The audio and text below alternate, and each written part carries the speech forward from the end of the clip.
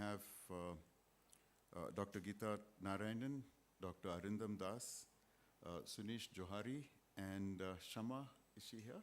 Shama, okay. Who will just do a quick briefing about what this whole event is about. We then follow with the Arogya City Pledge Makers. You will learn more about that. That's from 10:30 to, well, not 10:30 to 11, it'll be a little later now. The first plenary session is about pedagogies in a changed world. We have Ramesh Kalkur, Amitabh Kumar, Uday Dandavate, and Johnny Ganta taking us through that session. A tea break after that. And then we have several breakout sessions that are going on, and that will happen, some of them will be, one of them will happen here, and the others will happen in the main SMI building. There would be people who will guide you to the rooms there. Post-lunch, we have a session on extreme engineering, which talks about the EV manufacturing ecosystem, electric vehicle manufacturing ecosystem in Bangalore, and how some of those learnings can be applied to when we plan cities. We have breakout sessions on responsible production and consumption, a session called What We Do in the Shadows, the India Education Collaborative, and we end at 6. From 6 onwards, we have the World Design Protopolis launch, the official launch of the program that this conference is built around. May I invite Dr. Geeta Narayanan to tell us about the journey, in a sense, to where we are today.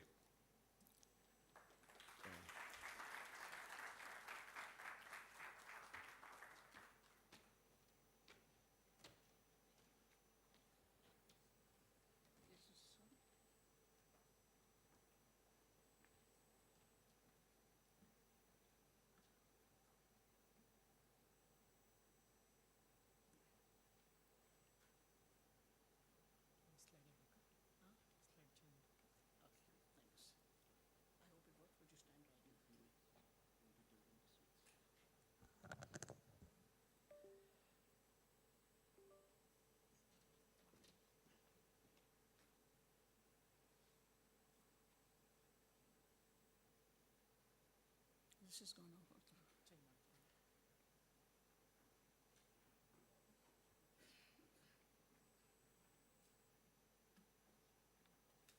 I don't, please go back, huh? Yeah. What is happening? Sorry, just give me a minute while I can see the slides are not coming on the main screen.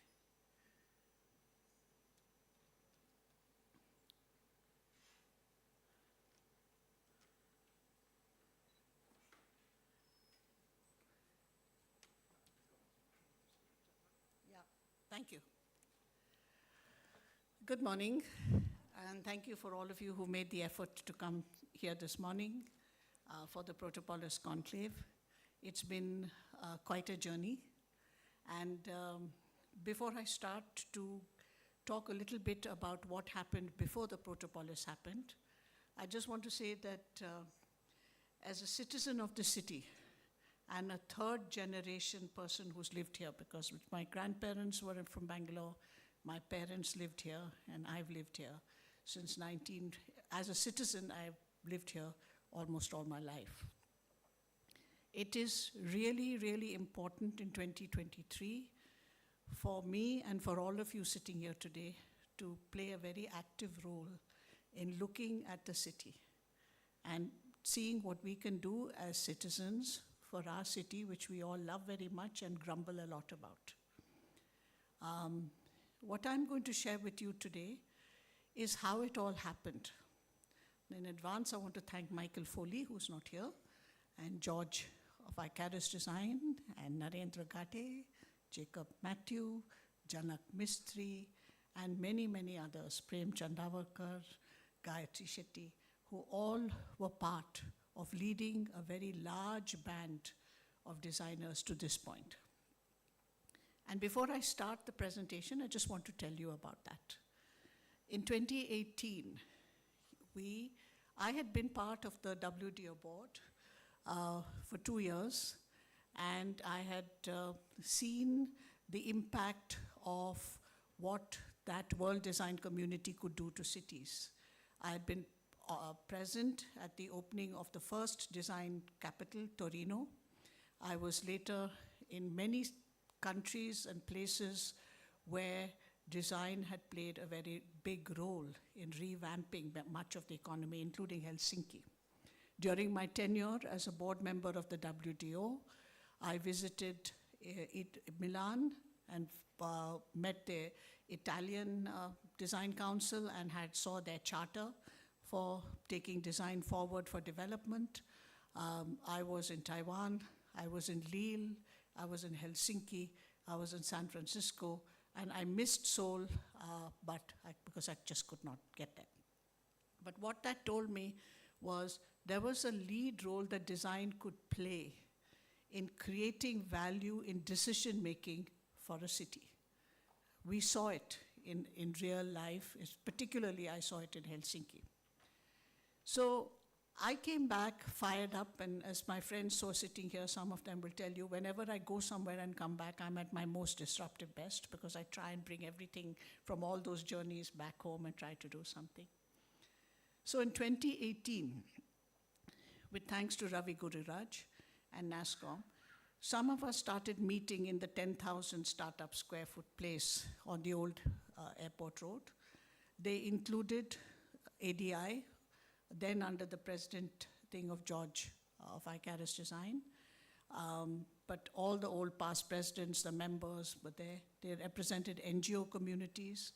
The Indian Institute of Interior Architects and Designers, led by Gayatri Shetty, were there. Prem Chandavakar and others brought the Architectural Council of Bangalore to that meeting, and the BBMP sent its representatives. And for about 2 days, or a little more, there was this very difficult, traumatic set of discussions on whether we should apply for the World Design Capital or not. On one hand, there were people who said, why should we even say we're a World Design Capital? Have you had a good look at the city? There's nothing about the city that we're proud of. And on the other hand, there were people who said we should apply, because not every city is pretty and aesthetic and well organized like the West. India has its own set of challenges, and we should apply. And the government of Karnataka, and in particular, Shri ISN Prasad, helped us put together, I think in less than a month, a bid to the WDO for the World Design Capital. We just sadly didn't get it, but our proposal to the World Design Organization was, made them, I think, rethink how this whole World Design Capital Award was done. Our bid was called Protopolis, prototypes for a megapolis. And I'm here today to share with you what happened during those days in the Startup Center funded by NASCOM and hosted by BBMP. Sadly, the COVID came in between that and its implementation. But I also want to thank Bertrand, who's here from the World Design Organization, Jacob, who's the president of ADI, for their continued belief in the mission, and for Shrishti SMI to have walked that journey with all of us. It is for us as citizens, and all of you are one of us. So there's no them and us. It's all of us together for Bengaluru. And this is the story behind the World Design Protopolis. So this presentation was put together by Michael Foley and edited late last night.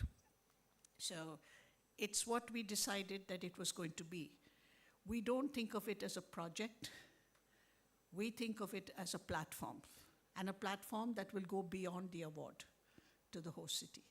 That the Protopolis is about living design and creating an open platform that lives, breathes, and cultivates design and gives power to every citizen to make sensible change, enriching our collective life as a Protopolis.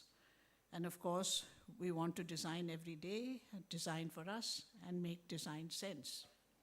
You must understand that one of the most angry voices of, even against this bid, was the voice of helplessness. You know, nothing we do can make a difference. The problems are too huge. But what we found were there were little narratives that made us very, very hopeful.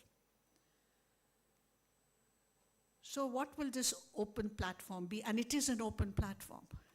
It doesn't belong to ADI. It doesn't belong to the Institution of Architects and Interior Designers. It doesn't belong to the Council of Architects. It doesn't belong to academic institutions or even the World Design Organization. It is the platform that will freely harness the collective strength of all of us as citizens, every group, NGO or non-NGO, corporate, the city, academic organizations, and create that energy that is led by design in order to take things forward. And what we found in those 2 days, that there were small successes. People were working in Koramangala and Indranagar. People were working, in Hasaredullah looking at waste, and other people were looking somewhere else. There was Arun Pai and his team working as the ugly Indian looking at flyovers. There were other people who were trying to design walks. Our own communities were doing storyscapes, trying to do it in Malleshwaram and trying to do it in MG Road. So what we found was, when we talked about Protopolis, that Bangalore is replete with diverse instances of citizen initiatives. And this is what we hope to leverage today, from today onwards, so that it becomes a dynamic and never stopping resolve that we do to improve the city. We're not saying the city will improve. We're saying we'll strive to improve it and we will not stop. And having young people here, it's very important to understand that this is your city. And that every little thing you do, design-led change, can make a little difference somewhere. And that little difference eventually will become a powerhouse for change. We can't try and change it from the top. We have to pick local successes and we have to work with them. So, when we were looking at the precursor to a Protopolis, we looked at how Bangalore's a vibrant cultural center, the Chitra Sante, the Soul Santes, craft beer becoming active, culinary streets, clean lakes, ugly Indian, this meet I talked about at NASCOM, Tender Shore Roads, the MG Road Parkway, and the waste management that has been set up in HSR Park, and many, many, many others. And this is what made us believe that we can make a difference. We're not saying we're going to change everything, but we're saying people have changed something, and let us find those people, find those individuals, find those NGOs, and enable them to become a prototype that the city can use elsewhere. So these multifaceted city initiatives is a proof of content of the latent need to transform the city for a better living. And we need today to create cohesion. This is one of the goals of Protopolis. If we don't work together, we're never going to get anything done. And thus, building a collective impetus will bring global recognition of Bangalore's strengths in public and private collaborative betterment. And what the word that we came up that time was moving from organic growth to facilitated platform initiatives.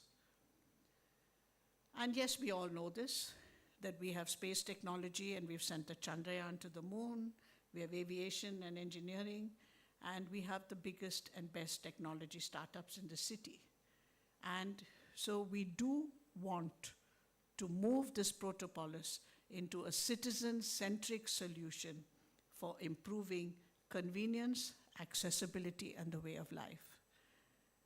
I just want to tell you that it's not about prettifying the city. When the WDO board came to decide whether or not we could become a capital, one of the places we took them to, and I can remember people being horrified by it, is the KR market.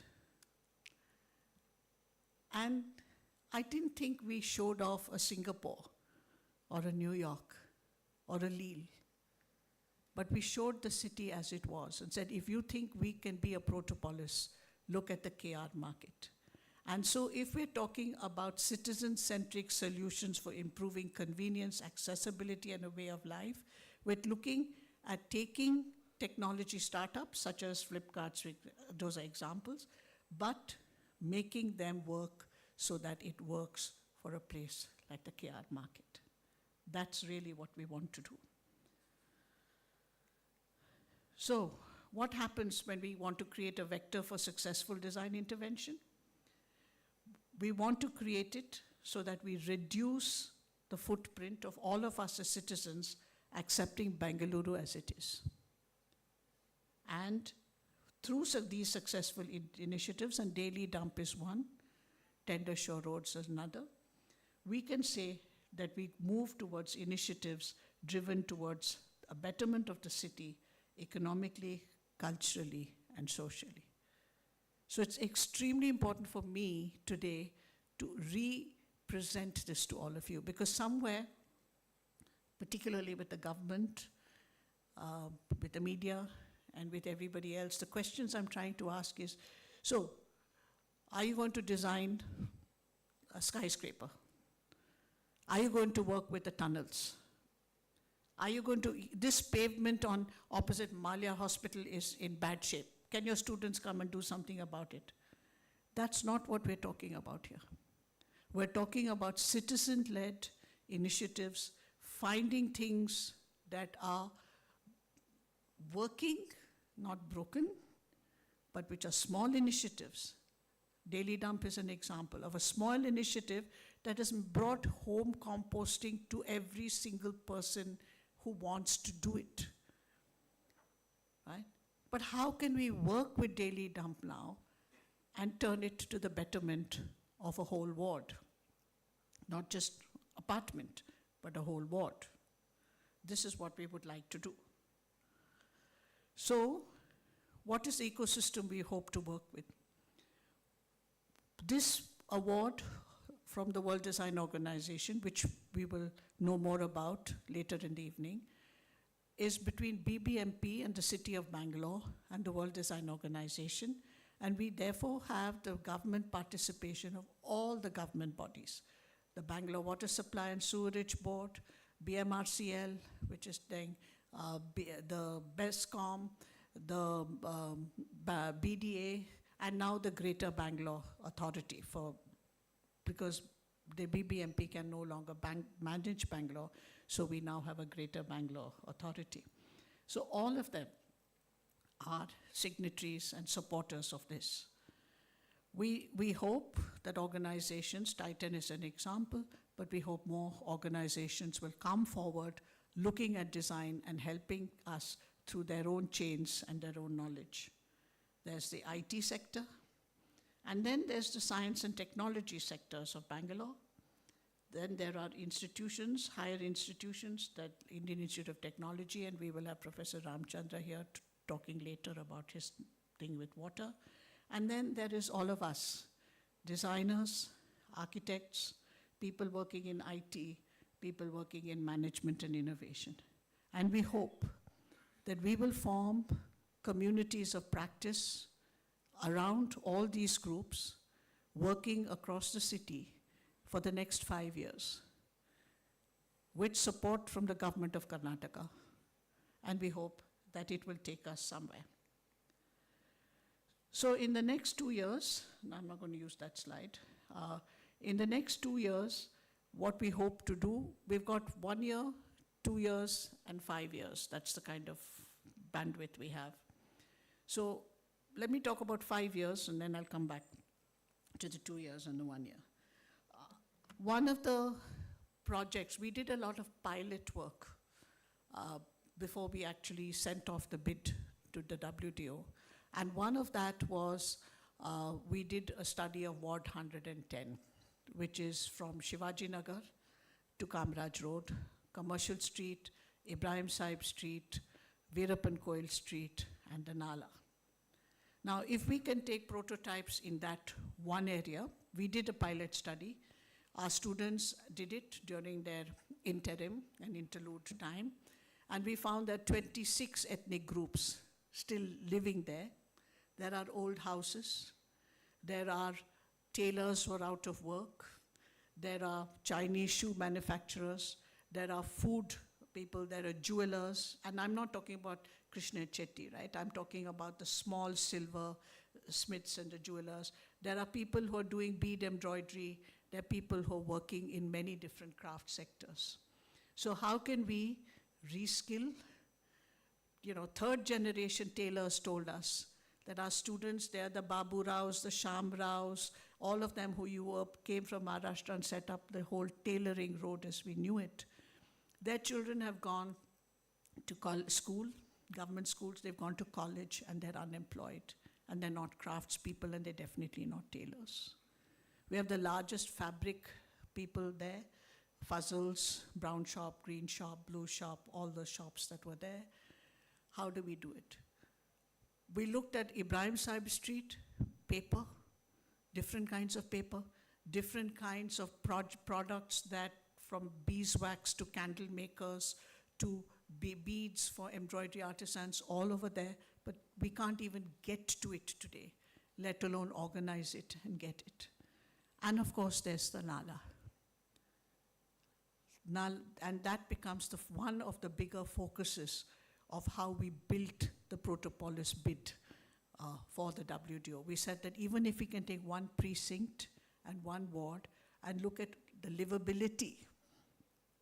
Livability is not for people like me who drive in a car and never walk, never had to live in close proximity to lots of other people, never have my livelihood taken away. It's for the citizens who take part in that ward. So one of the big ideas that we want to take forward is wards such as that area. They put all our energy there, see how we can make it livable with success stories that are there through design-enabled partnerships.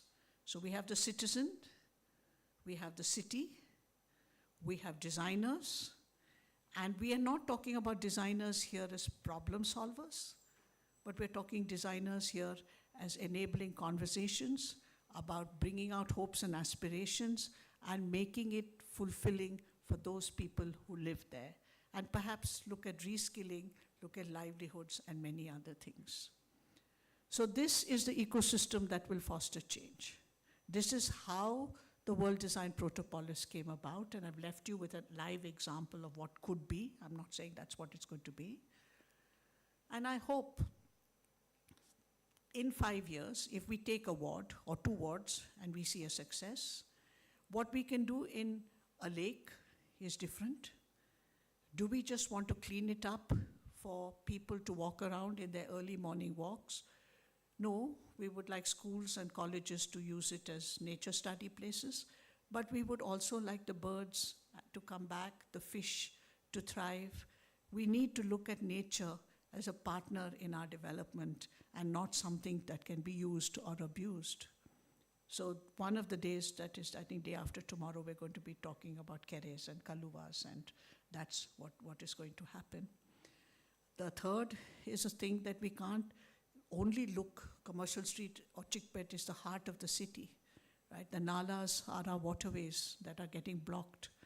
But we also have to look at how the city grows. And so one of the other things to be looking at over a 5-year period is how can we build satellite townships? How can we give the BBMP a handbook? We don't want to do the design, but how can designers give the BBMP a handbook so when they're trying to build a satellite township, what is it that they're going to look at? How is it that they're going to go about it and not have knee-jerk solutions? I hope by giving you the history, the narrative behind the Protopolis, I hope by telling all of you who have come, and I'm really happy to see people from other colleges, from CMR, from Pearl, and Nandita, who's not with Pearl anymore, but I'm so happy to see you here. Murli, who's already been part of Protopolis, and CMR and his students who are here have already taken part in it. I'm really thankful to Shrishti Manipal because they have given a whole floor to be part of the Protopolis there. And I know that there are a lot of retired IAS officers who are all going to be also wanting to come and mentor and be part of this process. So it's a beginning. It's a beginning of what I call slow change, citizen-led, with the goal of living design, creating livability, and transitions for a better tomorrow, which I hope all of you will be there to walk that talk, to be part of it, and to let us make it really happen. Thank you.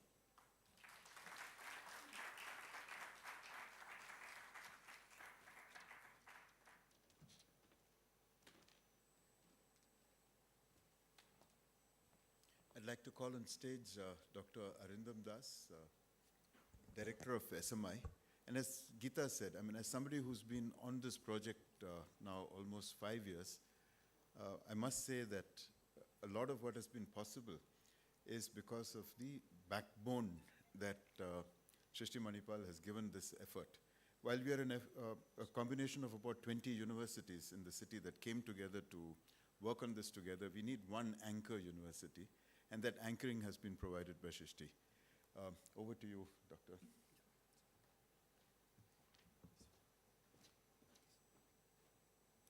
Thank you, Jacob. Good morning, everybody. I hope you had a good coffee or tea, because now you're going to have me. In the context of, and thank you, Dr. Narayanan, for setting the background and the context of the Protopolis. And we normally tend to think of design as only aesthetics. And design institutes are often misinterpreted. But as I move through the presentation, I'll highlight that at SMI, at Srishti, we believe in design for impact, whether it is social impact, economic or cultural impact. So I'll just take you briefly through, in the context of the World Design Protopolis platform, what role Srishti will do as a monitoring, not as a coordinating agency, along with ADI. These are the 4 cornerstones of the World Design Protopolis.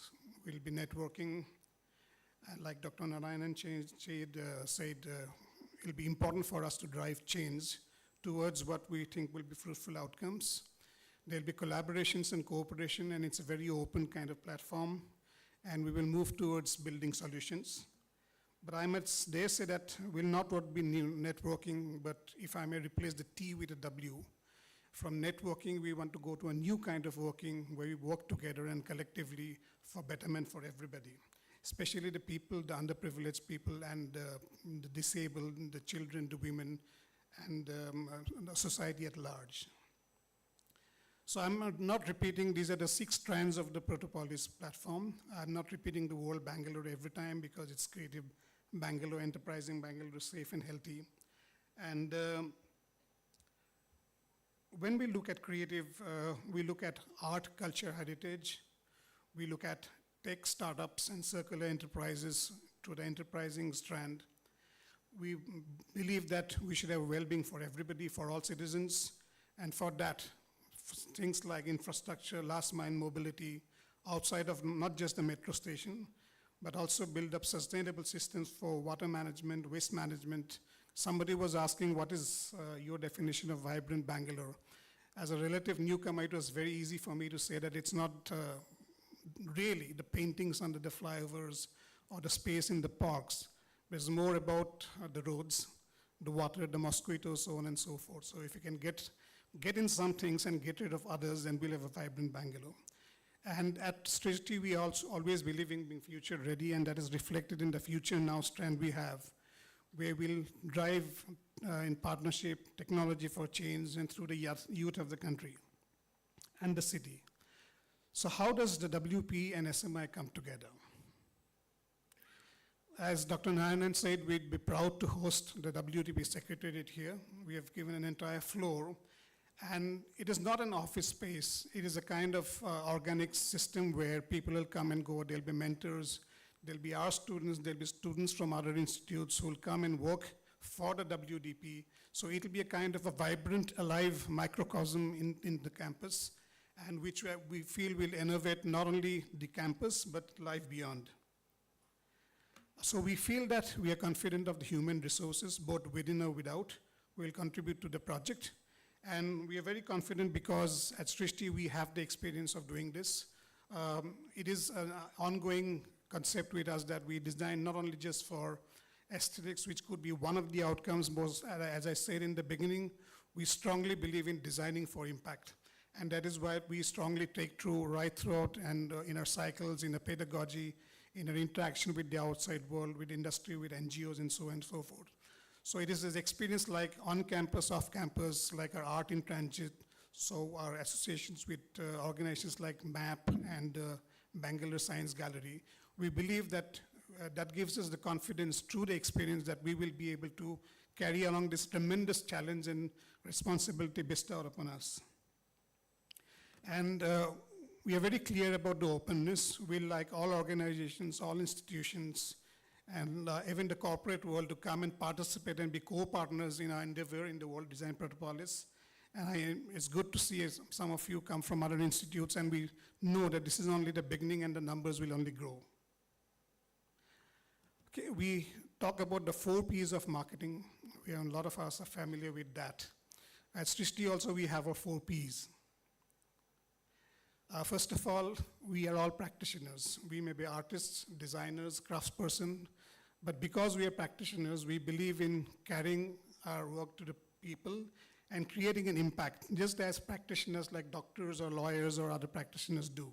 So we proudly believe that we are a community of practitioners, and we do that with a lot of passion in whatever we do. Even when we have fun and games, we work hard, party harder. And we do both of them with a lot of perseverance. And all these 3 Ps bring us to the 4th important P, which is the Protopolis, which is a prototype of either a metropolis or a megapolis. And on this 4 P note, I'd like to take your leave and thank you very much for being here.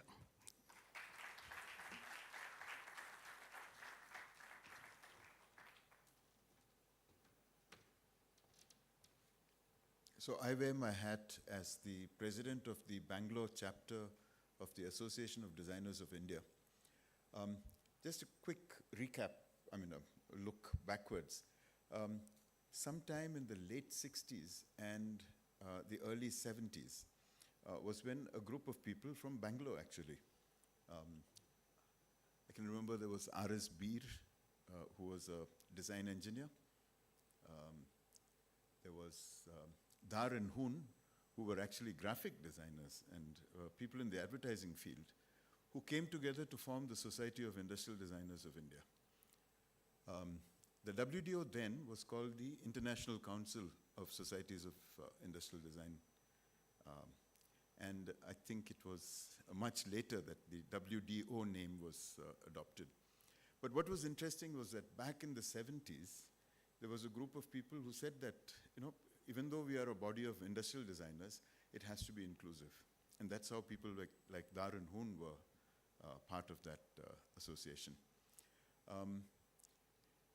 SIDI sort of tapered off in the late 80s. And in the late 90s, a group of us, again in Bangalore, picked up the thread and formed something called the Association of Industrial Designers of India, AIDI. And early 2000, there were a few associations that were representing designers in India, and we decided to come together. The really active ones were PDF, the Pune Design Foundation, and AIDI, and we decided to merge. And when we merged, we decided that it will no longer be exclusive to industrial designers, it's for all designers.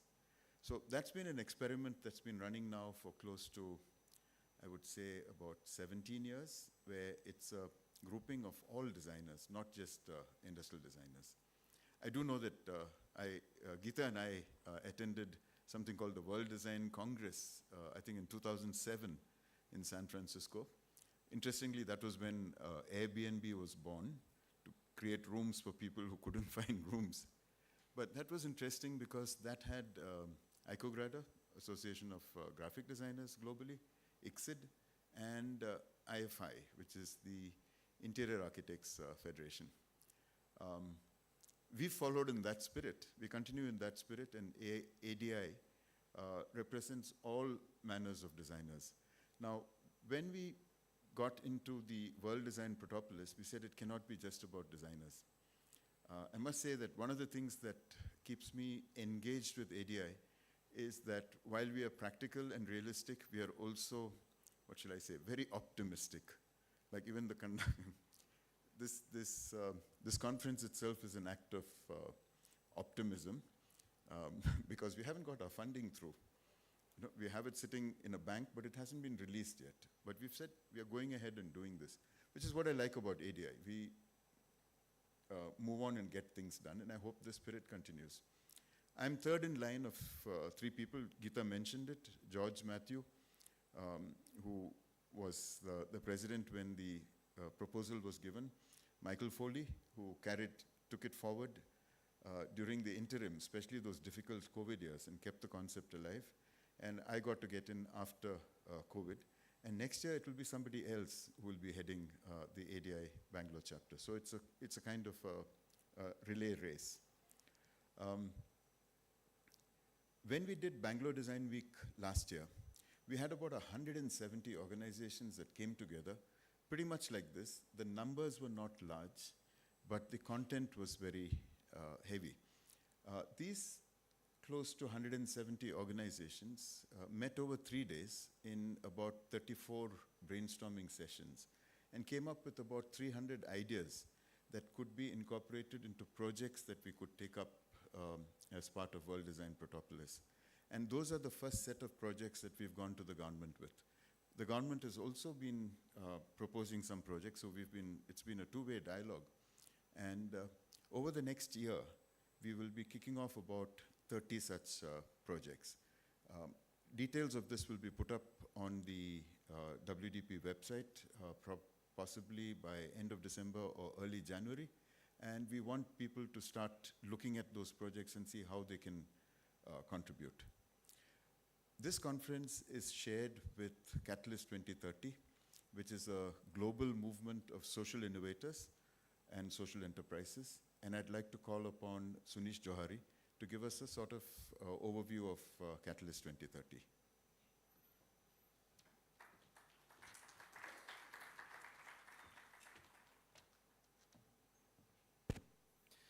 Good morning, everyone.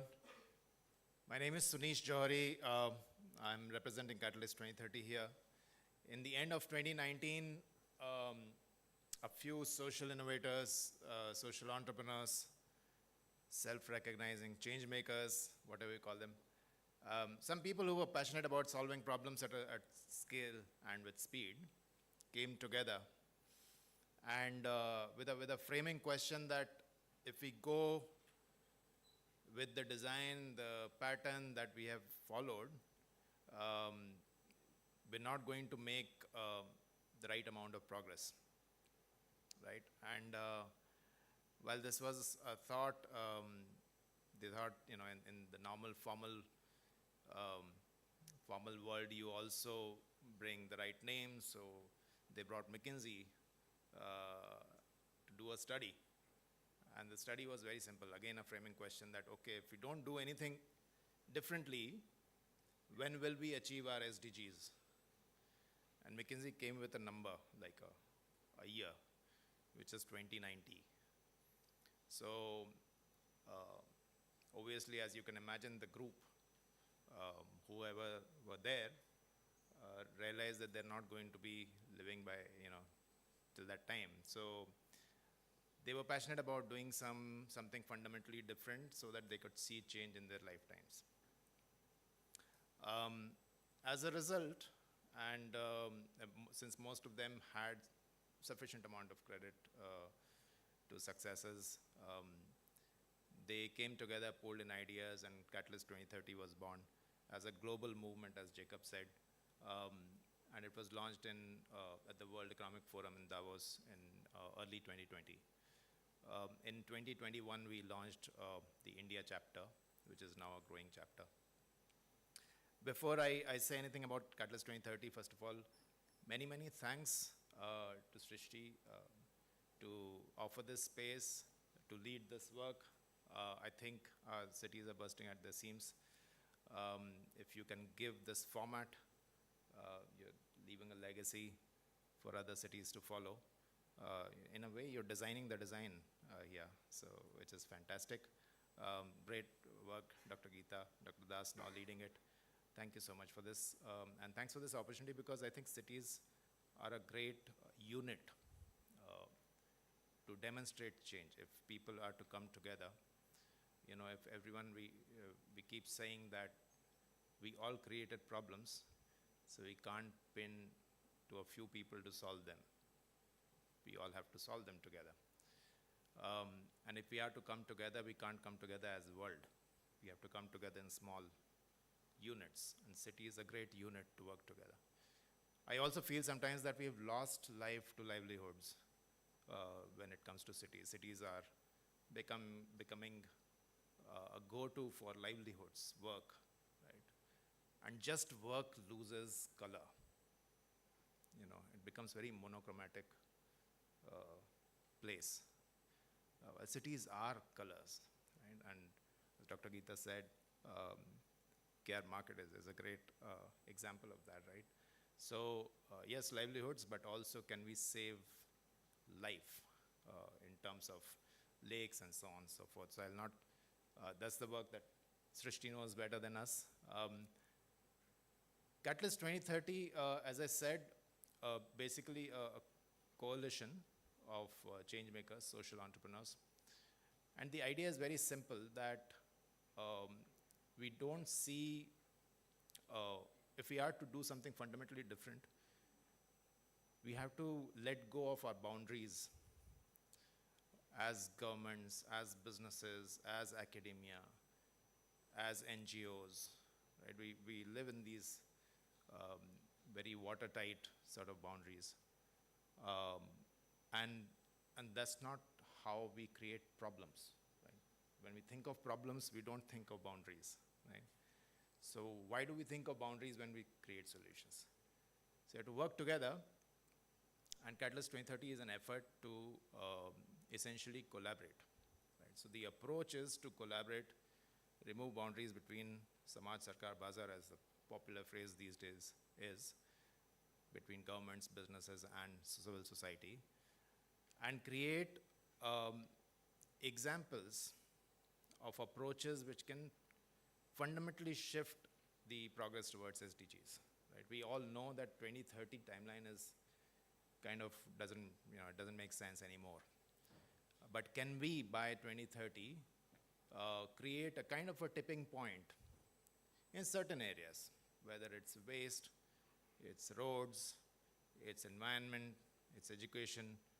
In each of these areas, can we come together, not self-recognizing as sectors or whether we are government or business, but as people and change makers, and create prototypes of these sorts, which can take us to a tipping point. Thereafter, it has a momentum of its own, and hopefully we achieve SDGs. But can we do that? So shifting the goalpost a little bit, but still maintaining SDGs as something that we rally around. That's what Catalyst 2030 is. And as I said, it's a growing coalition. It's about 350 organizations so far. When we were thinking of doing this event, this was independent and standalone thought, but then Jacob came by and he offered, and timing worked well, and thanks for this collaboration. So, you know, something around collaboration must start with the collaboration. So here we are. So thanks again for that. To set this up as a particular format where people could come together and discuss, converge, and deliberate, we needed an organization and a team which could provide backbone to do this, right? And Swasti is based in Bangalore, represented by dynamic CEO Shama here. She and her team has had tireless time, sleepless nights, setting this up. So thanks to Shama, and I'd love to invite her to talk a little bit about what is the format, what is going to happen over the next 3 days broadly, and what are we trying to achieve here. Thank you very much.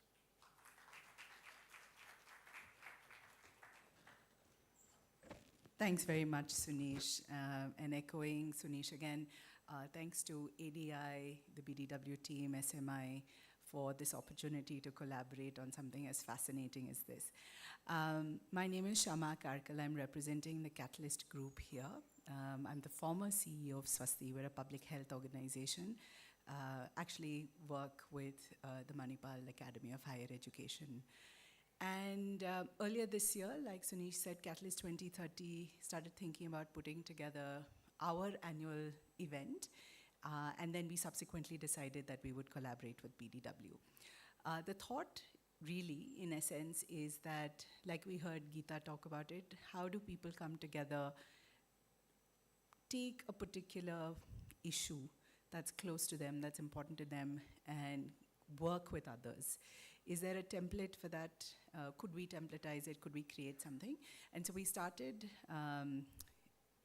what we are calling today the SDG Action Labs. The Action Lab process is now 3 months old, and in essence, it requires anchors to come together and say, this is a problem we'd like to solve. Agree with a small group of people on the framing of that problem, because we all see problems very differently. And if we agree on what the problem framing is, we can then try and come up with solutions. And so we actually have within Catalyst 2030 across the India chapter, which is pan-India, about 16 action labs that we kick-started earlier this year. And we are working on issues from anemia, nutrition, road safety, sort of across the range of things that you saw here, all the way into circularity, education, governance, etc. And what is happening within the programming of BLR Design Week over today and the next 2 days is that the action labs are coming in to expand the conversation from the circles that they're in. We have people who've actually traveled from other parts of the country in here, and will engage with you, share their problem statement, share how they're looking at working. And we expect the action labs to not only just be working here in Bengaluru, but take it back to their own locations and continue work. So we see this as a multi-year process, and we're really grateful for the opportunity to be here at BLR Design Week and being part of the Protopolis effort. So both within the conclave, so conference format, but also in the showcase format, you'll find the action labs. And I think we have about 8 action labs out of the total 16 that are here at BLR Design Week. We will be back next year, and we are looking at, like I said, multi-year, so you'll hear from us as well. And if you want more information about us, feel free to reach out. Thank you so much, and looking forward to your support.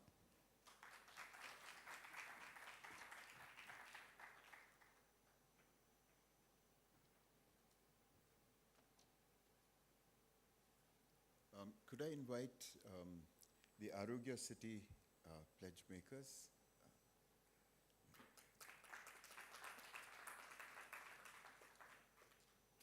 Dr. Nalini Saligrama has been working on this, actually you're based in the US, right? I am, And but I'm a Bangalore girl. Yes. So over to Dr. Nalini. Thank you so much. Can I use one of those mics, do you think?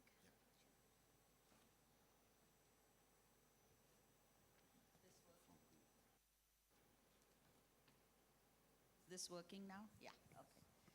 Great. My name is Nalini Saligram, and I'm the founder of Arogya World. We are a diabetes prevention organization that works on preventing diabetes throughout India based on healthy living. So we know, for example, from landmark studies and the World Health Organization that 80% of diabetes can be prevented with 3 lifestyle changes. We must eat right, exercise, and avoid tobacco. And that's at the core of all Arogya World's work. We've been doing it for 13 years. Jacob, you're right. I do live in the US. I'm in Atlanta. Most of the time, 60% of the time, but about 40% of it is in travel to Bangalore. I am a Bangalore girl. I went to high school, Kendriya Vidyalaya, ASC Center, Bangalore University, and National College, Central College, and I also went to the Indian Institute of Science. So I'm a very proud Bangalorean. I was shaped by Bangalore, and I wanted very much, we work all over India, we work in 19 states, but I wanted very much to do something about the city of Bangalore, to do something to contribute the best of what we have to improve the health of the citizens of Bangalore. And the statistics are very bad, and you'll hear more about why we chose Bangalore and why Bangalore is so important from my colleague Archana Raj. She's running a session after this in room 505, right? So we're one of the SDG action labs, okay? So we are very grateful to Catalyst 2030 for collaborating with us, and really happy to be part of this Bangalore Design Week. So Dr. Geeta, very inspired by what you said, you know, the concept, and hey, it's all of us, it's our responsibility, this is our city, we have to do something, and that's the spirit behind this Arogya city, okay?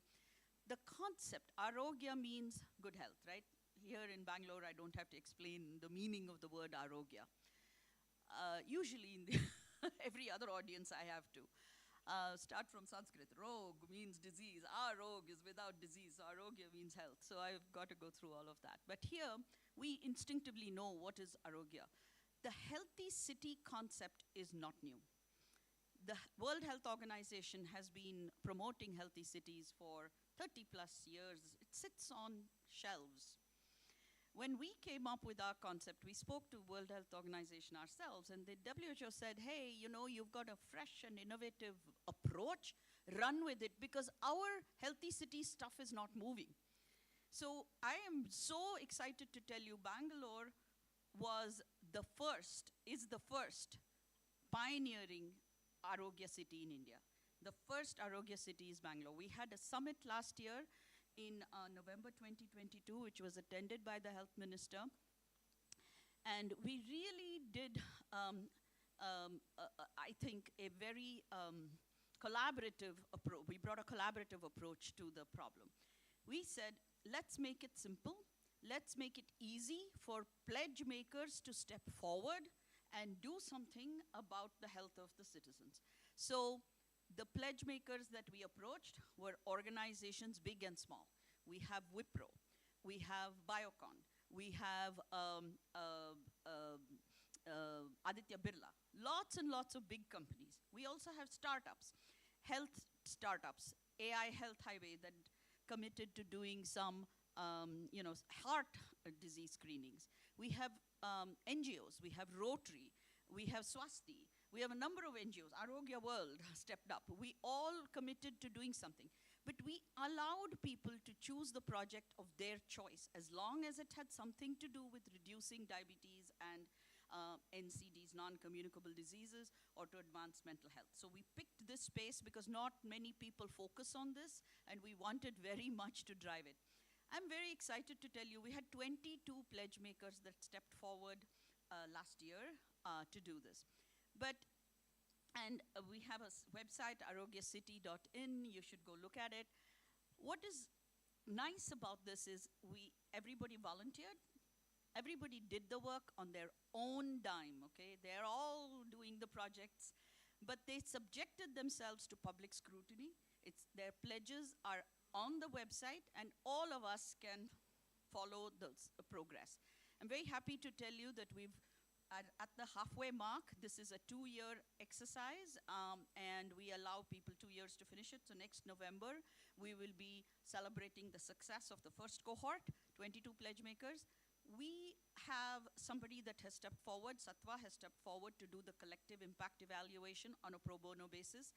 Each one of the 22 pledge makers is doing their work pro bono. And Arogya World is the secretariat, but we were joined by 2 groups. We are small and relatively unknown, so we went with Rotary, District 3190 at that time, and BPAC. And with those 2 big names, we were able as a coalition to attract all these people to come forward and agree. It's an exercise of persuasion. It's one-on-one conversations with lots of people, and I'm so happy that 22 pledge makers. We were looking for 10 pledge makers, and we got 22. This year, now we're calling on all the 22 pledge makers to renew their pledges next year for the next cycle.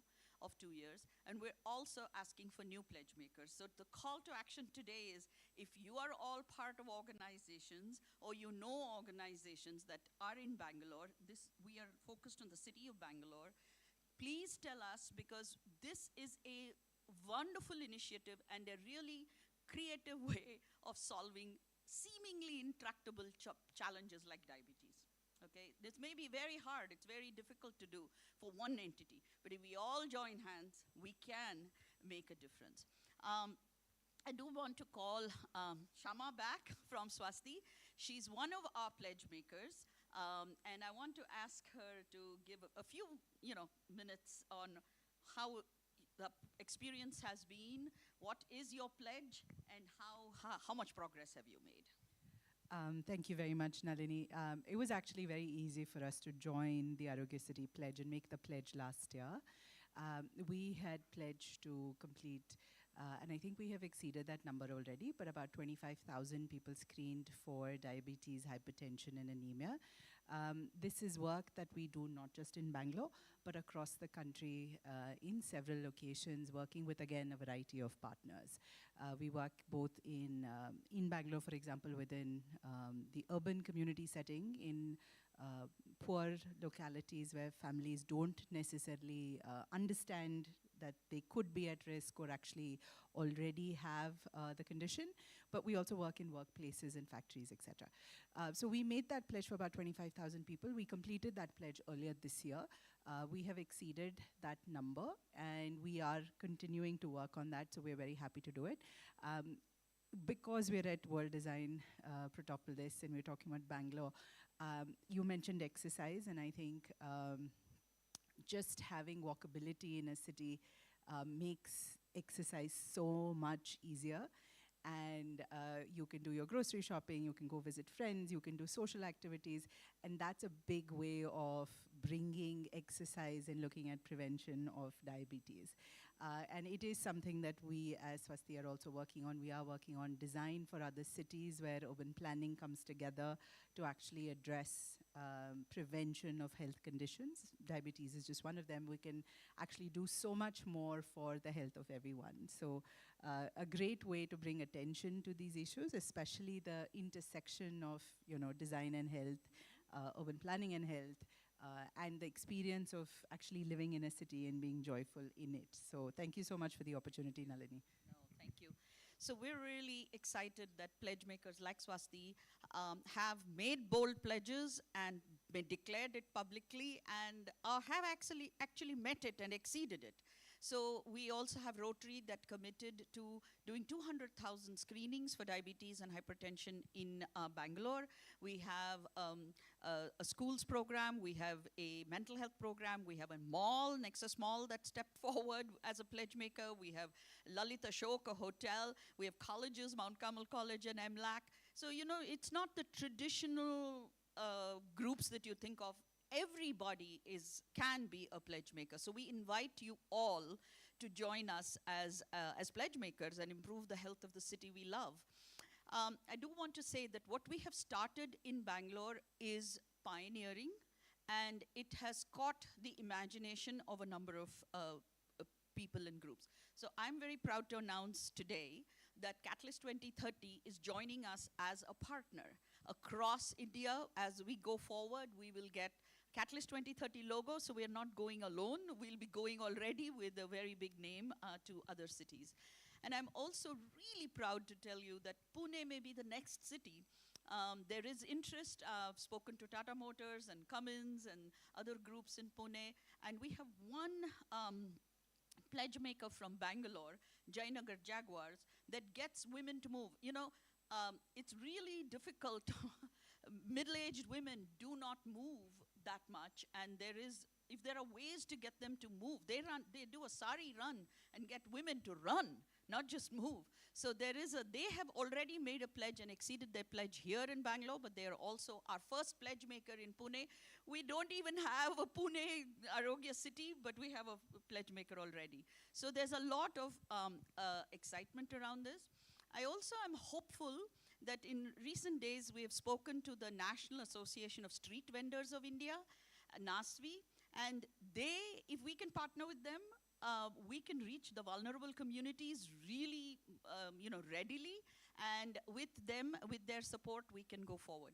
The Bangalore airport is one of our pledge makers, and it would be nice to, with their help, reach the Ola drivers and cab drivers who are sitting in front of the airport the whole day in sedentary mode, and send them our text messages, for example. Arogya World has award-winning and noted and proven text message program called M-Diabetes. And so we are looking for partnerships. We are talking to BMTC, for example, to see what can we do with the bus drivers and conductors, and how can we make you a tobacco-free work site. So there are many, many ways to improve health, and if we collaborate, we can do it easily. It is not impossible. Again, I want to say this process is not perfect. We know we don't have every I dotted and every T crossed, but we are not waiting for perfection. We are running with it, and we are demonstrating that multi-stakeholder collaboration is possible on the ground. Thank you.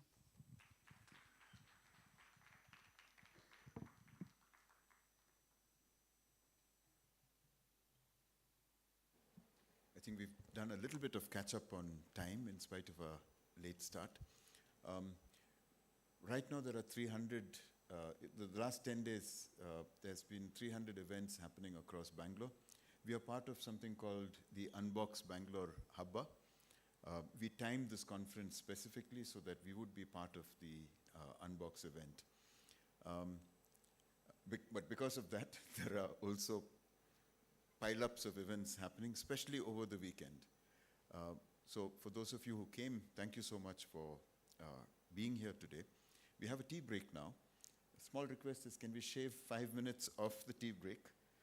It was to be from 10:30 to, sorry, from 11 to, wait a minute. Yeah, we are good, no? Yeah, we are good. We've caught up already. Wow. Yeah. So tea is going to be served when you leave the auditorium. Move left to the glass doors and then right again, and you'll come to the Shrishti foyer. And just across that, you'll get a little walk through, and you'll also walk through the showcase space. Not sure if it's completely set up, people are setting it up, but it's an opportunity to look at the showcase projects, right? And we meet here at 11:30 for the next session, which is on pedagogies in a changed world. And this is really about, sorry? Yeah, I'll tell you. Pedagogies for a changed world. And this is really about how do we prepare the current set of learners for the new world that we are in. It's not a future projection. We are already, in a sense, living the future as far as climate change and, the changes that have happened are. So that's a session that will happen in this room. We have the Arogya City Pledge Makers continue in a working session in room 504 of a building called Rux. There will be people who will help you find the place and the elevator to go up to 504. So that's 504 in Rux. Yeah. 505, sorry. It's 505 in Rux. Yeah, and it's across the, it's in the, you can just walk across from where the tea is being served to the elevator. Yeah. Thank you. See you in half an hour.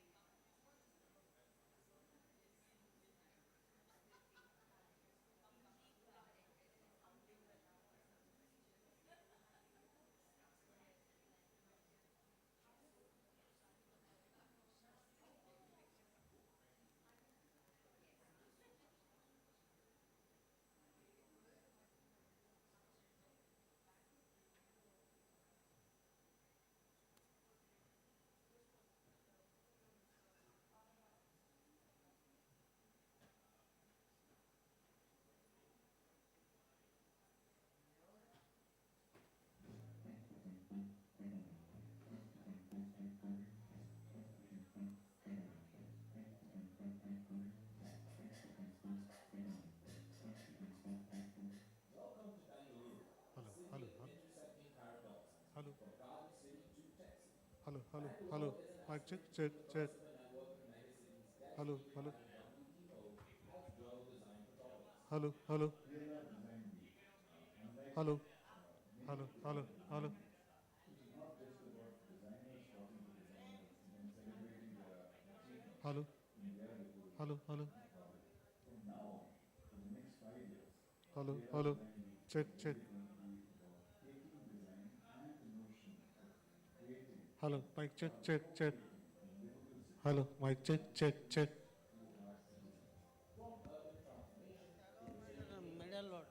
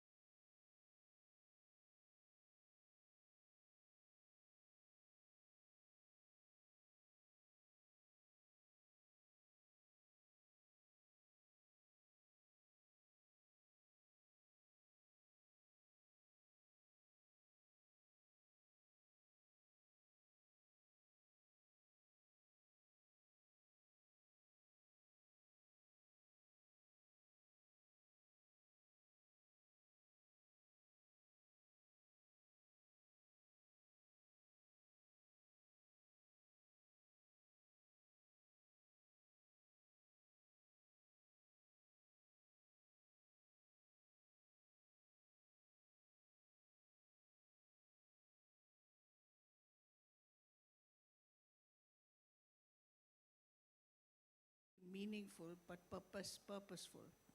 So I'm happy to moderate this panel. And on this panel, I have with me very, very distinguished educators. And I'm going to give a few words of introduction to each of them to start with. And then the panels will speak for 20 minutes each. And then we will have questions. Ramesh Kalkur is a visual artist, and he works in photography and painting using a range of materials, including textiles, and is also the academic dean at the Srishti Manipal Institute.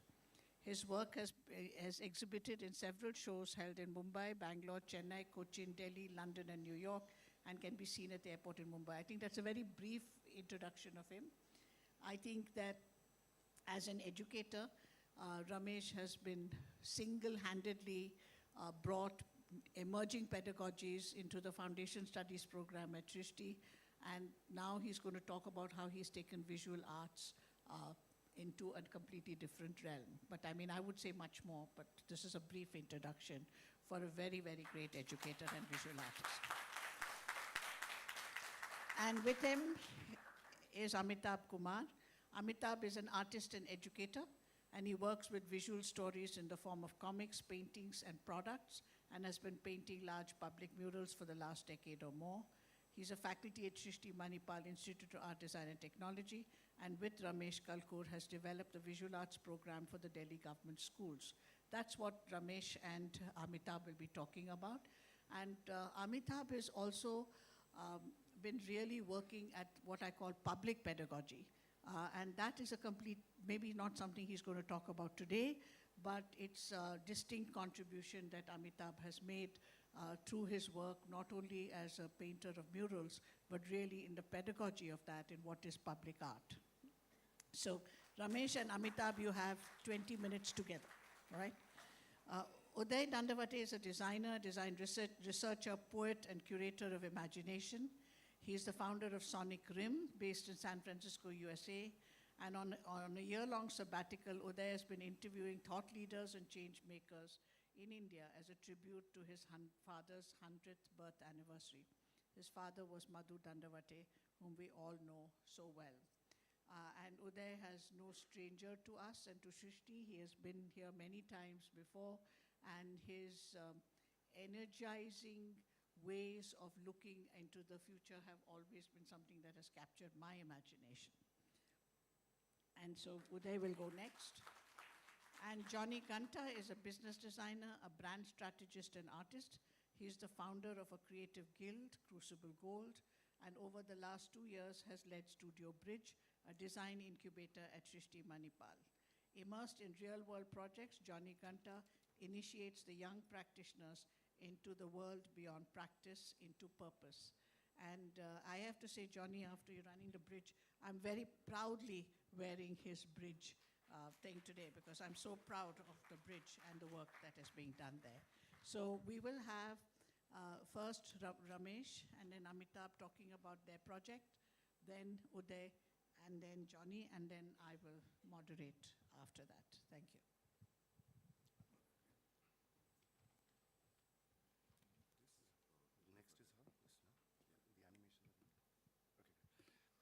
Hi, good afternoon. Thank you for being here.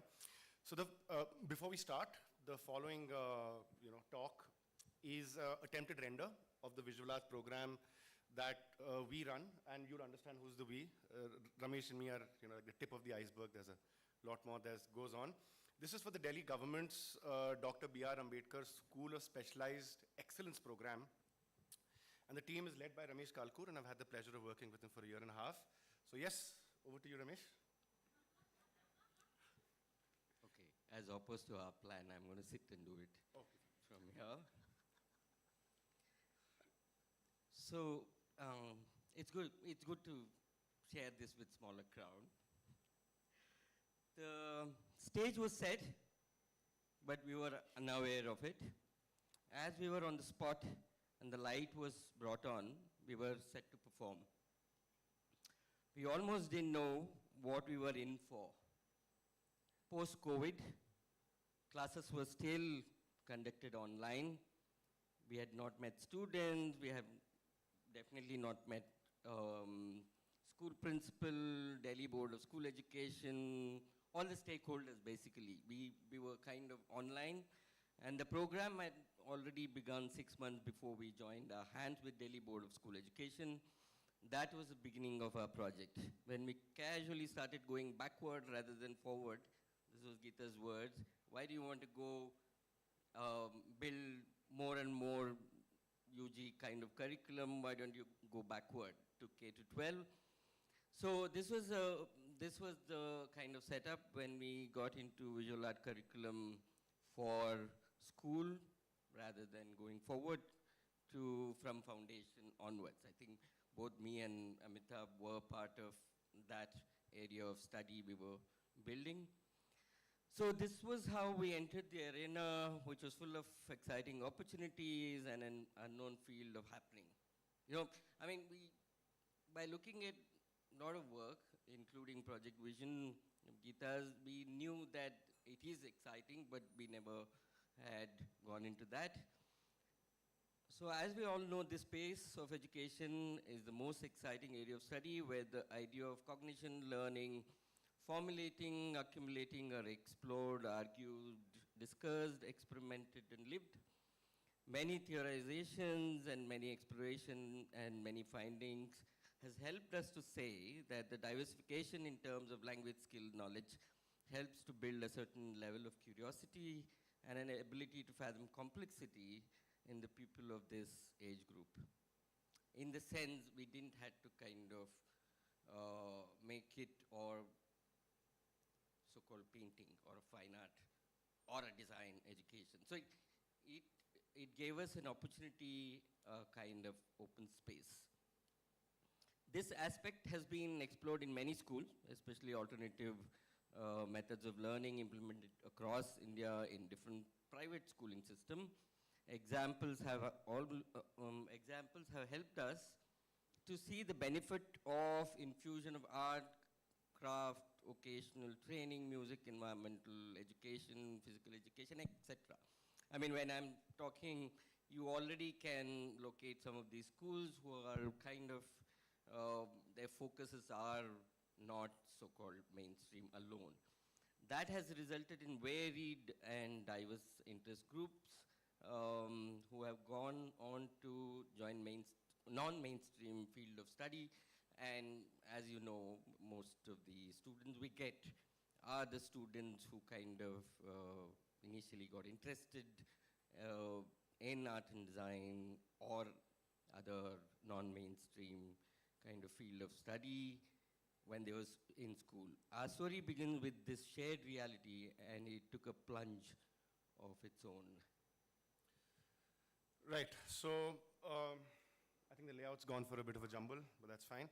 We have about 5,500 students in the entire ASOSE program. There are schools in across 31 locations. There are 5 specializations, and we work with grades 9th, 10th, 11th, and 12th.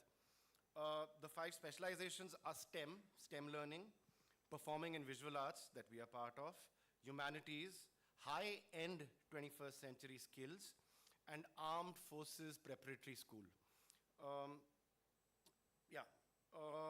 And we belong to the PVA section of the project. The PVA schools have, once again, 3 specialized formats in it. We have music, we have visual arts, and we have filmmaking and acting studies. Each specialization has its own KP, or a knowledge partner, and that's what we are.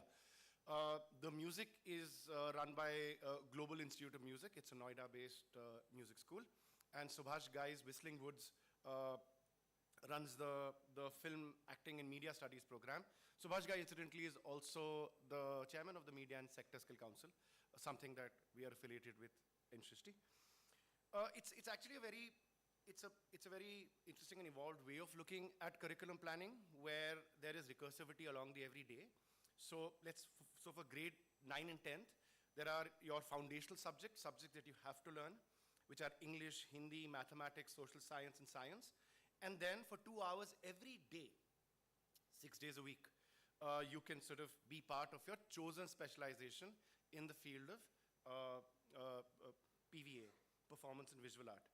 Again, for grade 11th and 12th, there is English, business studies, mathematics, economics, and once again, recursivity where this mandate happens. What's really interesting here is that sometimes students, because so there are 4 centers in Delhi. There is for us, there is one in Dwarka, there is one in Rohini, there is one in Andrewsganj, and another in IP. For those who don't know Delhi, don't worry. It's like a north, south, east, west. It's literally scattered across. And sometimes students have to traverse 30 kilometers one way to come to these schools. And it's incredible when you look at public or government schooling systems, because the numbers are just out of the block, where annually we have 4,000 students who appear to come into our schools, only 120 get in. So we right now have to make the admission test, and we have a great time doing it, because it's only about 7% that actually make it. So it's designed to be a very competitive entrance test.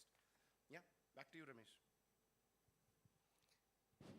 So coming back to the stage with lights on, the idea we pondered was an expansion or broadening the art and design curriculum beyond either medium-related skill that usually art education in K-12 education prescribes, symmetry drawing or nature drawing or still life. What is at stake when we do that is when one takes this path, is that given student may not be an amazingly skillful painter or sculptor after a set or a set duration. We face the heat of this every now and then from the ground. Thanks to the vision of DBSE to implement Delhi Board of School Education, to implement visual art rather than calling it a fine art education or a design education. Parallelly, we know that Mr. Ravi Puera and the team are developing curriculum which is called design education for K-12. So what exists is the bunch of teachers who have basically graduated from a fine art college who are basically implementing fine art education, like foundational fine art education. So we are in this middle where for CBSE board, design education is being developed. What exists is so-called fine art, which is largely to do with medium exploration, teaching certain skills. So we came up, and then when we got into it, the first thing we really liked was it is called visual art. Now the field is kind of open for us to interpret that so-called visual art. That really helped us to kind of say it's neither design nor fine art. While it may be intended, this helped us in many ways to bring together a field of study beyond image making or problem solving. You can see that dichotomy. It opened the doors to look at perceptions, ideation mechanisms, imagination and visualization techniques, medium material. We haven't touched upon SDGs, but then we did go into certain aspects of research, documentation. These are all usually not part of even in other subjects, not part of the K-12 education. So that's what kind of the stage got open for us in that sense. Yeah, just to add, there's a historical fault line here with the inception of creative education. What we practice in Shishti is really, I think, synthesized creative learning, where we combine the different DNA helixes of art, design, and technology. However, outside of our safe haven, where we have sort of learned our chops, it is a deep distinction between art and design, education itself. For example, at the schooling level, to even find teachers who will teach design, or to even find designers who will teach, is quite a challenge. And so the student has fine art training, and then automatically the option of design as functionality and fine art as something that is art for art's sake comes up. And this is just to open up the conversation where perhaps this platform could suggest alternate routes. So when we began writing the curriculum, we started thinking through tools, mediation, and context as primary ideas that would help us mold it. And then we came up with this coalition between mediating tools and mediating context. Oh, wow. Yeah, I think, yeah, my text is missing, but these were supposed to be all the subjects that we teach in grade 9 and grade 10th, which is not there anymore, but yeah. So when we started, we didn't want to create a dichotomy between thinking and making. We wanted for both of them to run parallel, and as you can imagine, the tension that a fine art teacher has at a government school level, where art is just seen as something where you just have your free time, you know, and in we come marching with our ideas and our curriculums. So there was a very interesting pushback. So grade 9th, when we started thinking through, we felt that grade 9 is getting introduced to art and design practices. Grade 10 is placing art and design practice in a specific context. Grade 11th was to deep dive into art and design processes. And grade 12th is to build the students' creative identity and expression. When we came in, the call was to sort of look at higher education as one end of the mandate and occupation, workability, vocation as the other end of the mandate. It's taken us a lot of time to explain because they want occupation and vocation but are not design cognizant or design friendly in the way the curriculum can be changed. So it took us some time, and we are still trying to work with the fact that design is industry, as per educational mandate set. To have an industrial imagination within the arts is something that will take time, and we would like to partner you within that move. I'll just quickly talk to you about, so we have to have 2 subjects in grade 9 and grade 10. So our subjects for grade 9 are visual art development and practice, which focuses on tools, techniques, methods, and sharpens the students' ability and sensitivity to build a connection between visual thinking and visual making. And then we have creative expression and analytical thinking, which focuses on developing a deeper understanding of art and design practice. It builds the students' ability to research, enhance their own perceptions, and understand a certain historicity around both art and design practice. Our goals for grade 12 are, grade 11th and 12th are live and very, very distinct. We will cover on those points at a later section, but our subjects are once again, so we've really literally divided our attention between higher education goals, which within the government education schema is the combined university entrance test. The CUET format is great, also looking at the demographic that we are working with. Design education and its affordability is perhaps another conversation for another session, but it does play a role in student imaginations, even locality. You know, the ability to travel to another city are verticals that really influence higher education mandates between the demographic that we are working with. And yeah, back to you, Ramesh.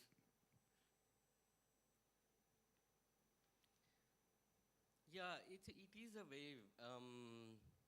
In the sense, if you look at we are called knowledge partners. If you look at knowledge partners, they're brought in onto the table is Ashoka University looking at business studies. I think Shivnadar is looking at economics, and we are there, Whistling Woods, and 21st century skills, NIFT or someone else doing. NIFT is also part of it, looking at occasional training. So it's unfortunately we haven't met all the partners, but it's a good combination of the partners within the government school system. And we are kind of constantly trying to expand this whole idea of knowledge partner, and how do you create a sustainable system going forward, which is of a big question for us anyway. So the approach DBS has taken to build a robust program within the government school is a wave that was never heard of within the government schooling system. The vision is collaborative in nature, and many knowledge partners have spent a great amount of time, effort, expertise in building it. But the flexibility with which government operated in this matter is really appreciable. There are larger system-related matters that seem to have worked in favor of this exercise of open space to build curriculum beyond what exists now. The board also implemented a rigorous planning and approval process in terms of detailed curriculum building structures and requirements, a robust assessment and admission tests and various methodologies. I think they partnered with, not I think, they partnered with Boston Consultancy Group. So this is also something new, to bring a partner who can work with knowledge partners, institutions and individuals with the government, and Boston BCG kind of really coordinating this entire structure. So in order to tell you how flexible, which is especially at the government level, because it's a huge machine, to bring this kind of flexibility, one example is that one fine afternoon we were discussing with the Delhi Board School Education Director. We said it might be an interesting idea to bring artists from outside, do a workshop, and do an exhibition for 9th and 10th standard students. They just completed 2 years.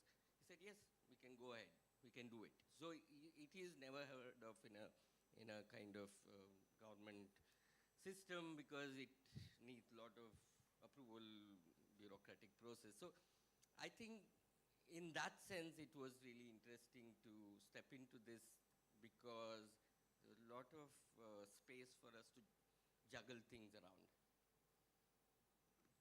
All good? Yeah. Great. It's the nicest part of our little talk. It's a real honor to be able to talk to you about how our team grew. I mean, we have a small team, but a good team, very effective team, and something I take deep pride in being. So we'll look through the roles that they play first. So we have with us someone who understands the gaps within the systems and is able to bridge the gaps. His name is Bhagwati Prasad. He's an artist and a researcher. And he works with us primarily on an on-the-ground capacity, where, you know, the rigor of visiting each schools every day, and then defining a certain wisdom with how we approach relationships, you know. A lot of the government school teachers themselves, which are our primary stakeholders in this process, are a fraught lot, in a way that the system is not always democratic and doesn't ask for their participation. So in that situation, when we come as an external knowledge partners and we are Bangalore-based, you can imagine the tensions. So for us to have a firm foot on the ground, a wise head on the ground, is Bhagwati. What's on the screen are certain steps that we had to take, certain decisions that we did to sort of relax the curriculum. We don't want to go into the nitty-gritties, but for example, when we hear that students are overloaded with homework from other subjects, our response is to let Saturdays be free. Let Saturdays be a discursive space, let it be a portfolio development, creative identity space, and to sort of program around that. Look at their anxiety of their higher education by actively creating mock-up papers. Imagine if your semester end examination is an entrance mock-up to said institution. And these are really projects that Bhagwati leads. We have with us our very own Siddhi. Siddhi is someone who runs the curriculum conversation both on the ground and off it. She's esteemed faculty with us in Shrishti, has a wonderful exhibition in Rasa 101. Just a small caveat, we are slightly antagonistic towards frozen knowledge bodies, aka textbooks. And what Siddhi has been able to accomplish is for us to see in terms of how we work with knowledge bodies, not keep them frozen and sort of yield to a wider participation. It's a fabulous project, but will be launched at our Delhi government schools as well. We also have, we also have with us Himanshu. Himanshu is our creative education student, yay creative education, from Shrishti. He recently graduated, he's part of our team, and he's really bringing in a lot of design thinking processes, systems, student feedback form, ways for us to work with large amount of data, and being able to sort of streamline our systems, because we work with BCG, and they are tough taskmasters. And finally, something of a hybrid in our case, where we need someone who's part of our administration team, who's also actively teaching. We all have taught in classrooms. I taught in Dwarka grade 10, lateral thinking and mapping.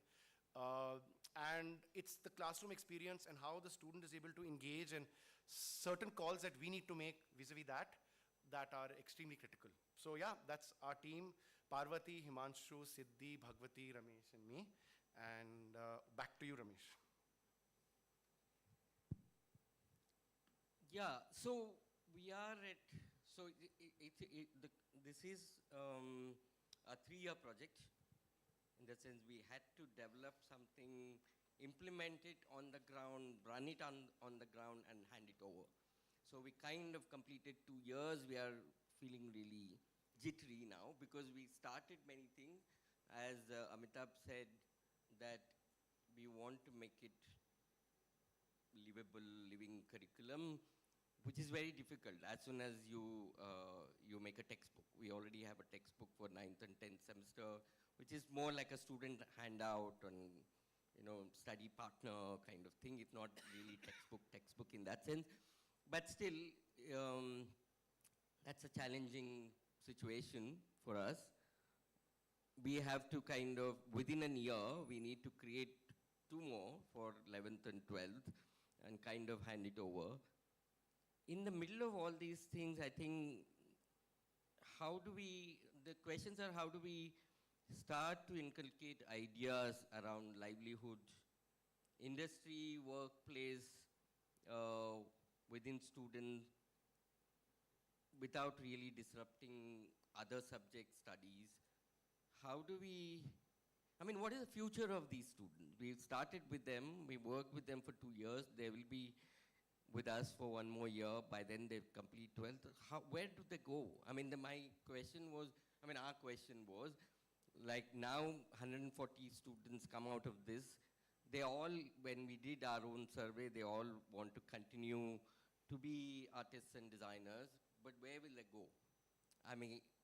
Yes, we are trying to work around the CUET entrance test, but that can absorb, like Delhi School of Art can absorb 4 students, 8 students, but what happens to 70 students who are coming out this year, 140 coming out of next year, and then we are starting another school, that means 200, that means 400 coming out in 3 years down the line. Where do they go? What is the system that we need to create? This needs a larger, help even from the government. It's like, how do we set up spaces that they can go to? Whether as part intern, we need to think of ways in which they can expand their creative thinking and be in the field. We all know, the field has opened up, but then education per se has not opened up. It is either fashion studies or this silos. Well, how do they go to these silos?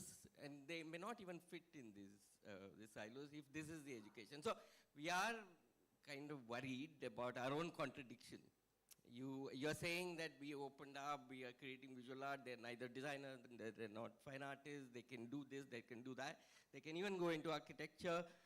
We're not training them for a particular school, but then they have to get into a particular school. Even there, the government art schools within the 30-kilometer radius within Delhi is 2 or 3 maximum. So then where it can only absorb very few, then where do we go? So I'll leave it at that. Just to leave you with some last thoughts. When we came and we started our work at the Delhi government space, what we were very clear about was that someone who leaves this curriculum need not just become an artist or a designer. They could become a member of parliament, they could become a dentist, they could become an engineer. And we still believe that there is a character building role that the arts have. So in some ways, what we are trying to propose is the art and design as a social project, as opposed to a vocational project. Also, vocation and industry at a grade 12 level is very tricky because along with workability and tools to work, I think ethics, values, morals are paramount, otherwise it yields to a very, very difficult situation, some of which we encounter in Srishti at a daily level. So just from our learnings of being a space for, synchronized creative learning to what we've been doing, thank you for listening to us. Just, last sentence. We thank ADI and SMI for giving us opportunity to share our project here, and thank you, Geeta, for many, many, many other things, and largely this crowd knows why I'm thanking. No, I still ask Ramesh every day, what am I doing in this project? Why am I here? He said, Geeta knows. I think that I'll sum up later, but could we now have the mic over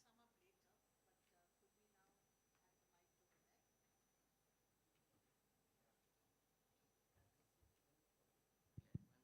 Yeah, this is, I just have one video, but before that I need to give a background. So you'll be able to run the video? Okay, no, not yet. So just want to give you a background of where I'm coming from. I've been a student of design for last 48 years, which means my curiosity is about the world is driven through the lens of my training in design. And I'm learning every day.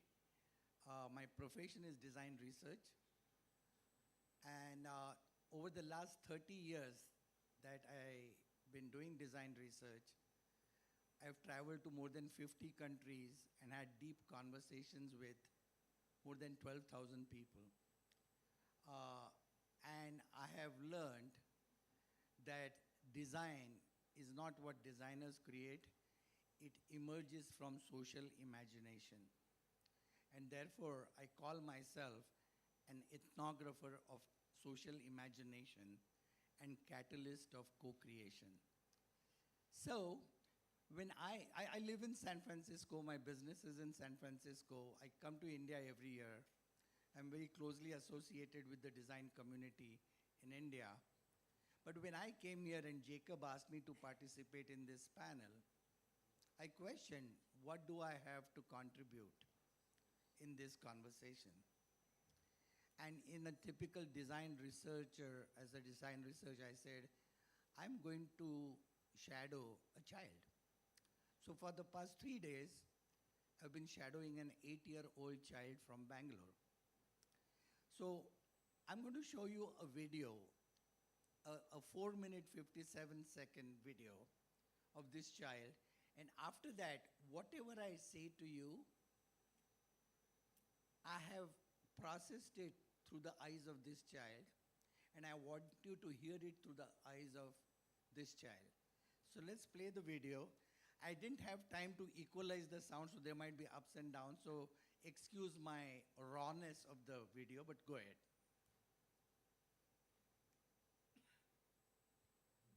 So I have one question for you.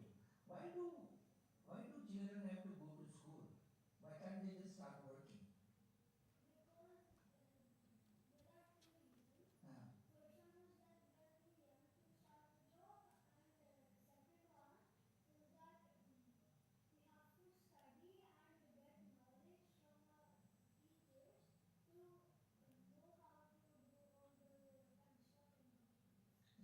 You did this amazing dance today. I watched your dance, so you did a great job. Why do you like dance so much?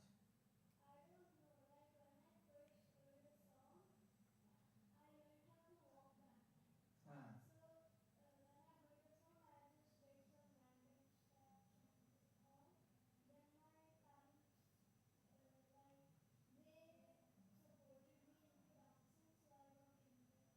Now you also know Odissi dance, and you did this amazing Michael Jackson style dance.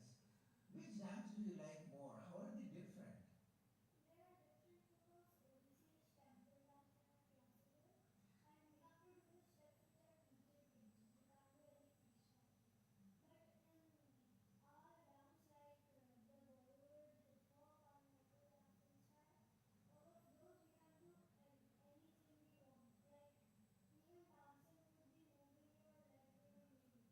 If you were to start a school, yeah, and to help children your age group to become successful in life, is there something that you would change from the way you learn in school if you created your own school?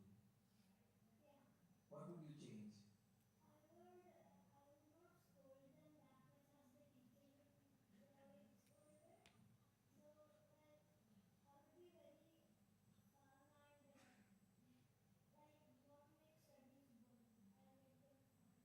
So what makes studying boring?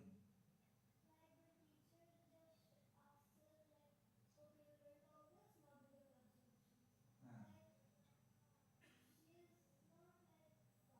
I get it.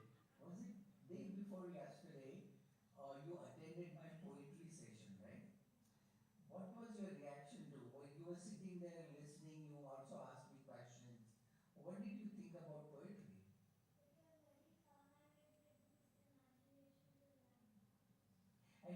told me at the end of our poetry session that you wanted to start writing poetry. Why did you feel like that?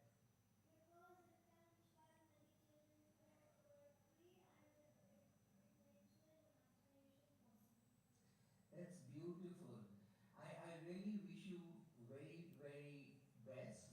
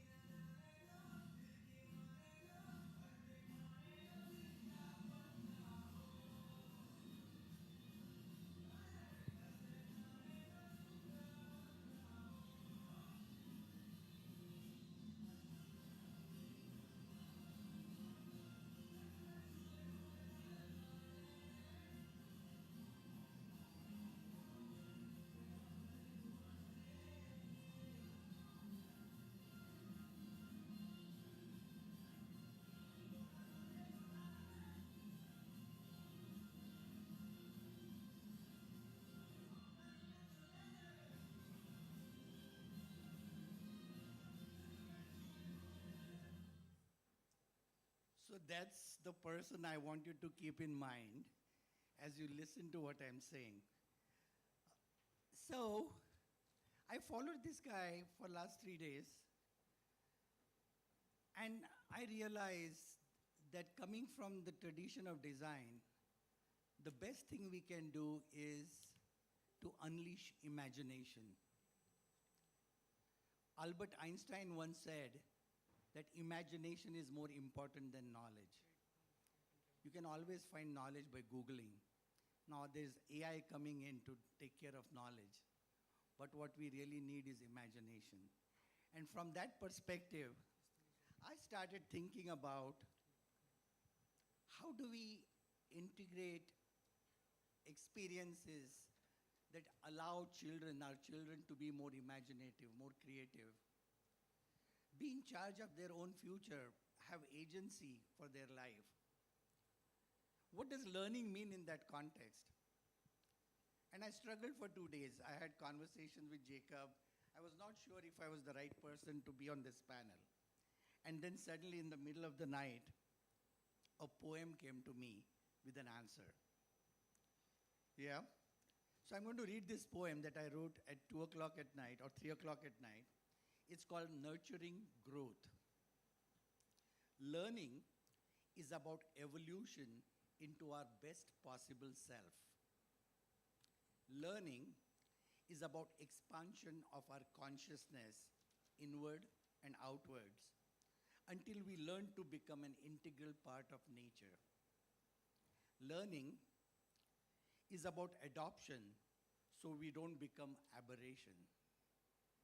Learning is about preservation of our inner child so we remain curious and open. Learning is about taming of the ego so we can see what our eyes can't from where we sit. Learning is about synchronization of our mind and our hands so we can engage our imagination. Learning is about learning to respect that we are all connected. And true joy of life is to tap into our connectedness. Learning is about nurturing growth and living with dignity. So that's the poem that came to me, and I started thinking about this is what we need to give to our children. This is how we need to create a space for learning. We don't need to indoctrinate our children to become who we think they can become or they ought to become. Because as an ethnographer, as I travel around the world, I see the world changes every moment, every day. When I come to India every year, India has changed. So how can I decide what the opportunities for my child, for my grandchild are? I think I need to give them the openness, the curiosity, the fearlessness to engage with the world in a way that they can be mindful, they can be curious, they can be creative, and create a future on their own terms and not on my terms. So my vision of the future is more driven by design education. I don't consider myself anymore a designer. I consider my responsibility is to actually evoke the designer in every individual that I come in contact with. We all are creative, we are all curious, but we just have fears to tap into that creativity, to tap into that curiosity, to confront the system that we think is unfair, unjust, and to think of a possibility or possibilities that could make our lives better.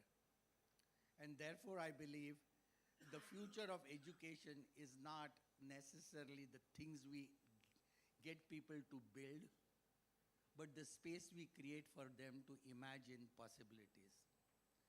The courage we give them to tinker with those possibilities, and the relentlessness that we can create in them to keep working towards bringing into the reality a future that they can imagine.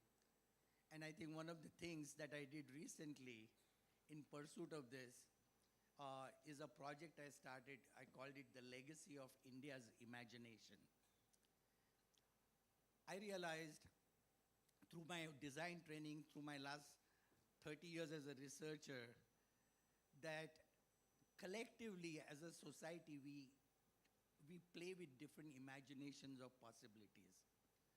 That motivates us, that inspire us to work towards it. And I do understand what Einstein said, that it's not the reality that we live, nor the imagination that we bring to life, but the imagination that seems almost impossible, and we realize that it may never appear in our lifetime. That is the imagination that's worth living for. And I think if we can create that kind of a motivation, that kind of a spirit in people. So what I did was, I decided I'm going to talk to 5 people who have had a stake in India's imagination. And I put a marker at independence, because I think modern India has evolved since, that is a benchmark for us. And I started talking to people. My first person I talked to was Mahatma Gandhi's grandson, Rajmohan Gandhi. And then I talked to technologists, filmmakers, artists, designers, people working in social enterprises, all kinds of people. And 5 people became 52, and I have 40 more who want to talk to me. But what's beautiful is, through the work that people are doing in communities, engaging with communities, people are harboring dreams. People are harboring imagination of possibilities. Geeta is one of the people in my dialogues. Neelam is one of them. And I realized that if I create an archive of these dialogues, an oral history of imagination that may or may not ever become reality, then the future generations, 3 generations from now, realize that the history of India is not just the history of what happened, but the history of how people dreamt about the future. Some of those things never happened, but we need to go back and see what inspired people, what motivated people. And this diversity of ideas, diversity of imaginations is what will give us the fuel to keep daring to imagine more, to keep daring to try more, and to keep daring to create a world that conforms to how we collectively dream of living with purpose and living with joy. So that's a little bit about the future of learning. Thank you.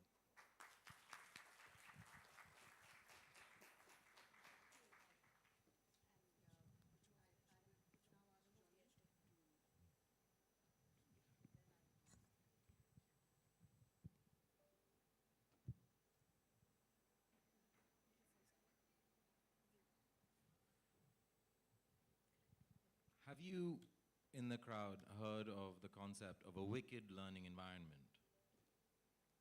Just raise your hand if you've heard of that concept, a wicked learning environment. Yeah.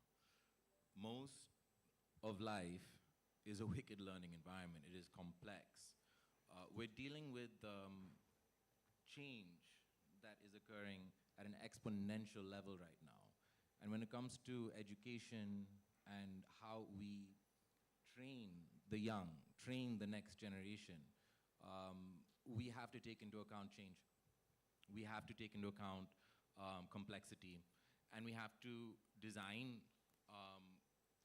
keeping in mind the importance of design-led thinking. So that means we have to keep systems in mind, we have to have frameworks, we have to have tools. There is a way of navigating the unknown. And so what I want to share with you today is a story about the bridge. And it's a story that is shared with a number of people. It goes back a few years, actually, and even before that. 2 years ago, we needed help launching the Bangalore Design Week. Amitabh Kumar, who was speaking earlier, had designed an interim program, which was a boot camp into the anatomy of a festival. The whole interim program, that one was called The Anatomy of a Festival. And there were 5 of us facilitators, all stepping into this unknown together, with about 2 weeks to prepare for that. We had 80 students with us from different backgrounds, different disciplines. It was a mixed group, even in terms of age. It's very interesting. Amitabh Kumar, Sai Goha, myself, Devangana Dash, Rachel. And at that time, we created a vision, mission, for what we would want our group to be able to accomplish. Ideas usually start with a singular point of creation, evolving into a clear vision of the outcome, brief, constraints, and finish line.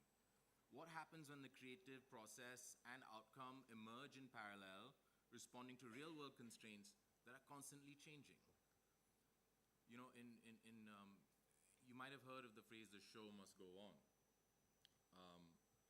Life will never stop for us. The sun will always come up. And you have to have frameworks for navigating. You have to have frameworks for navigating the unknown. So I want to share a little bit about agile frameworks with you. Okay, well, I want to share a little bit about agile frameworks with you. So the IT world is at the cutting edge. They deal with change day to day. Apps need to be updated. Whatever program you're using now is going to be redundant in a couple of years. So they kind of came up with a philosophy, an agile philosophy, a way we respond to change, a way we navigate the unknown. And so that's something that we've adopted in our design thinking that is very useful. Agile, in terms of its philosophy, has to do with incremental product development. You never have a product fully completed except until every increment of delivery. And even then, it's not fully completed because another update can come and you must be open to that. But there's still a framework for that. There's still a framework for navigating the unknown. Now with the bridge, Generation 1 was started with 80 people, then split into a 7-semester project, which was co-facilitated with myself and Amitabh. And at that time, we attempted to produce Bangalore Design Week 2022. These are the students of that group. In fact, there were many students outside of the bridge involved as well. There was a group of about 150 volunteers. Now, to move this entire organism together as one collective, I want to just restate the problem area here, what a wicked environment is, or a wicked world, as we're titling it here. A wicked problem is defined as one that has no start to it, no definite solution. It needs more clarity in aims and solutions. It is complex. It is interconnected. What makes it most nerve-wracking to tackle is the fact that it is subject to real-world constraints. Therefore, this means that there is no room for trial and error. You just have to make quick decisions and work on the fly. Now, this is a direct quote from Devi. Devi was our Scrum Master that year, and she put together this deck. Under very short notice. She's used to working under constraints, but this is how she defined the creative constraints for herself and her teams. There were key challenges for this entire group. There's always feedback. There is editing that's happening on the fly. There's very short deadlines. There's grand strategy of a 5-year plan. There's never enough information to work with. Finances are always something that you have to figure out, you know.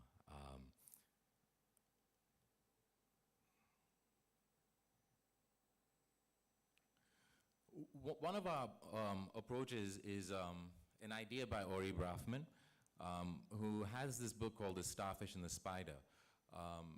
The idea is that if you can develop an organization where if I were to cut off one of the arms, can respawn into its own group, it has its own capabilities, similar to the mother. You can see starfishes regrowing arms. You can see starfishes regrowing an entire body if you amputate it deep enough. Pirate Bay is a good example of a starfish organization. With the bridge, it doesn't matter what team is at work. Each team is capable of doing what every other team is doing. So you might have a UI UX team, you might have a marketing team, you might have a brand and ID team.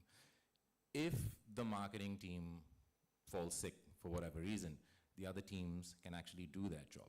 And so that's the interesting thing about working with, especially this last year's group, this year's group, in the 7th semester. They're all VCSB students in the 7th semester project, visual communication, strategic branding. And so they are specialists. They have a bucket that they can pull from. They can apply their skills in various ways, whether it's for website design, whether it's for editorial design, it doesn't matter. But they have to pick a role. They have to pick a role, and they have to step into that role. And when you're in your final year, you're on the cusp of change. You're on the cusp of the unknown. In one sense, we have to give them frameworks to start working together so that they can be more effective in the real world, in a high-pressure world. Scrum was something that we found very useful. It taught us to work in sprints, as opposed to, say, a waterfall process, which is quite linear. Scrum allowed us to take on problems where, you know, you solve it in half an hour, solve it in 3 days, right? You have a system there. You have a product owner, someone who is defining, developing the scope of the work, the possibilities. They are looking at the grand strategy associated with the product and keeping the team accountable to that. You'll have a Scrum Master who's keeping things organized for the dev team, their group. And they're the ones who are accountable.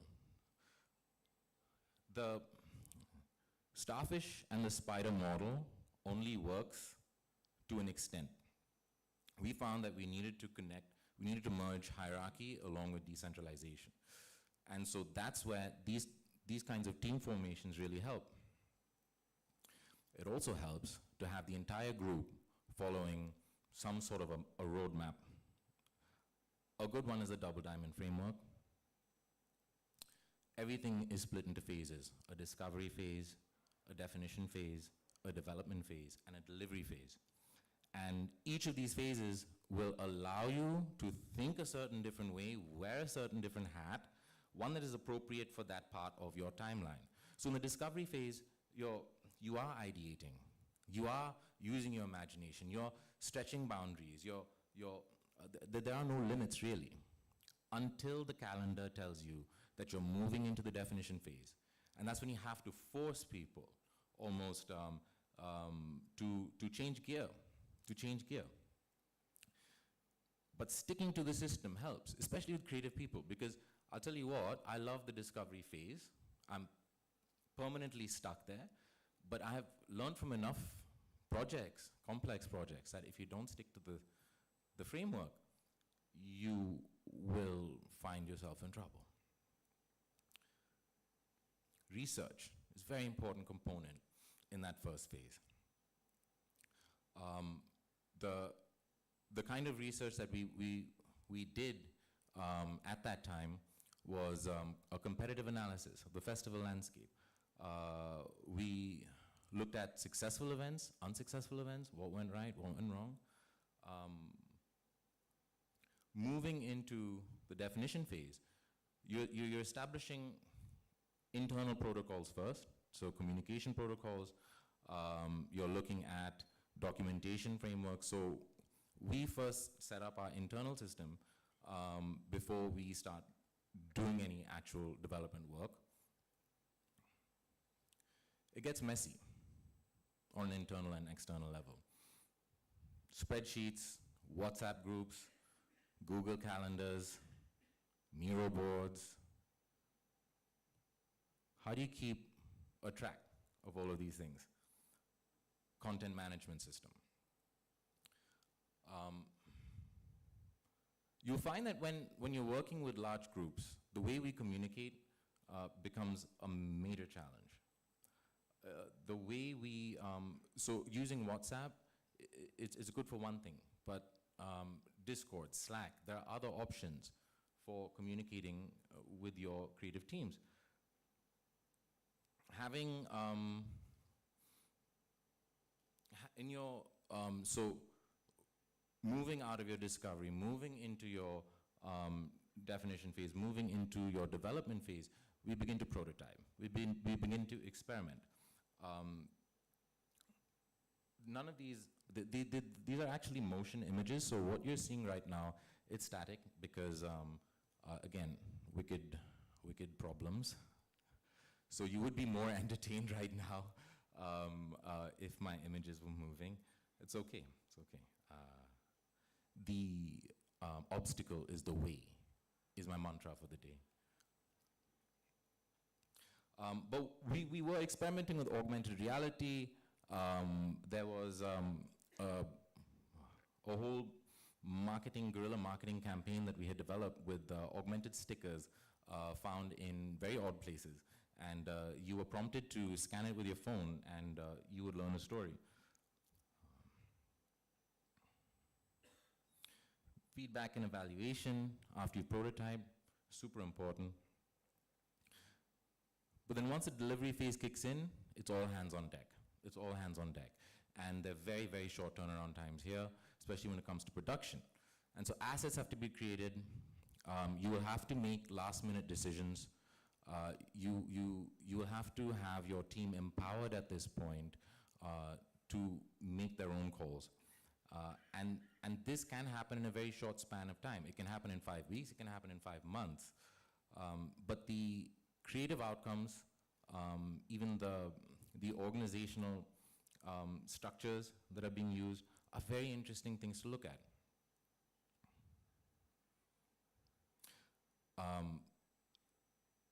There were 4 event properties that were being managed last year. One was the Sante, and one was the conference, very similar to what we are in now.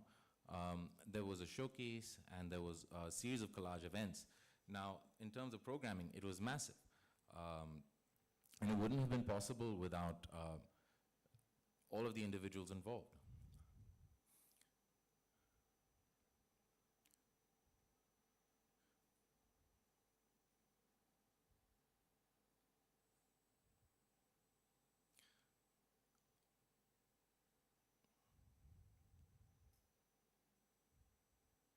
In a world of complexity, it is important to remember that creative collaboration is one of your biggest weapons. Imagine a football team where you are playing the world's best. It's India's football team, Baichung Buri is the captain, right? Playing against the world's best. Pele has come back, you know, he's a young man again. Who do you think would win that match? I think the team would win. The team would win. Because they're functioning as a coordinated unit. So there's a way of playing this game of complexity. And it begins with working with each other, using systems that guide us, and trusting the systems that we continue to develop and iterate with every new project. This year, we stopped using the term Scrum Master, Product Owner. We call them pilots and co-pilots. It's a different thing that we're trying out this year. But we will be documenting this year's process and sharing it with you online. But thank you for your time. And I hope that you ask some questions at the end.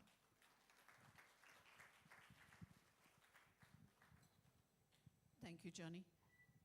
I think we've had 4 speakers, 3 very interesting backgrounds for education and pedagogy in a changed world. And I'm not going to really summarize everything everybody said, but I think there's 3 or 4 really, really big ideas that came. And what you see is all work in progress. I think that's the most important thing. We're not talking about things that we have read about and recollect and quoting from other scripts, where all the speakers were talking from their own direct first-person experience. And that, I think, is extremely valuable to know, that the lived reality of pedagogy in a changed world is very important. And we don't really need to go far back and refer to lots of other things. We know what we're doing. But what are the kind of big ideas that came to me as I was making notes? I think from the Delhi public school work with the visual arts, I think it was, the word that comes to me is expand, because it was expanding the notion of pedagogy. It was expanding, it was a yes and rather than a no but, right? Because the yes and meant you had to complement and supplement what was going on, and there was a rigidity to what you were given, and yet you had to find the way to go beyond. And how you did that and the challenges you faced between functionality and visual making led you to being open and to being flexible, and you left us with a lot of problematics about the future, which are worrying. I mean, one can change pedagogy, that's the point I want to make, but one also has to deal with the consequences of changing pedagogy, which Ramesh pointed out, that if you have now 400 students who are now wanting careers in the visual arts, and the Delhi Art College can take between 4 to 12 students, where are the others going to go? So this notion of responsibility for changing pedagogy is the point that I want to make as a moderator. You know, from Uday, of course, we had this marvelous, marvelous poem built on the notion of evolution, expansion, integration, absorption, preservation, taming, synchronization, and respect. And I had to repeat all the words.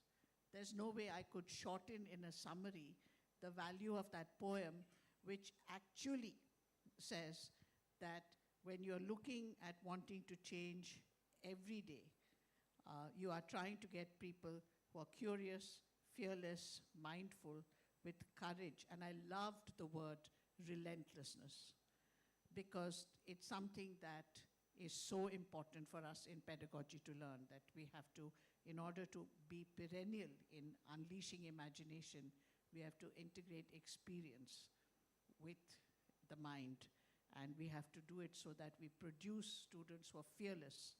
We constantly produce fear is what I worry about. And there. Johnny, with you I'm going to start from the end. I love that. What is your weapon? Creative collaboration.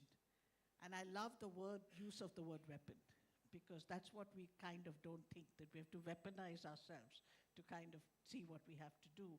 And the word that you said about that. I think with that lived example of the bridge, which is a kind of running program over the last 2 years, I think Johnny highlighted the need for frameworks, that it was very clear that whether it was agility or any, to be lean, to use Scrum, to use sprints, they're all frameworks that help people cope with what I call whitewater rapids, really, that's what life is. It's you have to take turbulence into account, and turbulence means you may get off the kayak and into the rocks and drown if you are not agile and flexible and fast, swift enough. And the starfish model was one of that. But I think the second point, apart from frameworks, is this notion of coordinating communication. The confusion that's created if within a live project, as this was, you can't coordinate all the different factors. And the quickness and the speedness of moving from experimentation to prototyping and then feedback and back again.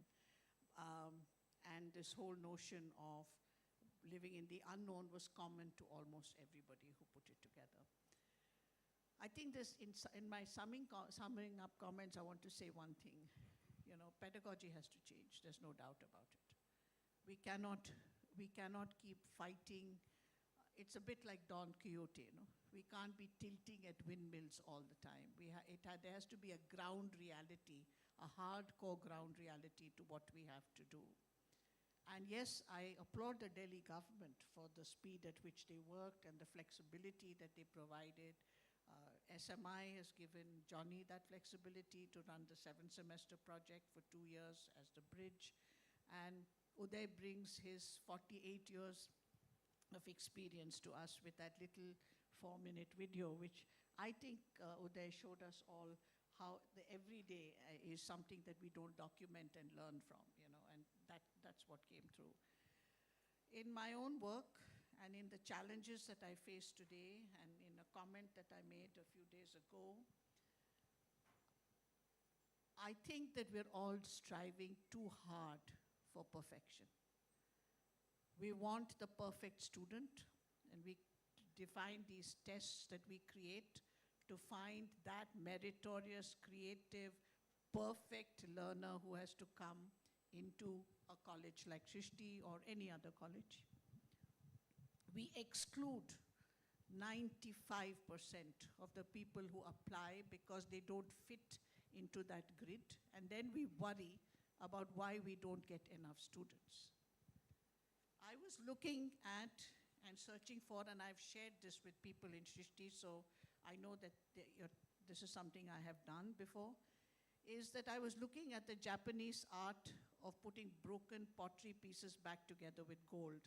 And it's a metaphor for embracing flaws and imperfection, called kintsugi.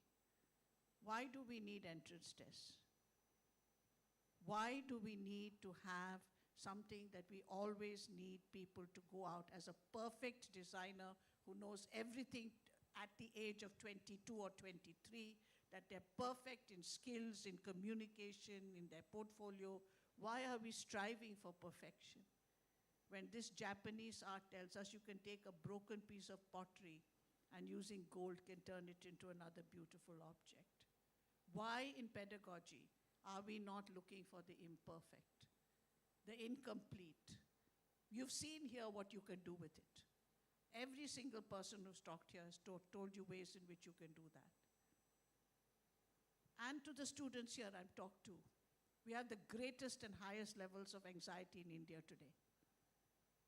The parents from 10th grade onwards are worried about where their students are going to go, and they want to fit into a stereotypical thing. If pedagogy has to change, it has to change so that every learner can come in, whether they're schooled or unschooled. There are hundreds of people who are unschooled who could come in. And we have to embrace, just like the Japanese do, the impossible, the imperfect, the unknown, and the uncertain, and hope that the experience of being in a community, of practitioners, then makes them whole, makes them healed, makes them productive, and makes them go out in life with what Uday put so well, fearless, able to persevere, with imagination, beyond technology. Thank you.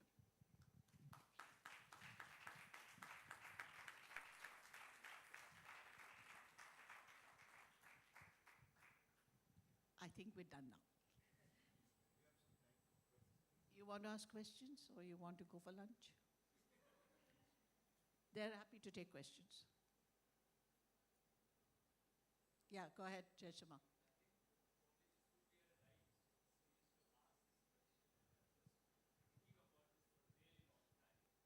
Wait, Jeshima, the mic is coming.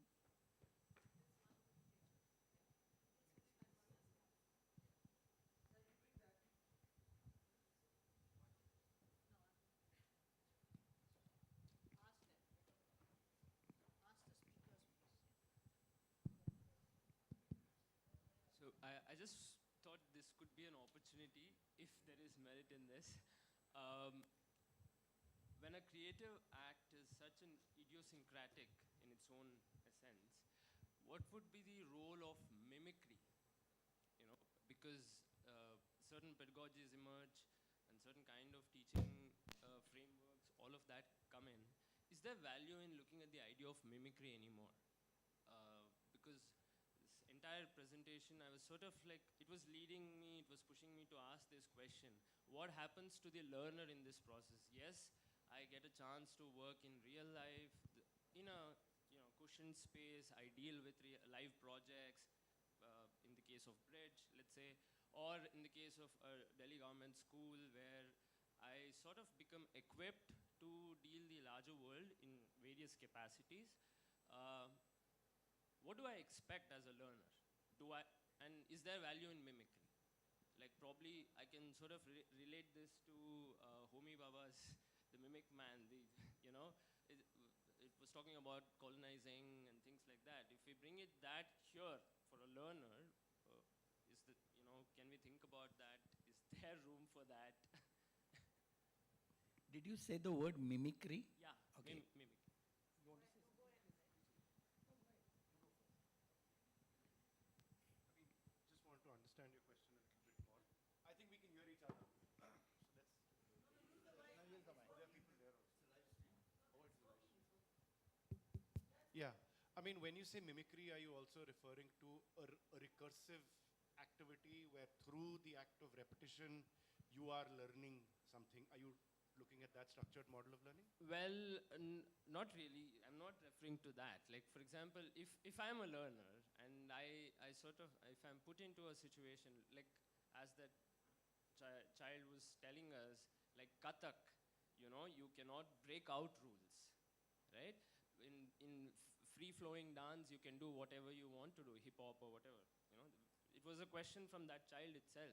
So in Kathak, where there are rules set in, you're actually not learning, you're mimicking the set process, right? So I was just asking, what is the role of that mimicking in visual arts? Like, for example, we tend to sort of, the moment we try to say what a painting is, we refer to a particular artist.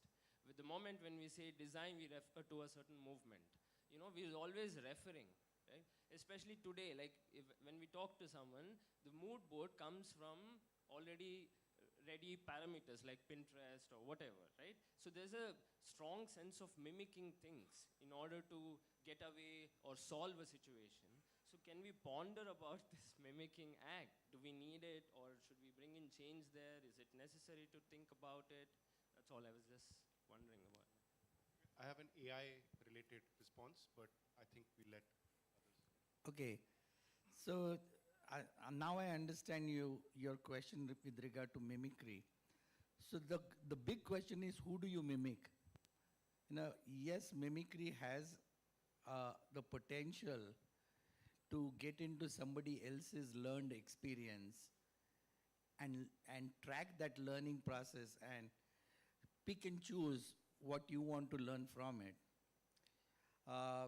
But then you take the risk of who you mimic. But I think the safest way to mimic, there's a whole new field called biomimicry, where you learn from how nature works, and I do believe in the evolutionary process by how nature works has been the most sustainable design. And there have been many scientists and designers and engineers who have got into studying how nature works and mimicking that into building systems, be it for an organization, be it for a mechanism, for any kind of problem solving. So there I would say mimicry can give you more predictable, more consistent, more reliable, more sustainable directions. But how do I decide who I mimic? You might mimic me and land yourself into trouble. So there I want to get a very interesting story I want to tell you. Have you read the book Siddharth by Hermann Hesse? In that, Siddharth and his friend meet Buddha. And his friend decides to stay with Buddha and learn from Buddha. And Siddharth says to him, Buddha might be great, but I don't want to learn from his experience. I have my own set of questions. I must have my own curiosity, my own journey, and find answers for myself. Buddha is inadequate for myself. Buddha's wisdom, Buddha's knowledge is inadequate for me. So his friend stays back with Buddha, and Siddharth moves on in search of his own truth. So I would say mimicking has its limitations. If you recognize who you're mimicking and why you're mimicking, be prepared to be disappointed by mimicking and learn whatever you can. Thank you. Yeah, it's a different answer. Yeah, it's a fabulous question. You know, I think we are living in a moment right now, and I'm talking pre-Google. And there are a couple of ideas here. One is, Geeta always says in our meetings or when she's addressing the faculty, about sometimes we have no machine, no tech spaces, no laptops, no presentations. I, for one, actually practice that. And the reason why I practice that, this was a presentation, but when I'm in a facilitatory position, I don't want to be mistaken as a source of knowledge. In fact, I don't want to be mistaken as a source at all. You know, my role within young learners is very specific, and I feel AI, Google, and AI perhaps, it's an emancipation for the learner, I feel, in some capacities, because like you said, if I'm just copying Mughal miniature painting, which is a karkhana, education has also changed. I do feel that within the creative process, and this is what we're also trying to do at the Delhi Government School, is visual arts per se, and I'm an image maker myself. I don't see the importance of my own practice of image making in creating images. In the sense, I don't think the world needs more images, but perhaps the world needs more image makers, and which is a big separation. I think the figure of the artist is not just a media generator, and it's great that we have AI, because it's constantly producing more and more and more. So, as a practitioner and as a facilitator, as a learner, I'm emancipated from the pressure of media being the only proof of my learning or my practice. Therefore, you talk processes. Thereafter, you talk systems. And then you talk character. You talk specific to people. One aspect we couldn't cover in the curriculum building that we are doing for Delhi government is actually using AI, and we are trying to develop it, but AI does allow for person-specific education that is site or place-based as well. Because the way your interest in art and my interest in art and our learning curves, by the very virtue of it being an arts education, needs to be liberated. And I do think AI and tech, in some senses, liberates us from that.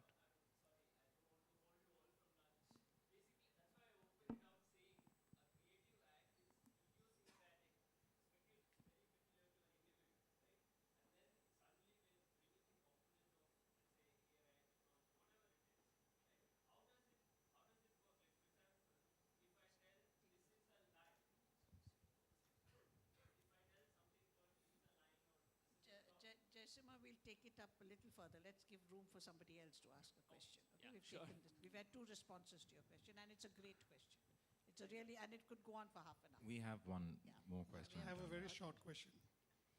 And this is something which has intrigued me over the years. And further intrigued me in terms of the presentations. Who is a better student, the imaginer or the daydreamer? Or the daydreamer? For the entire panel, because I saw shades of Imagination it in all or the daydream. Who's a better student, the imaginer or the daydreamer? I'm gonna go with the imagination, or maybe both. You know, that's a trick You have question. one choice. That is a trick question, and I'm gonna It's go not with a trick question, both. it's a very fundamental question. Yeah. I can give you my example is I always tell people that my best thoughts have come to me when I was not thinking, and which is when I'm sleeping. And neurologically, our brain makes connections when we are sleeping. And therefore, actually, all my poems, I've written 3 books till now, were written between 1 and 4 in the morning. I open my eyes and write a poem and go back to sleep. So I think daydreaming is kind of, doesn't happen to me, but to me, my imagination works at a different level, and I tap into that. So I don't know what it is. Probably it's the third thing.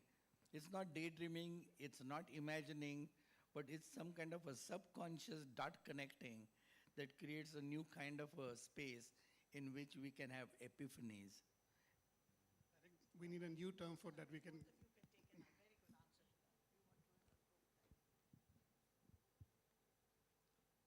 Yeah, it's a difficult one, but when I think of daydreaming, imagination is part of the daydreaming. So that's when it kind of they cross the road.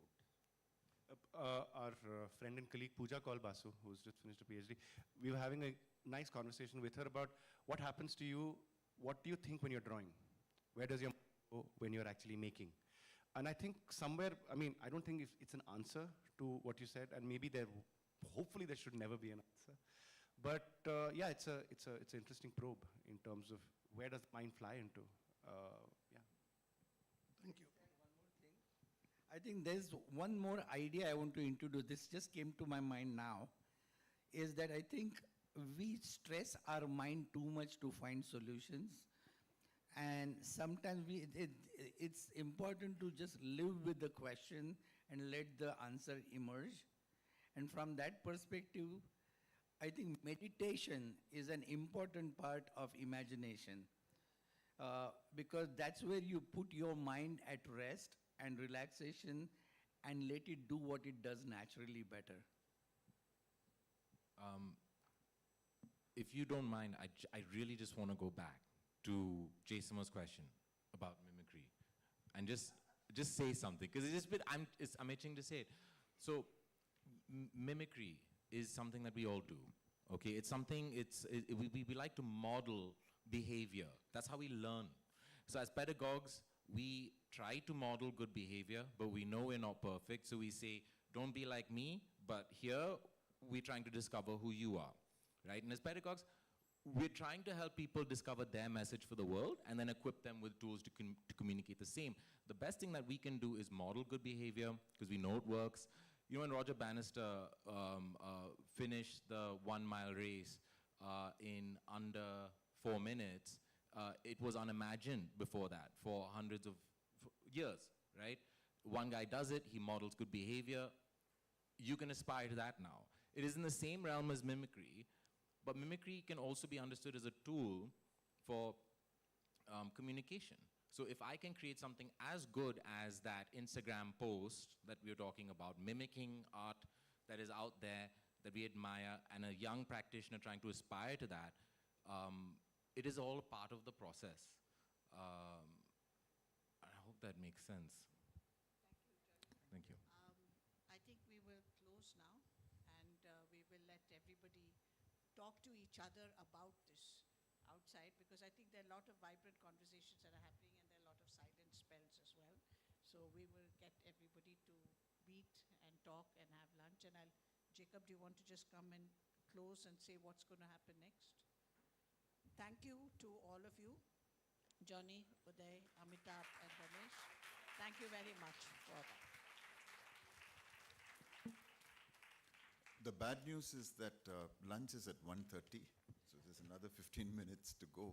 but that's a good time for a little bit of networking. I think for everybody here that's going to be working on the Protopolis project, this conversation allows us some things that we might be able to connect with. How do you fund something like this? How did the Delhi government do it? If the Delhi government can do it, can, let's say, the Karnataka government do something like this? This is a good example of a precedent. People always look for precedents, and this is something I believe that can be transferable. And then we come to this whole issue of if we are successful, how do we deal with the success? Are we prepared for the consequence? So I think for the work that we are going to do going ahead, these sort of insights that have come from this conversation are very important. In the afternoon, we have, post-lunch, we have 3 SDG Action Labs breakout sessions. One is called Enabling Governance in Schools. That's happening in RUX 505 on the 5th floor. In this room, that's from 2:30 to 3:30. In this room from 2:30 to 4, we have either 2 or 3 EV manufacturers, design and manufacturers of electric vehicles from Bangalore, who've been doing some really amazing, world-class, extremely path-breaking work. Yeah, these are the companies are Aether Energy, Ultraviolet, and Pravig.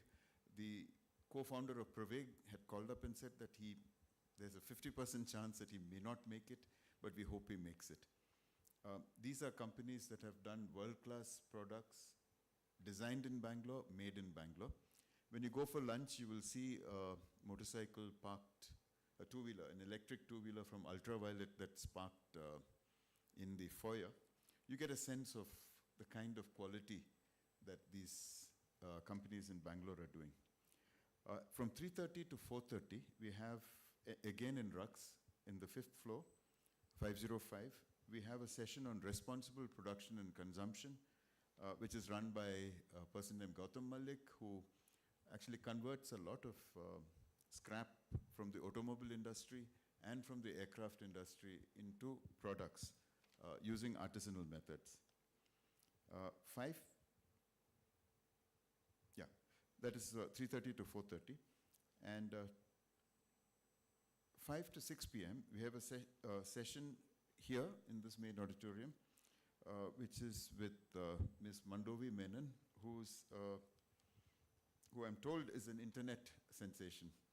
5 to 6 p.m., we also have an India Education Collab, which is in Ruha 101, and which is more of a working session. And lastly, at 6 p.m., we have the launch of the World Design Protopolis. I've just got confirmation that the Chief Commissioner of BBMP will be here. And that would mark the official launch of World Design Protopolis. Yeah. So lunch, everybody, and thank you very much. Good idea.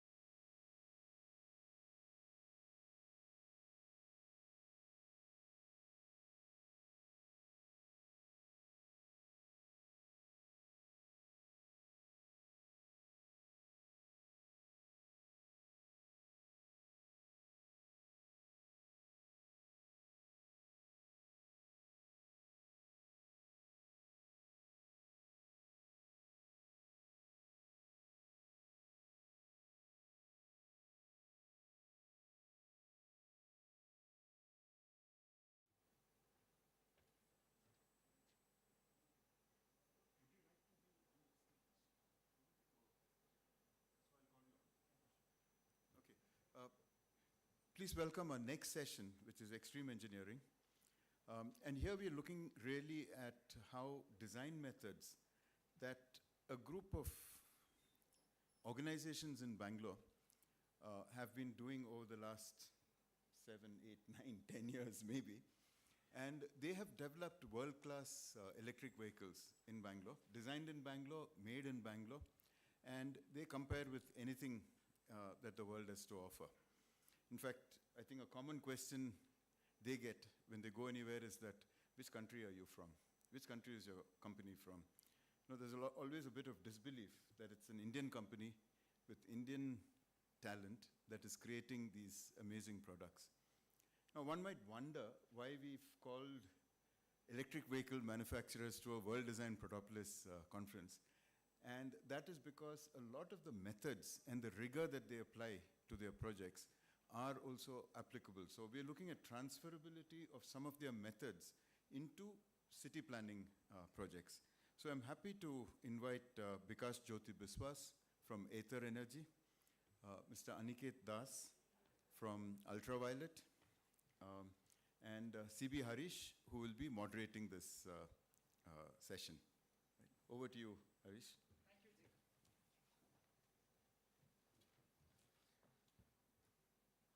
Hello, everyone. Good afternoon, post-lunch time, but I think this is one of the most exciting themes we have. Thank you, Jacob, and yeah. Thank you, Ultraviolet and Aether, for giving us your time. So I'll just give a brief introduction. So we have Bikash, who is the head of design of Aether Energy, the makers of successful Aether EV scooters in Bangalore. I'm sure all of you are aware and all of you have their products already. And then we have Aniket, Mr. Aniket Das. He's the manager for industrial design and designs and brand strategy at Ultraviolet. The makers of F77 performance electric motorcycle, and yeah, they have the F99 making a lot of noise out there. And I think you folks are just back from ECMA, Italy show last November. So yeah, this is what we have, and kudos to them. These are the two EVs which are standing here today, maybe 10 and 7 years of journey. That is what we are going to see, how they have brought into this level today. I'm sure we are going to learn a lot of insights from the journey and the extreme technology breakthroughs that they have brought in, all for Bangalore Protopolis city. Yeah, so over to you, one by one. I think we are going to start with Aether, right? Yeah. This is yours? I am not sure if this one, they loaded it or not. It's there in this one. Is it already there? Yeah. This one? No. Girl,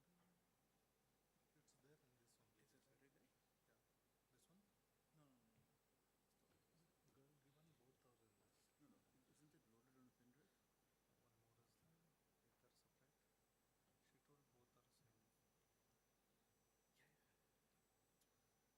more is there. Ether separate. She told both are same. This is yours. This thing load. Cool.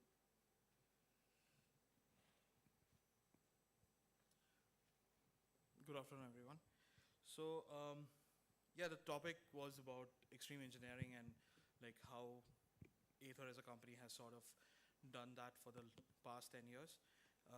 I'll sort of take you through the whole journey of how it really started for us, what were the thought process of how we started doing what we did, and also a bit about the vision of Aether, right? And I think because a lot of things sort of come from that vision. So I'll just quickly, like if people don't know about Aether, I will just do a very quick introduction. So Aether, we build electric two-wheelers, scooters. This is the Aether 450X, which is out there in the market. We have two products, 450X and 450S. the product was out in 2018. We had various versions of it releasing almost every year. Yeah, so we have like our fourth generation of the product now, which is up running in the streets of Bangalore. We just don't do products, only vehicle as products. We do charging infrastructure. We have one of the largest infrastructure in India, around 1,500 fast chargers across India. We also were the first one in the world to create a charging standard, which is now called the LECS, LECCS, which now has been recognized as a standard for two-wheeler electric charging, which has both DC and AC charging, which sort of allows any of the vehicles that are out there to use this as a standard. We first created it, we patented it, opened up the patent for others to use it, eventually made it as a standard. What this allows us to do is to do interoperability. Recently, yesterday, we just announced that us and VIDA are now doing interoperability, which means all the infrastructure of VIDA can be used by Ather and vice versa. We also do all the digital products that comes along with it, the scooter dashboard, the app, and other ecosystem. Along with that, we also expand our accessories and merchandise lines of things. And with all these things, we obviously do our own manufacturing. This is our wholesale plan, which has a capacity of around 500,000 units a year. And yeah, this is what we do. And obviously, we have our experience centers through which we sell all the products. This is not just a sales point, but an experience center for you to get educated and eventually get to a place where you can experience the product and then maybe purchase it. In terms of just to give a glimpse, this is I think there is this whole famous WhatsApp forwards that you get where it shows that, oh, how does India looks like in the Diwali through light, but we did it with the rides that were happening on Diwali, right? So this is across India, people riding in that day. How does that look? All the greens are people riding around with Ather scooters. Coming to the vision, right? And I think this is what sort of shapes what Ather is all about. I think the vision that Ather has is this building a world towards an infinite energy future. What this means is today we live in a world with finite energy, and I think a lot of things that we do today gets limited by purely because of energy at its core, right? And if you live in a world where energy is infinite, which means cost of energy is almost zero, the kind of solutions that you'll create for problems that you face today is very different. An example, if Chennai has issues of water shortage, but you are right beside a sea, the reason you have that shortage is because you cannot run a desalination plant at the cost of where people will be able to afford it. And the core problem of that is purely energy. If energy was almost zero in terms of cost, it would have, you will see various problems to be solved in a very different lens. The recent example of how something which becomes almost infinitely accessible changes the world is data, and how internet has changed the world in the past few years. And the kind of solutions and the kind of problems that we are solving through that is immense, right? So we believe the world will move there, and the world would be a way better place to be at, and so we are optimistic about it. The role we want to play is to sort of accelerate that movement and sort of get to a place where it can happen in our lifetime, right? So it's not a 10-year goal, 20-year goal, it's a 40, 50, 60-year goal, right? Now, in terms of how to get there, now coming to, that's very on the top philosophical kind of a approach, but now what is the strategy, right? What is Ather's strategy of getting there, right? So we know that electric is the future, and that's inevitable. Currently, understanding is that 50% of non-renewable energy consumption is from mobility, and out of that, 70% of it is two-wheelers, which means the biggest impact that is getting created in this space is through two-wheelers, which currently runs at non-renewable. And to convert and change that is where we started off with a scooter itself, right? Because they form the biggest chunk of the country, right? So and today there are there are somewhere around 300 million scooters out on the road, and almost all of them would need replacement in the next 10 years, considering that the life of the scooter starts today, right? Which means that you need that many vehicles to be on the road, which now can be electric. So you have, in the next 10 years, you can actually sort of transform that, right? And that's what our goal is, to accelerate that movement and sort of jump into a place where majority of non-renewable energy consumer mobility is being converted to electric, right? Some of the guiding principles through which we approach this is that we want to create products that were aspirational, and that's what we created with 450. Our approach was also about consistency over peaks. What this means is just for, like, you don't want to give people certain experiences which you can just experience once and then you're longing for it and it's not consistent. Consistency is way more important than hitting peaks, right? It was about also building trust, and that's why we have things we always talk about true range and true speed rather than what an ARI speed or any other modified data that usually comes, right? And that's the general approach with which we have gone about doing it. And it's also about building great experiences for the kind of products that we build, right? And a holistic great experience. And to be agile as a company to sort of take up different challenges as when it comes through. And we have had a lot of existential challenges also that has happened to Aether in the past years. Like, to just give you an idea, I think we were almost close to getting bankrupt in 5 times, right? And it's not a new thing for us. And for the kind of coherent actions that we went about doing it is that we embrace ecosystem thinking. I'll talk more about it later. Vertical integration is at the core of everything that we do. There's a deep understanding of the consumer, of who we are really catering to and what they really need. And building a community around it, right? Because end of the day, that is what really grows any sort of action that we are taking, especially with respect to transitioning the world towards an infinite energy future, right? You want people to believe in this, and that should sort of start a motion, right? And to move fast and not break things, right? I think this is a famous quote from Facebook which says, "Move fast, break things," but I think for us it was about move fast but don't break things, right? So a bit about the whole ecosystem thinking, right? What this means is that when you're trying to solve any problem, you need to think about these 3 major pieces of things, which is you need to think about the business that you're creating, because end of the day, you have to make money to survive, right? Your business is there to make you survive so that you can fuel the larger cause that you are trying to achieve, which is your vision. The kind of technology that is available, and don't bet on something that is so far out there that it would not make viability when it comes to giving it to the consumer, and the environment that you're looking at, right? You cannot retrofit solutions coming from some other Western country or somewhere else, because their environment is completely different. You cannot just use that and solve a problem. You have to understand your environment and then solve it. With all these things together is what allowed us to understand that if we have to really bring this product out, we cannot just build the product. Product was one part. The infrastructure is very, very important, because that was the biggest anxiety. And it's not just about understanding only rational things that people would think. People are also emotional, and you need to understand emotion. And one of the crucial thing with EV, with the emotion part of it, is the anxiety of range, right? And you need to make sure that you're able to solve that. At times, it may not be rational to a lot of extent in terms of the things that you would do at this moment, but it makes sense because you're solving for a person, and a person is rational as well as emotional.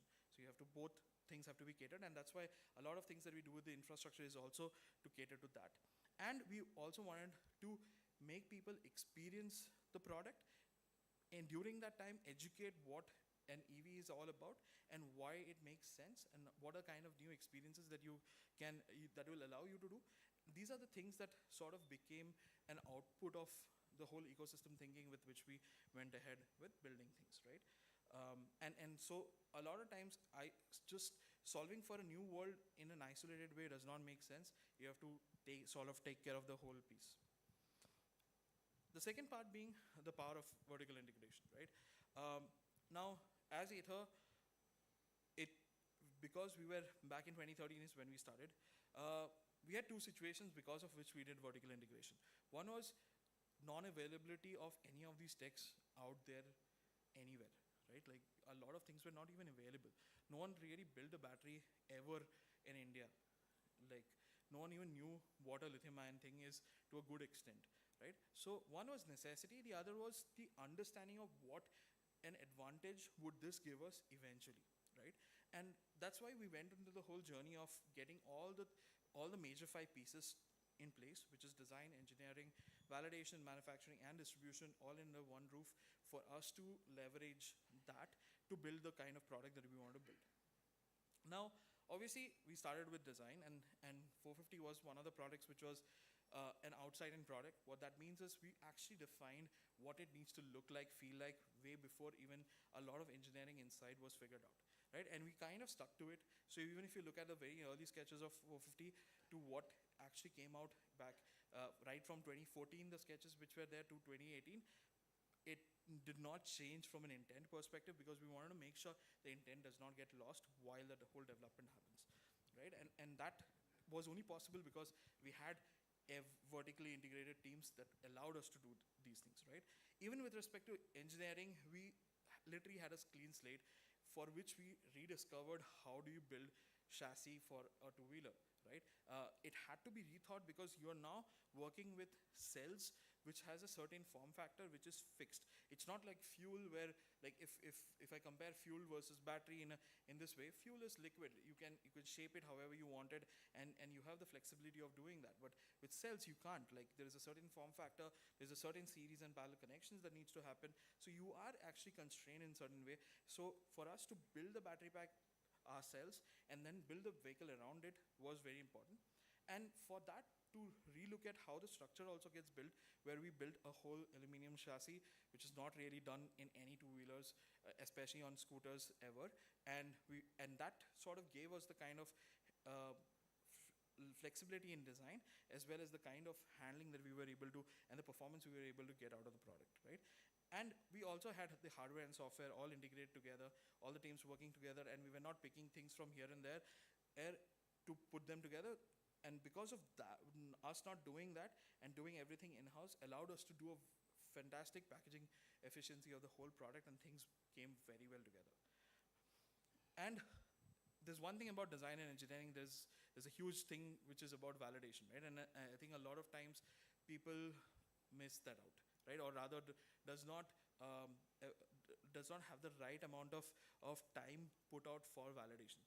And it is one of the most important thing, right? Like you can build a very beautiful product that works seamlessly, flawlessly for 5 kilometers, and if it breaks down, no one is going to buy it, right? You have to test it. You have to test for every single situation, and you have to do it virtually, you have to do it physically, you have to go through multiple different tests to make sure our things are perfect, right? And for us to do that, again, if things where we had to have our team in-house who was constantly testing, giving feedback to engineering, us doing changes, and the multiple iterations and changes, right? Like the number of prototypes we went through while building 450 was immense. Like I think we had around 58 versions of prototypes, 100 plus, like 150 different builds that happened. So insane number of work that happened. And this is just vehicles. There are separate that happened at component levels also. And also in terms of manufacturing, like to give you an insight of how it started, we were building, I think, 6 vehicles a day. There was a time when our factory was in Whitefield, and we were building 6 and 7 vehicles, and we were like, oh, if we reach 10, this is good enough, right? Because it was that hard to get it assembled. But we just kept on it, and right now we build a vehicle in 90 seconds. So it's 1.5 minutes to build a vehicle, is what our current rate of manufacturing is. So and it's the same product with a lot of rigor that we sort of brought the whole time down to this.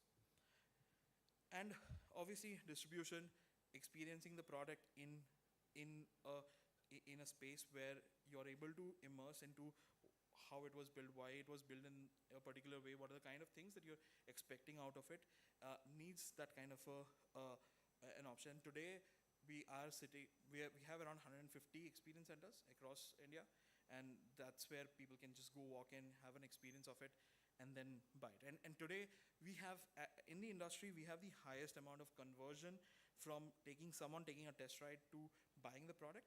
We convert 70%.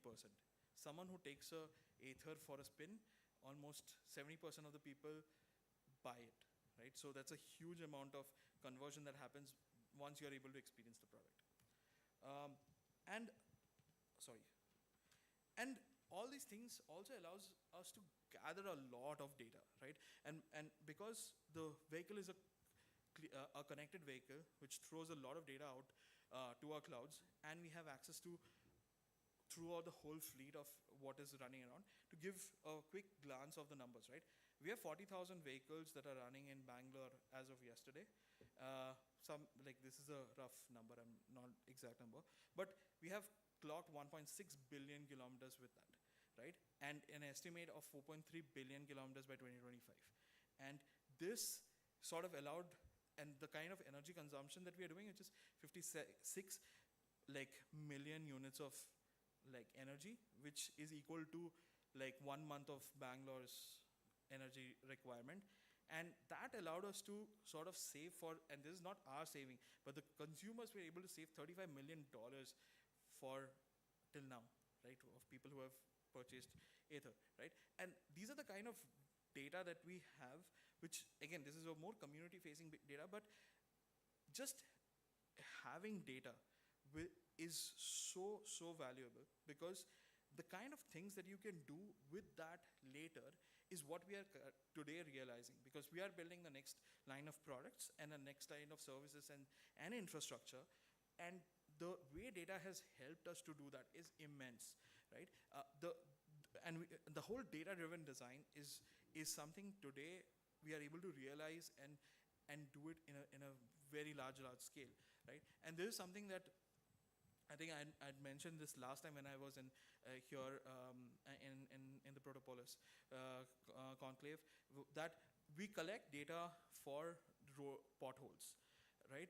We can actually detect what potholes that is running around Bangalore, right? How many potholes are there around Bangalore, which road in Bangalore has the worst situation in terms of their condition, and map Bangalore with literally what is the condition of road. Today Google can give you traffic data, we can give you condition of road data, right? So these are the kind of things that you can actually do with data itself. With that, the kind of things we can do on the vehicle, which is predictive maintenance, where if we can predict that something will go wrong and intimate you much earlier, so that we can call you to the service center before it gets actually damaged. Because today, a lot of times, generally when you go to a service center is when something has gone wrong. Only then you go, rather than before that, right? There is scheduled maintenance, but scheduled maintenance is just an easy way out of it, right? But moving to something which is predictive is way better, right? Because you don't have to worry about, oh, I have to go it this particular day. No, the system would tell you to how would that make sense, right? And the level of exponential optimization that you can do for the whole system. For example, today when we look at setting up our infrastructure, let's say, especially today in Bangalore, right? In terms of our charging infrastructure, we will look at our data, that where are people riding the most?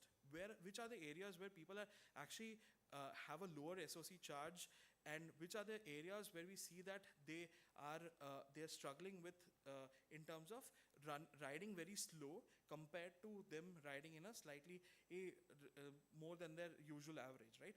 Trying to understand where strategically we should be placing charging infrastructure so that we have the best utilization of that from all aspects, right? For the consumer, for us, and everything, right? There's no point just populating infrastructure for no reason.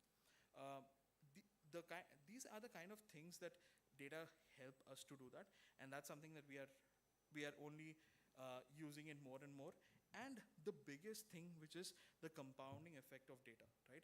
And this I'm just showing you the daily distance kilometer of Bangalore, how it sort of went up across the months, and as we get more and more data, we can look at much more macro and micro scenarios that are happening across Bangalore and be able to solve those things in a much better way, right?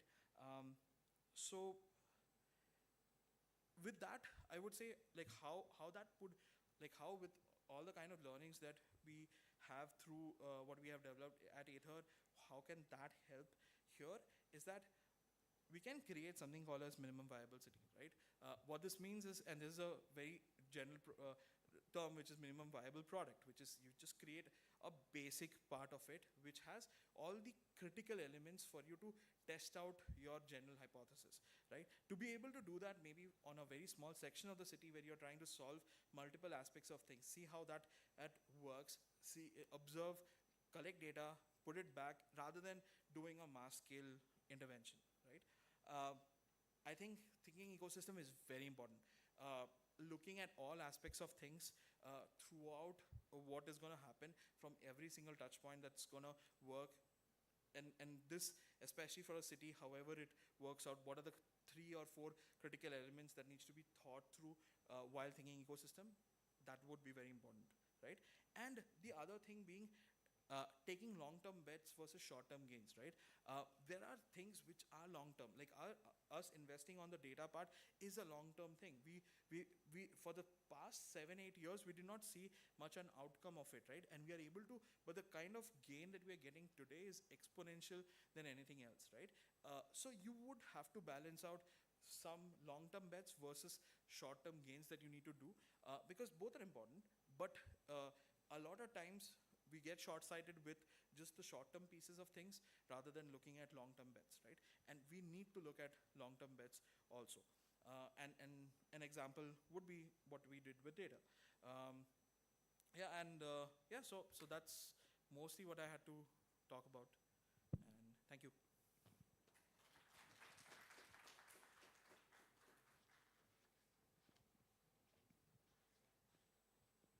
Thank you, Vikas. Power of data, data-driven objects.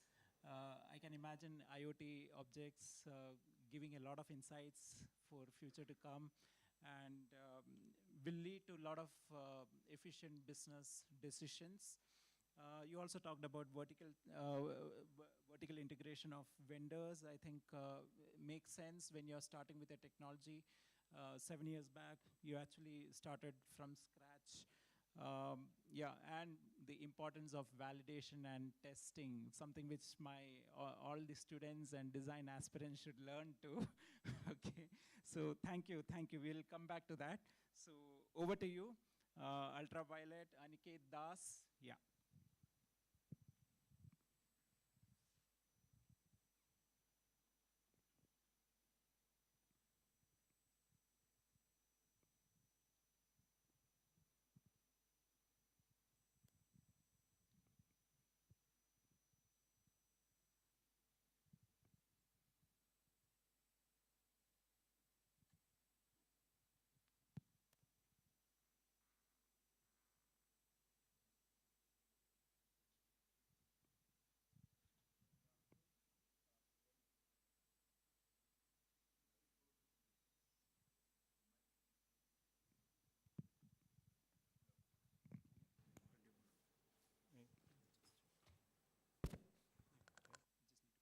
Okay.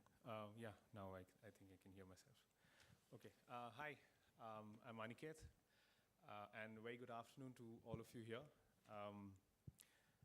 I think that was a very insightful presentation by Aether. Really well done. At Ultraviolet, I'll be sharing with you the process of how we came up with what we came up, and what were our vision, goals, and just give you the key milestones that let us do what we love to do and be known for it. So I think a lot of people here may not know what Ultraviolet is, and some of you will know. So just to give a recap, like you mentioned, we were recently at EICMA showcasing what we call the evolution of a superbike, the F99, and really made a mark there with a lot of global coverage talking about it as something that people are looking forward to. We even thinking of a global launch in 2025 because of the response it got. And this is pretty much like our main flagship product, which really pushes boundaries or helps us push boundaries, and then it trickles down into products that we see on the roads, and which is the F77. I think Jacob's F77 is right outside, so that'll be something which you can see up close, thankfully. And this, yes, it is something that does look different, a bit out of the box, but there's a lot more happening inside, which I'll take you through. And owing to the vision of the founders, Narayan Subramaniam and Neeraj Rajmohan. So it was not surprising when it ended up winning a lot of Bike of the Year awards from BBC Top Gear, Z, and countless others. And we didn't bank it on just the awards, because we were sort of breaking a lot of records as well, like this guy did when he bought his F77 and went all the way to the Himalayas and back. And based on the last video I saw about that, he spent just $400 doing it. So, yeah. So how do we do all this? So we've always seen India to be a very reactive market, but we thought we can turn to be a proactive one. So, like for example, through all the aspirant automobile designers here, we all look up to the coolest brands, and most of the time it'll be something from Japan or from Europe or the US, right? But we have the skill sets here, we have a great way of thinking, so why can't we create a benchmark here, right? That was the main intent of the motivation behind where we all got started. But how do you turn this motivation into reality? That requires a clear vision. So our vision was always to accelerate innovation at any cost. Like it was about how far can you go to change the way things are or update the way things are, and that really stuck with us. And what we ended up making and innovating was truly imagined, designed, and made in India. So the next thing is, of course, long-term planning. It's a great dream to have, but how do you see this through? And this requires us to start from the heart of the bike, not just making an electric bike, but where is it all coming together, right? We are looking at a new fuel, right? And so we rather work on what's going to move it rather than just having an existing bike and just putting in a few batteries. So that's where the whole team started their journey. And there were countless number of prototypes made where there were, where the battery eventually, it was obviously a smart battery. It would know, it's connected to the vehicle control unit, the battery management system, and it communicates to a lot of other factors. And the priority was longevity and at the same time safety. Not at the cost of performance, not at the cost of longevity and safety. So as it progressed, the batteries became lighter and energy density became higher, and that it's safe to say that we spent an equal amount of time in battery R&D as the vehicle itself, parallelly, of course. That's 5 years, right? And it led to building our very own smart and intelligent battery management system, and most of our patents on the bike are on this thing alone.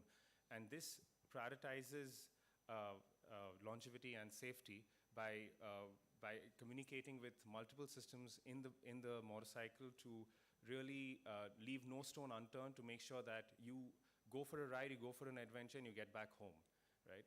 And it always understands how to tweak the power to be able to regulate the temperature and assess any critical event that can happen or may happen, but mostly it never happens because of the way it's been engineered. Because what we did is we don't make batteries. Batteries are procured from Korea and Japan, but what we have done is the pack architecture, which makes a difference on how we pack it together. There's more on it later, but this was the starting point. Because it was a long-term vision, it was to do with what's fueling the whole bike. And the next thing after you have a long-term vision and you know what to do, is who are the people working on it, right?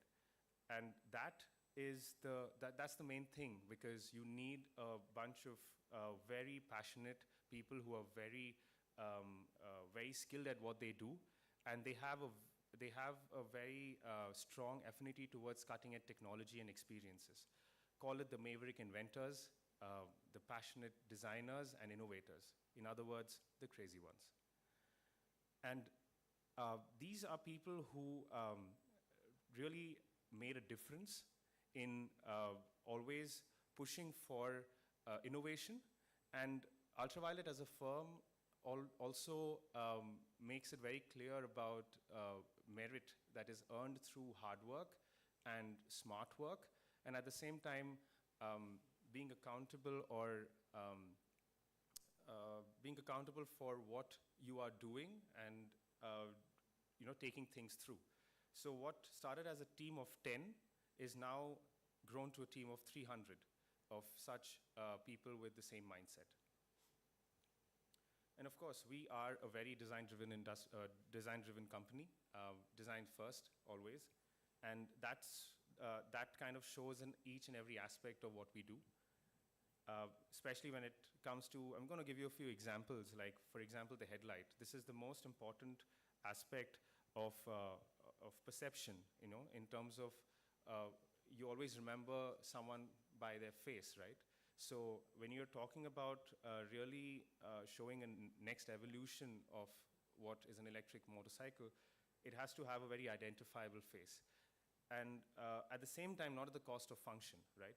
So, but merging these two was very difficult, and it took almost a year of to and fro between our vendors and suppliers, with the help, of course, of our in-house engineers to make it happen. And, but again, it was like, when you have to make it happen, you make it happen. You're not depending on what is capability right now of suppliers at hand. And that really pushed them and made them realize of what they are capable of, and also helped us understand how we solve problems, because that's the biggest form of how you can apply design, is by solving problems. So this was the process of how the headlight design evolved to truly make it iconic and something that you can recognize from a distance. And there was constant evolution in how the package evolved based on the constraints thrown by the suppliers. And of course, how do you retain the style without losing functionality? And same with the tail lamp. So these are small snippets just to show you, the whole design process, the whole bike is a large story, but I'm just showing you a few that may interest you. The next thing, of course, like I started off, was the battery. And this is where it all started, right? And this is what we really pride ourselves with, of what we have achieved with giving the largest battery, which has a range of 300 plus kilometers. And that is safe enough for it to be not applicable to the scares that are around currently in the market. So let's start off with the first thing of the thermal management. Like I said earlier, we worked on the pack architecture, right? Because we are not manufacturing the cells. So the main challenge here is the batteries on the outer edge near the wall of the battery pack will obviously cool faster than the ones in the center. So that was the first challenge. But there's a lot of IP here, and our team came up with a lot of solutions and mechanisms to make sure that we have consistent temperature throughout the entire battery pack, which leads to, of course, good performance and longevity, most importantly. It does not affect the longevity, and you get great battery life, which obviously is connected with how is it sustainable. You don't want to have a performance bike. Like generally you see performance bikes, they are the ones which you let go of things like efficiency and all of that, because all you want is great performance. But can a performance bike be sustainable, where it is not coming at the cost of longevity, So this thermal management system did the job like that, and then followed by a lot of simulation and analysis on the safety of the package. And we are one of the few companies in the world who have a cell level fuse, which means if any cell goes out of sync or is affected by any way, it isolates itself. So it does not affect the entire battery pack. You may not even know while you're riding the bike that that one cell is not working. And that is a great safety protocol, and combined with the battery management system, this really helps elevate safety and at the same time longevity, where your battery is not strained, stressed, or anything like that. So yeah, there are a ton of tests and analysis that the team has done, and these are just 3 of the 20 plus iterations that happened to achieve a cell level fuse. Moreover, when it comes to, we talked a lot about keeping the battery cool from the inside, and now how do you keep it cool from the outside? So when I say performance bikes, the first thing that comes to mind is liquid cooling, right? But that's not the advanced way of doing things. Because at the end of it all, you're going to add weight, you're going to add more mechanical components, more number of parts, the costs are going to go up. So owing to the fact that most of our engineers are from an aviation background, and this bike is very heavy on aviation inspiration and aviation tech, and even protocols, most of the stuff that you see in the battery management system, they are all driven from how in an aircraft the protocols are set. We depend on the aerodynamics and also the airflow to channel the air in a way where we can efficiently cool the entire motorcycle and the battery and the motor. And this went through multiple iterations and testing before we achieved it, so that made the whole motorcycle package more efficient. And of course, a lot of internal testing. So if you see, the bike is not really a naked bike or a faired bike, it's somewhere in between. And it also has panels where you generally don't see panels. So all this is not just for styling, right? That's another place where Ultraviolet is a firm believer of form follows function, right? And I think if we say we are inspired from aviation, it goes without saying that if something doesn't have to be there, it need not be there. So the wind tunnel testing really helped us.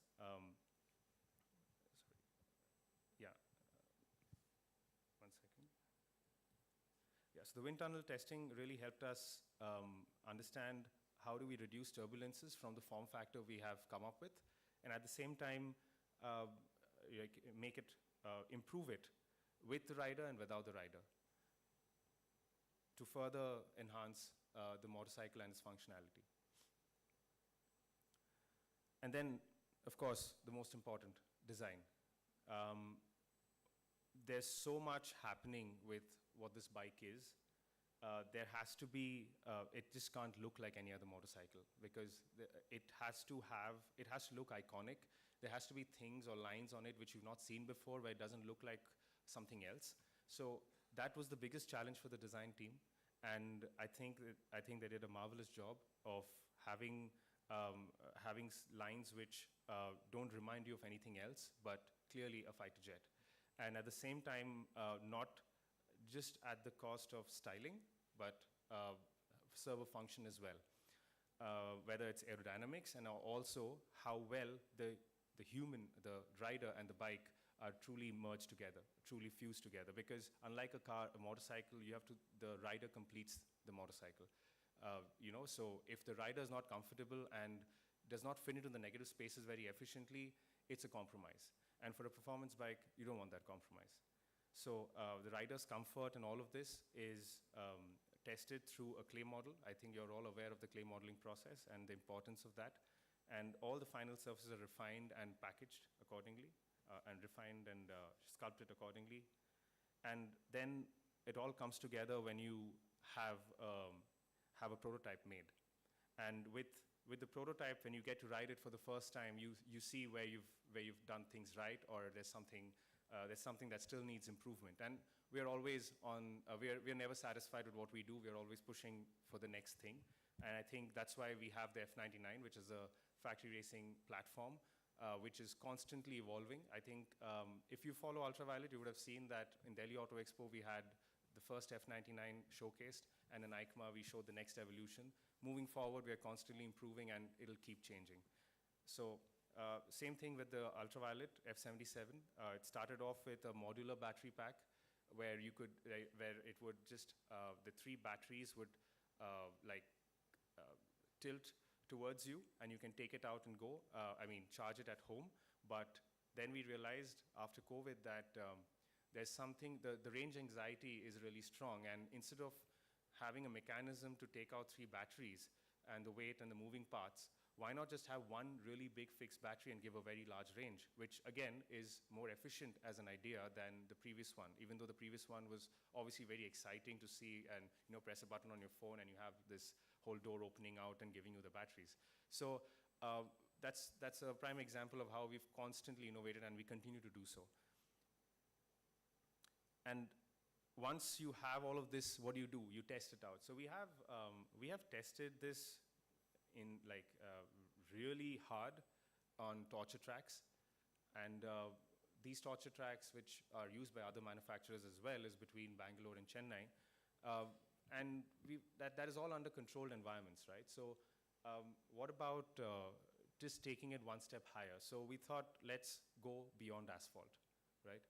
And this is not a dirt bike, this is not an adventure tourer, but let's see how far can we push it before we break it.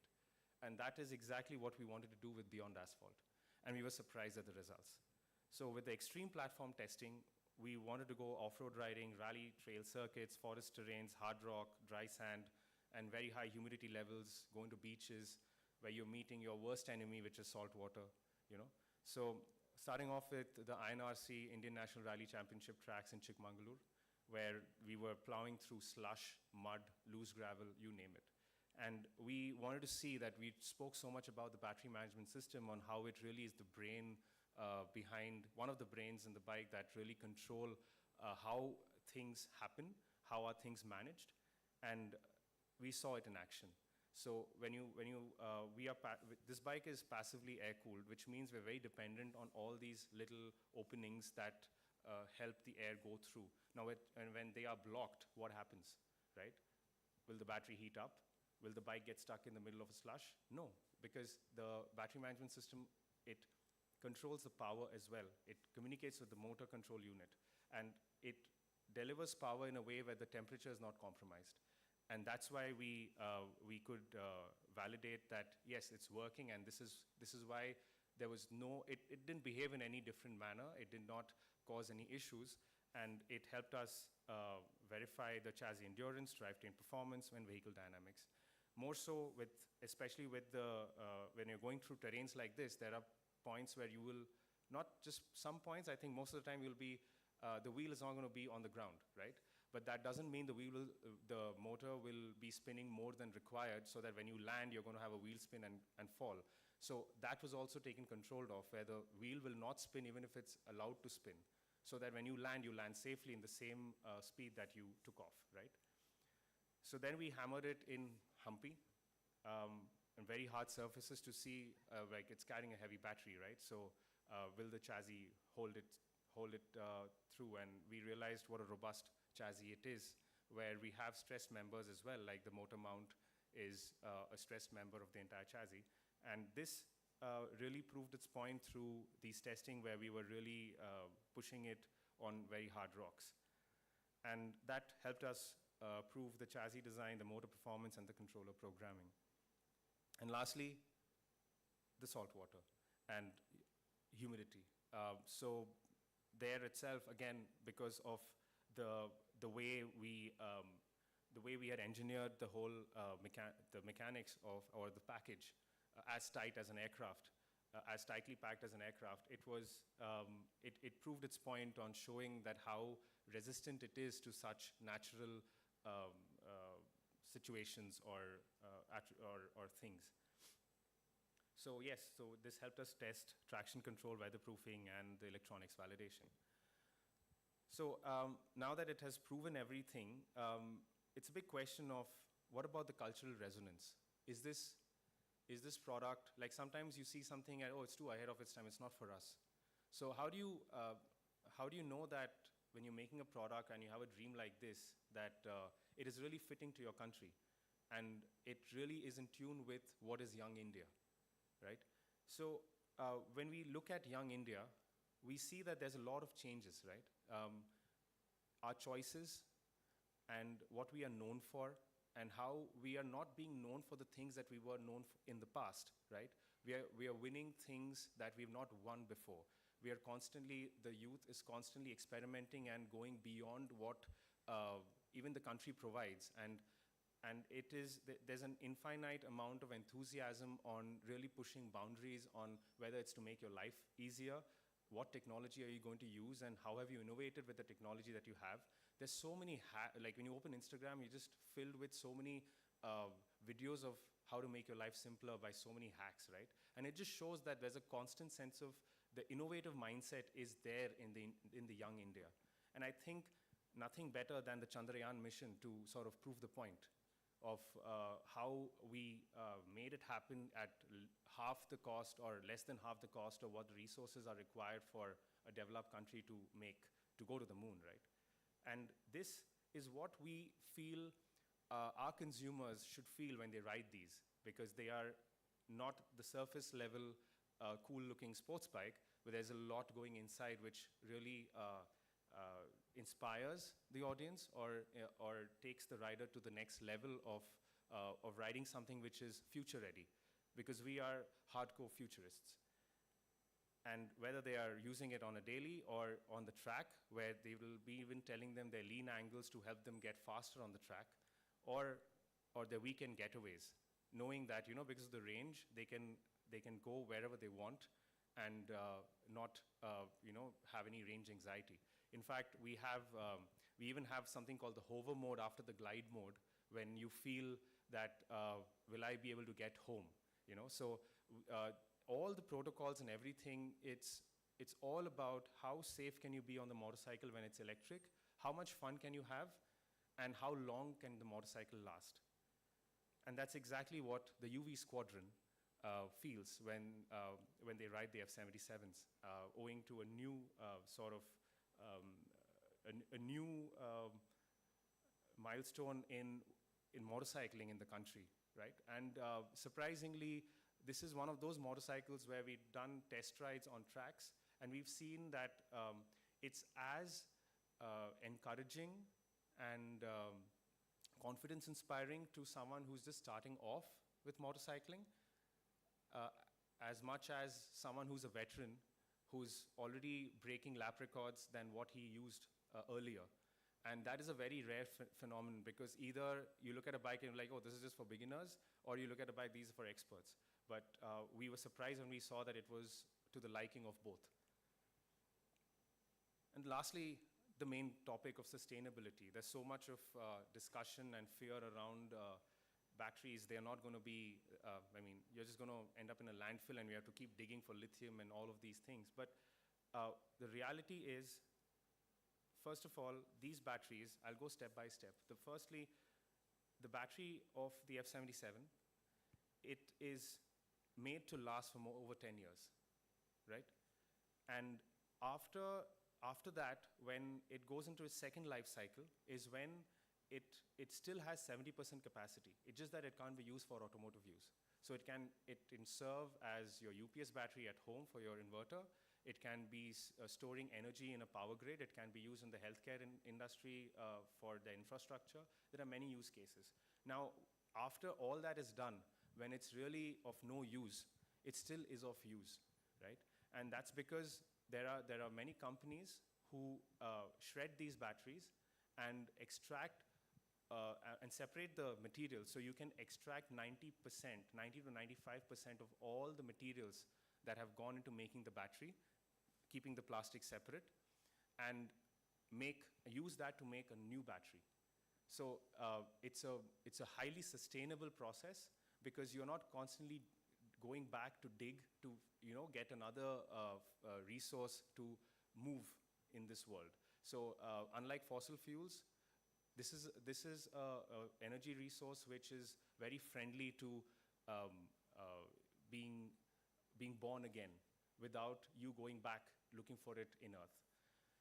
So yeah, that kind of helps us, get a better perspective as to it's not a short-term goal, it's a long-term goal, and it's about how we manage our recycling of these things, and of course, how we are aware of how we dispose these things, and make sure that these batteries are constantly living there and providing for us, even when the vehicle is done with the job. So yeah, I hope I answered a few questions which were pretty much pertaining to electric mobility and the downsides, if any.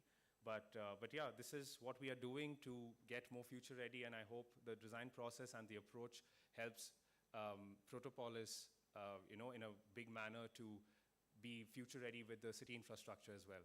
So that's me signing off. Thank you.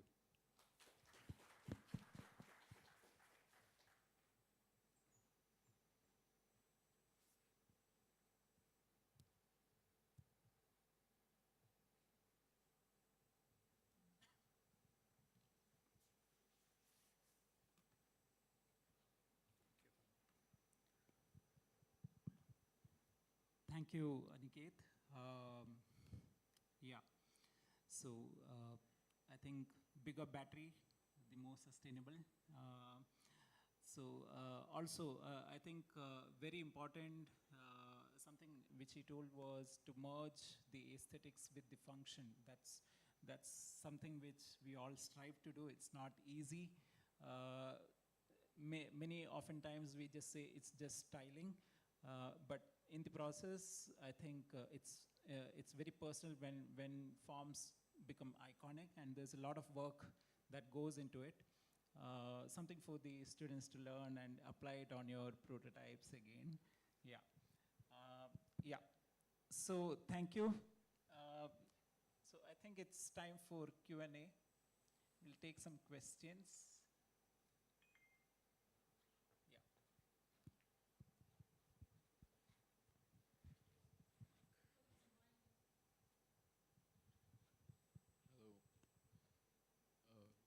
Can you guys hear me? Yeah. How do you ensure ethical sourcing of the minerals and elements used in your batteries? Because there's a lot of research being done on how labor is being exploited, especially in a lot of countries in Africa, and those are the main sources for such electric vehicle batteries. So how do you ensure that they're ethically sourced?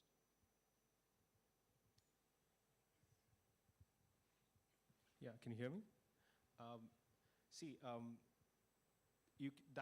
That topic of where you're getting it from and do you know the struggle, how it's coming from, is connected with a lot of industries. And with us not being battery manufacturers, but rather we are using a resource, but we are engineering the case that is keeping the battery safe for it to be a value for money proposition. For the end user, it kind of is a disconnect between what can we do, because if we were to do something about it, right, that means we have to get into making batteries and cells, but that's not what we do. So it's just like the jewelry industry, right?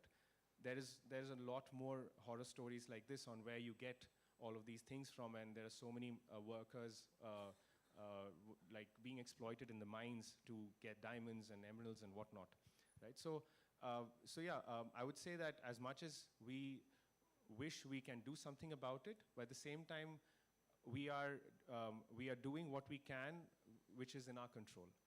And there's something in sustainability that I missed talking about is even the plastics that we use, they are all recyclable ABS plastics. So we are making sure that at least whatever we have control on, we are doing our best. But what we don't have control on, we depend on a supplier. I think that's the question best asked to the supplier. Thank you. Thank you.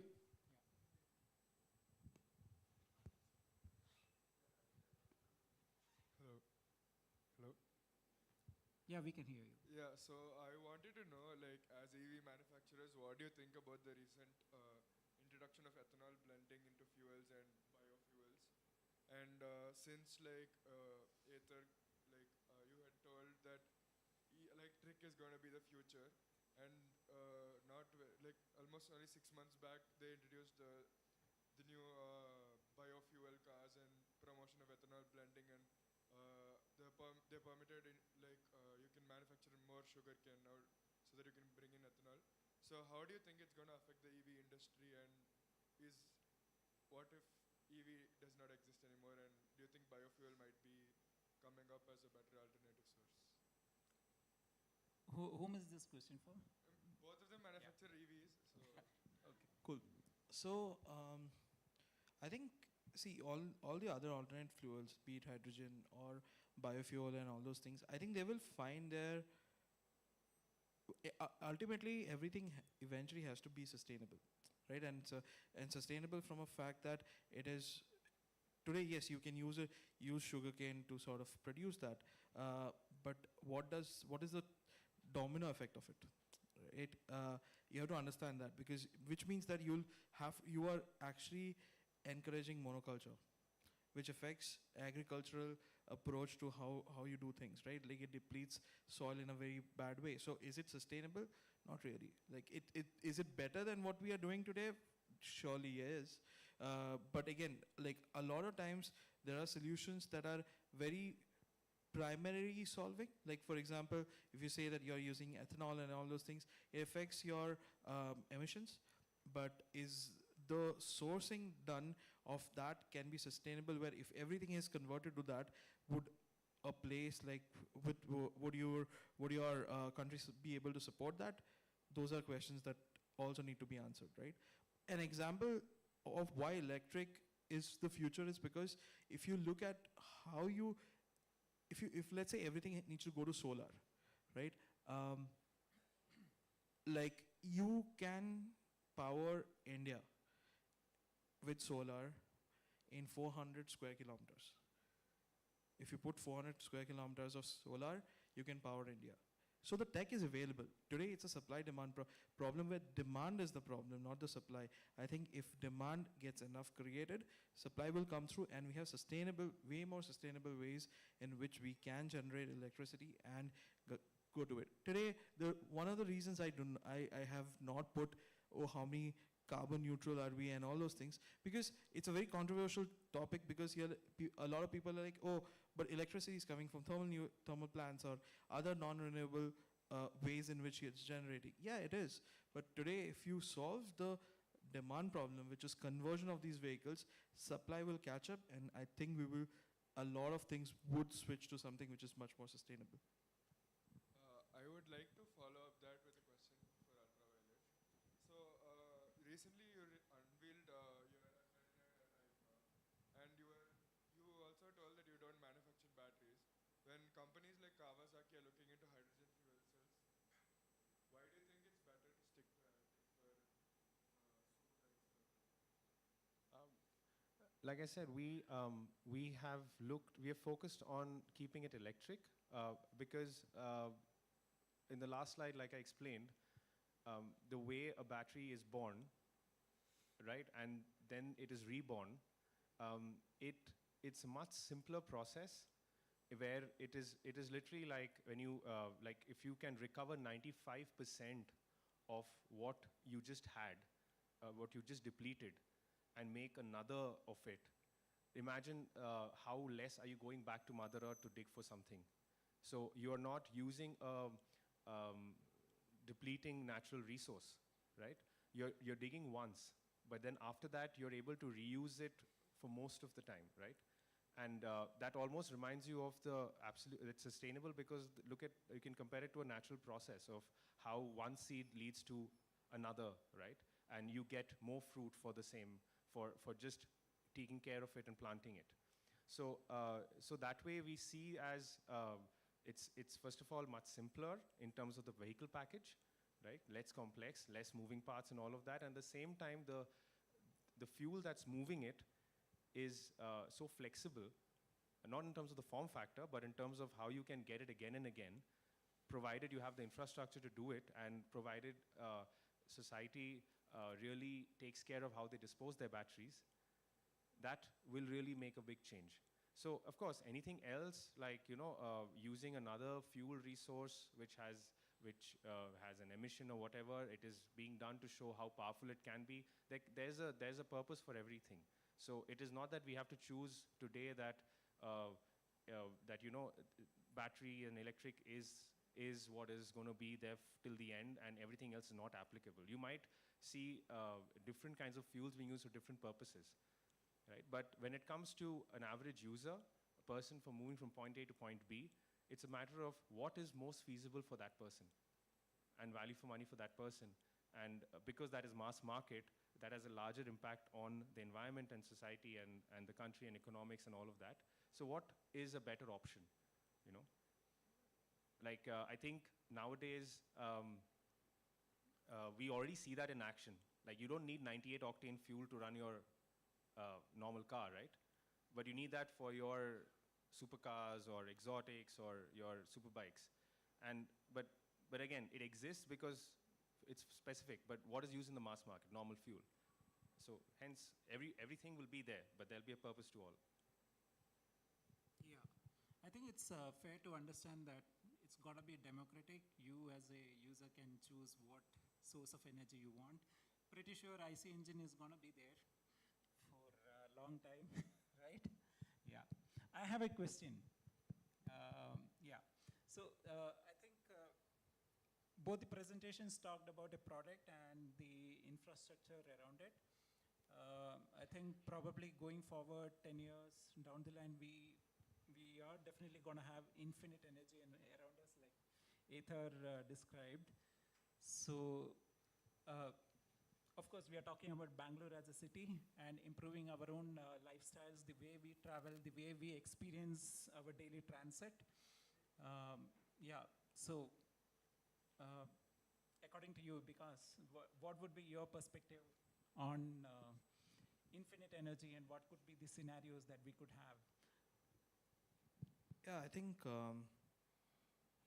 imagine what has happened to water in our house. Like, you almost get infinite water, right? Like in your tap. Yeah. So if water can be done, like, so can eventually electricity. And I think, which we have, it's just that it's not in the place where we want it so that it can be used for the vehicles. I think it's already happening. Like for example, Aether already has around 1,500 fast chargers all over India. Bangalore, I think we are at 150. Plus, along with that, we are also trying to make sure that we have interoperability with other people who use the Lex connector, so that you have more access to fast chargers and have access to charging at every single parking. So our goal for our charging infrastructure, or rather the vision for our charging infrastructure part of Aether, is to electrify every parking space, right? Wherever you park, you should be able to charge your vehicle wherever you park. It could be your office, your home, mall, hospital, anything. Anywhere you park, you should be able to charge. And I think it's not if you really break it down, I don't think so it's a very big, it's not a super audacious goal, but it requires a lot of people to come together and work towards it. And one step of it was standardization. That is where we have standardized the connector so that it becomes easier. Because it's the USB problem, right? Like Apple for the very long time had their own connector and eventually had to switch. Europe is also had pushed them to switch to this. But like, imagine when there was a time when a lot of Samsung had their own connectors set up, Apple had their own, Nokia had their own, everyone having different connectors. You had such a hard time to go charge your phones if you forget your charger, right? But today it's not the case. Like, everyone has a USB-C. You're almost being able to charge multiple devices and not just your phone, but this. So that commonality of connector is one step, and then access is the next. And I think we will be in a good place in the next, I think in a decade or so, where access should be solved by a lot. Correct. Yeah, so I think with the advent of IoT products, I'm sure anything is going to be connected to any grid and you're going to have a lot of data to deal with, right? Yeah. So my question to the both of you is, how do you ensure long-term reliability for electric vehicles? Because, for example, my family has a Honda CR-V which is 20 years old. And obviously you can't, like a current day electric vehicle can't last 20 years. So, like, where do you see is the potential? Is it in lithium-ion batteries or is it in solid-state batteries? Or is it something else? Like, what do you reckon? You want to increase the life of the product. Yeah, because it's obviously more sustainable to keep one car going than to build one, use it for a short time, recycle it, and then build another one. So we need vehicles that last much longer for them to be more sustainable. Sure. So I think there are two parts to this. One is what are consumers also looking at, right? If you look at today, I think as if you look almost a decade back to today, I think the rate at which people change any of the products and jump to something new because of the technology being improving or the new things coming through, new type of products coming out. I think there's a certain life that has kind of set, right? Like, for example, a scooter is somewhere around 6 to 7 years is like a life cycle where people tend to change. A very average number is what I would say. A car would be maybe a 10 to 12 years, right? So I think we have to understand that, because that where does the average lie, and so that you can optimize for that. Today, for example, whatever we are doing with that data point in place, right? Because at times, if we use old data, we're saying that, hey, a scooter has to survive for 15 years, you'll over-engineer it. Whereas someone will actually not use it, and you'll actually incur cost yourself as a company, the consumer as a person, and general resources itself, right? So I think one is to understand what is the median number. And based on that, I think it's also about understanding usage pattern and reality of it, right? Today, if you look at usage, what percentage of the life of the product is actual usage? It's usually 5%, right? Like your vehicle sits idle for 95% of the time, and only 5% is actually what the usage happens at. For a lot of people, right? Like some people pretty high. If you're someone who's a commercial person who's just running around all the time, so obviously much higher utilization. But a general public is like 5 to 7%. So understanding those things and optimizing is what is required, and that's something that we have done that already, right, with whatever products that we are building. And we are constantly looking at that number and optimizing for it, right? You don't want to over-engineer or under-engineer for it. So that is one way that we are trying to sort of make sure that things are at that right number. Because for a lot of people, like, I feel like over-engineering something is good for the consumer. In the long run, anyway, it's not going to be detrimental. That's why a lot of people like the UI users Toyota, because they are over-engineering. It may be an extreme use case, but it's not, like, it's obviously beneficial for the consumer. And in the case of electric vehicles, like recently I read that to replace a battery in Tata Nexon EV, it could cost 5 lakh rupees. And so obviously that's cost prohibitive when a car is that old. You won't spend that much money to replace a battery, and it's like, what happens with phones. You don't replace batteries,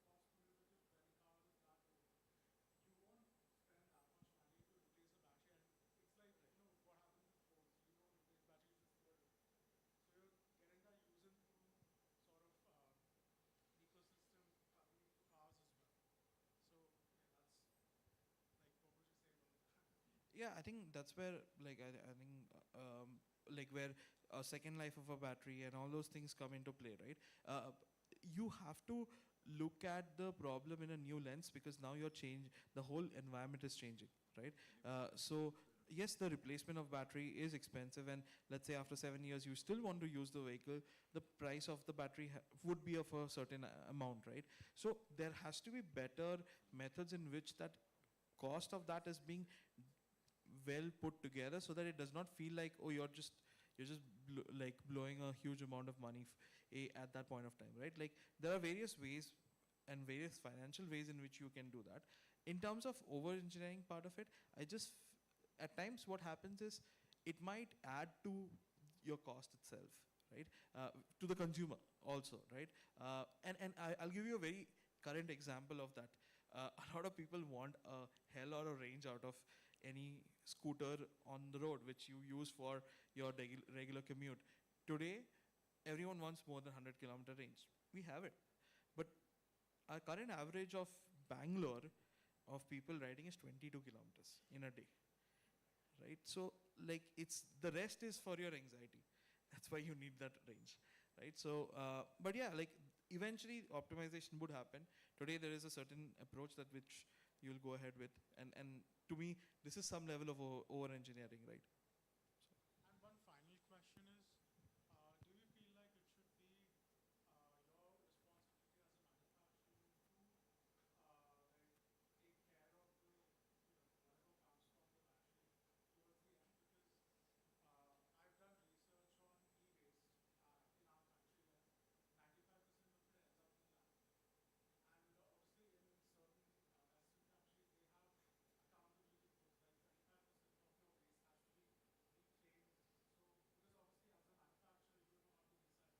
recycle everything. So, do you have any plans for that? Yeah. I think if whatever is in our control, I think that is something that we have to be responsible for. So even today, whatever all the recycling and everything is sort of our responsibility for it to get directed in the right way, and at no scenario gets to a place where it goes to a landfill. So that is something that as manufacturers, because we have designed and produced the product and given to the consumer, we need to make sure that that part of it is done. And I think that's basic ethical things that you should be doing. Thank you. Yeah. Just to add to your question, you had a very valid point as to what it is today. But you have to understand that the advent of electric motorcycles has been a sudden surge at the moment, because we've seen that we have the means to make it sustainable. So whenever there's a new thing coming in, the reason why it's ending up in a landfill is because the system is not in place, because they're like, oh, okay, so there's supposed to be industries like this. It's like how when say, gasoline was found and, the petrol and diesel engines came in, there were not as many fuel stations as you find today, right? So similarly, the infrastructure, the system around which, the system that will help the cost to be lowered or the environment to be saved is only going to come over time. And that is also going to affect the cost of today. How much you're spending on replacing a battery of a Tata Nexon will not be the same 5 years later. It'll only get cheaper and cheaper and cheaper, because there'll be other systems in place to make batteries in a much cheaper manner while using the resources of an old battery, like I just said. So it's a temporary problem, and it's a problem that's at the starting point of these things.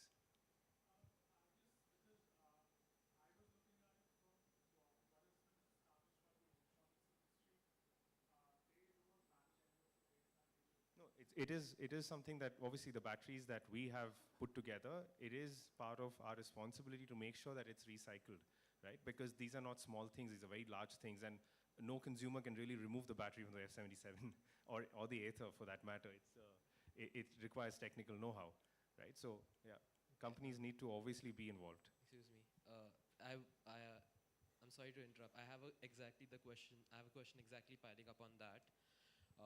For some context, I've been studying repair cultures and repairability as a part of my study for the past semester, and I wanted to ask, what is your stance as a startup or as a company that's now popularizing EVs? What is your stance on democratizing repairs? And let's look past batteries, and because sustainability is just not tackling better materials or recycling items, it's also designing for repair. Like a lot of times we see that just to fix one small part, Apple will throw away the entire motherboard, and that's going to go to the landfill. Who's dealing with that? What are the repercussions of that? So I wanted to ask, what is your stance on design for repair and democratizing the process, such that maybe even you're planning to help facilitate third-party repair service centers to help engage on your product, provide better services on your product. So, extension of his question, just wanted to know what's your overall stance, just, looking beyond the battery, because this entire conversation's been, more or less about the battery, but I've been concerned more about, all the other components that are just as essential, if not, necessary for the experience you're trying to provide. Very true. I think that's a very valid point. And we have touched upon these things. Firstly, the fact that, we definitely don't want to be the ones who are replacing the whole thing when something is damaged. There is, like, for example, if you've noticed on the F-77, there are these two little winglets that come out on the side panels. Now, when you have a large side panel, anyone with a faired motorcycle will know that if you really fall on your motorcycle, that's a huge expense. Your fairing is going to cost you a lot because of the large plastic panel. But in our case, knowing that we've done that, we've introduced that little wing that is actually has a reinforced metal inside, which is the first point of contact when the bike falls. And that is what bends and saves the larger panel from getting damaged. So what you replace is a very small little wing. So the bike has been packaged and engineered in a way where you only fix what is broken. It's not forcing you to buy more than what is required. That's also another reason why we don't use belt drive.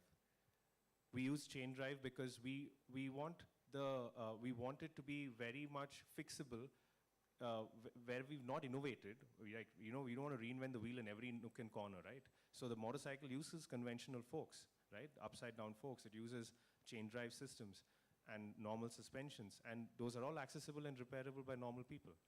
So that, when you're putting a change together, you can have an unconventional system, but the human-machine interface needs to be conventional, and that will slowly may turn into unconventional over time without the user even realizing, and that's when you've got it right. Okay, thank you. Jacob, if we have time, can I ask one question on behalf of the students?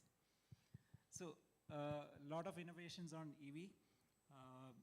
I think vehicles are now considered as gadgets where you plug in modules, battery modules, platforms.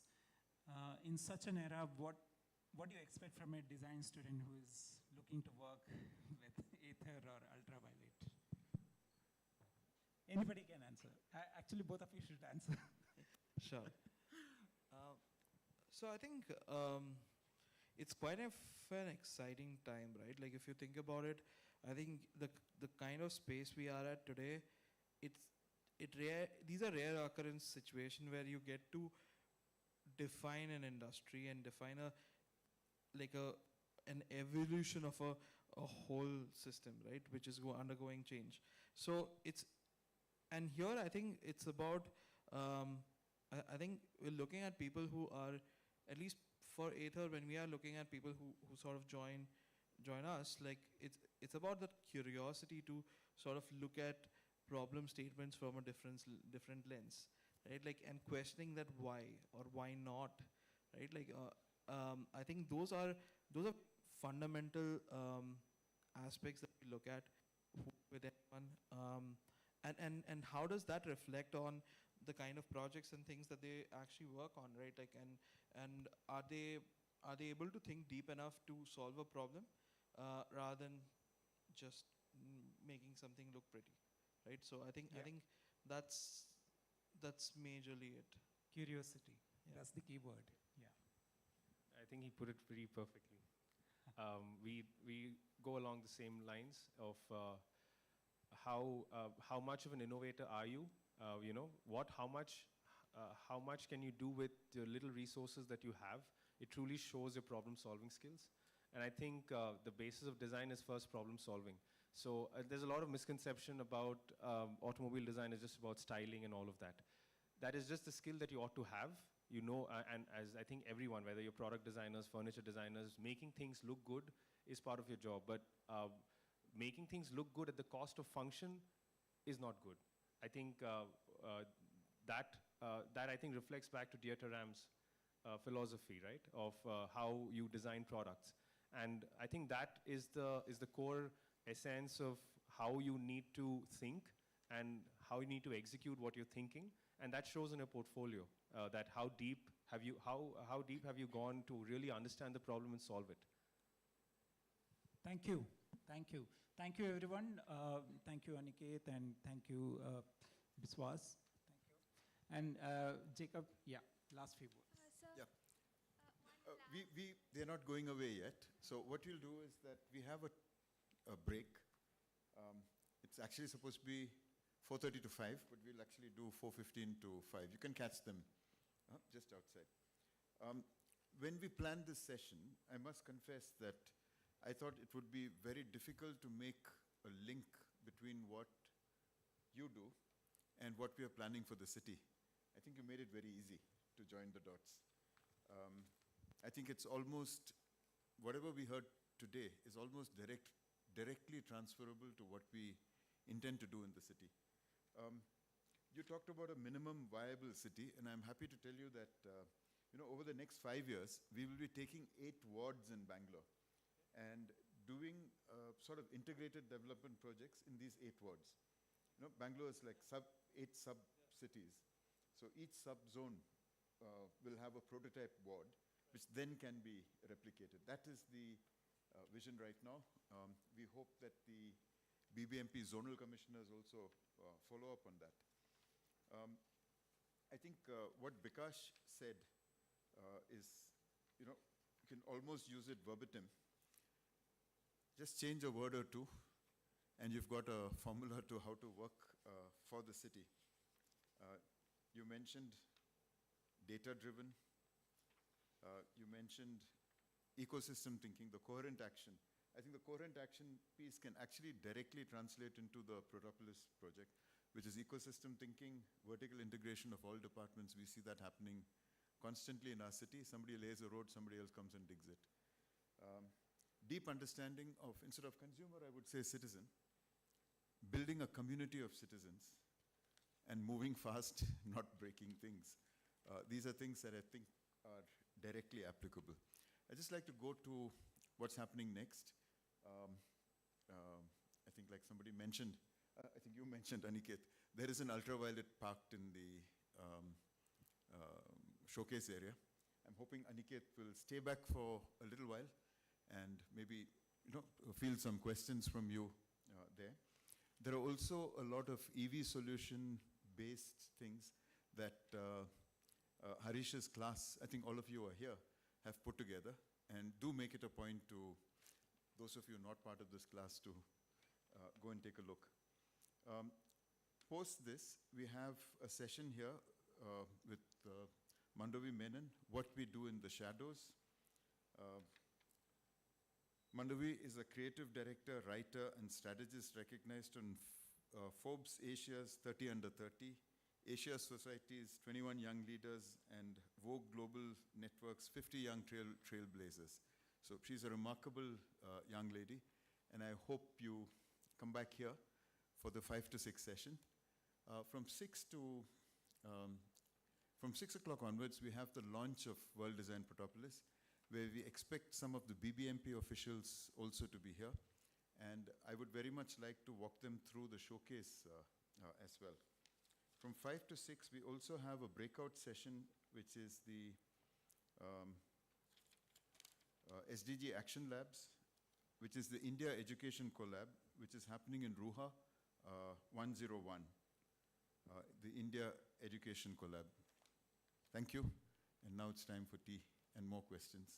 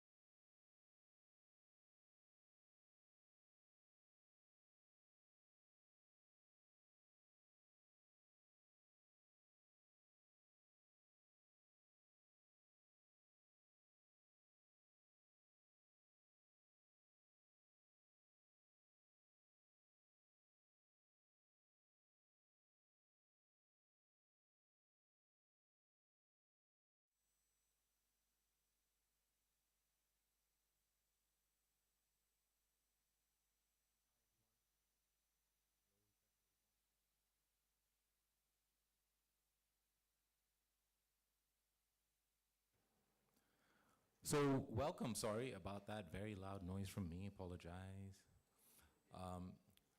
So a lot of the young practitioners who wanted to be here have exams tomorrow. So they're tuning in online. We have a few viewers online that are joining right now. This event is going to be shortened, edited, and you can view it again in a few days. But until then, I would like to introduce the speaker for this afternoon, Mandovi Menon. Mandovi is a creative director, a writer, and a strategist recognized on Forbes Asia 30 Under 30, Asia Society's 21 Young Leaders, and Vogue's global network of 50 young trailblazers, having pioneered platforms like Homegrown and Dirty Magazine. She launched Appalam Chappalam, a multilingual storytelling channel, and the Minor Project, an initiative combating violence against children. At Protopolis Conclave, Mandovi's session delves into the purpose-driven fabric of creative strategy that defies convention and traditional expectations. As an entrepreneur, writer, and thought leader, Mandovi unravels her timeline of building creative enterprises and platforms to shed light on storytelling for diverse voices, the unspoken creative labor a purpose-driven practice entails, and the visibility we generate in empowering communities and entire generations to find ownership in their own story on the global stage. Mandovi, we welcome you to the stage, and let's give her a big round of applause.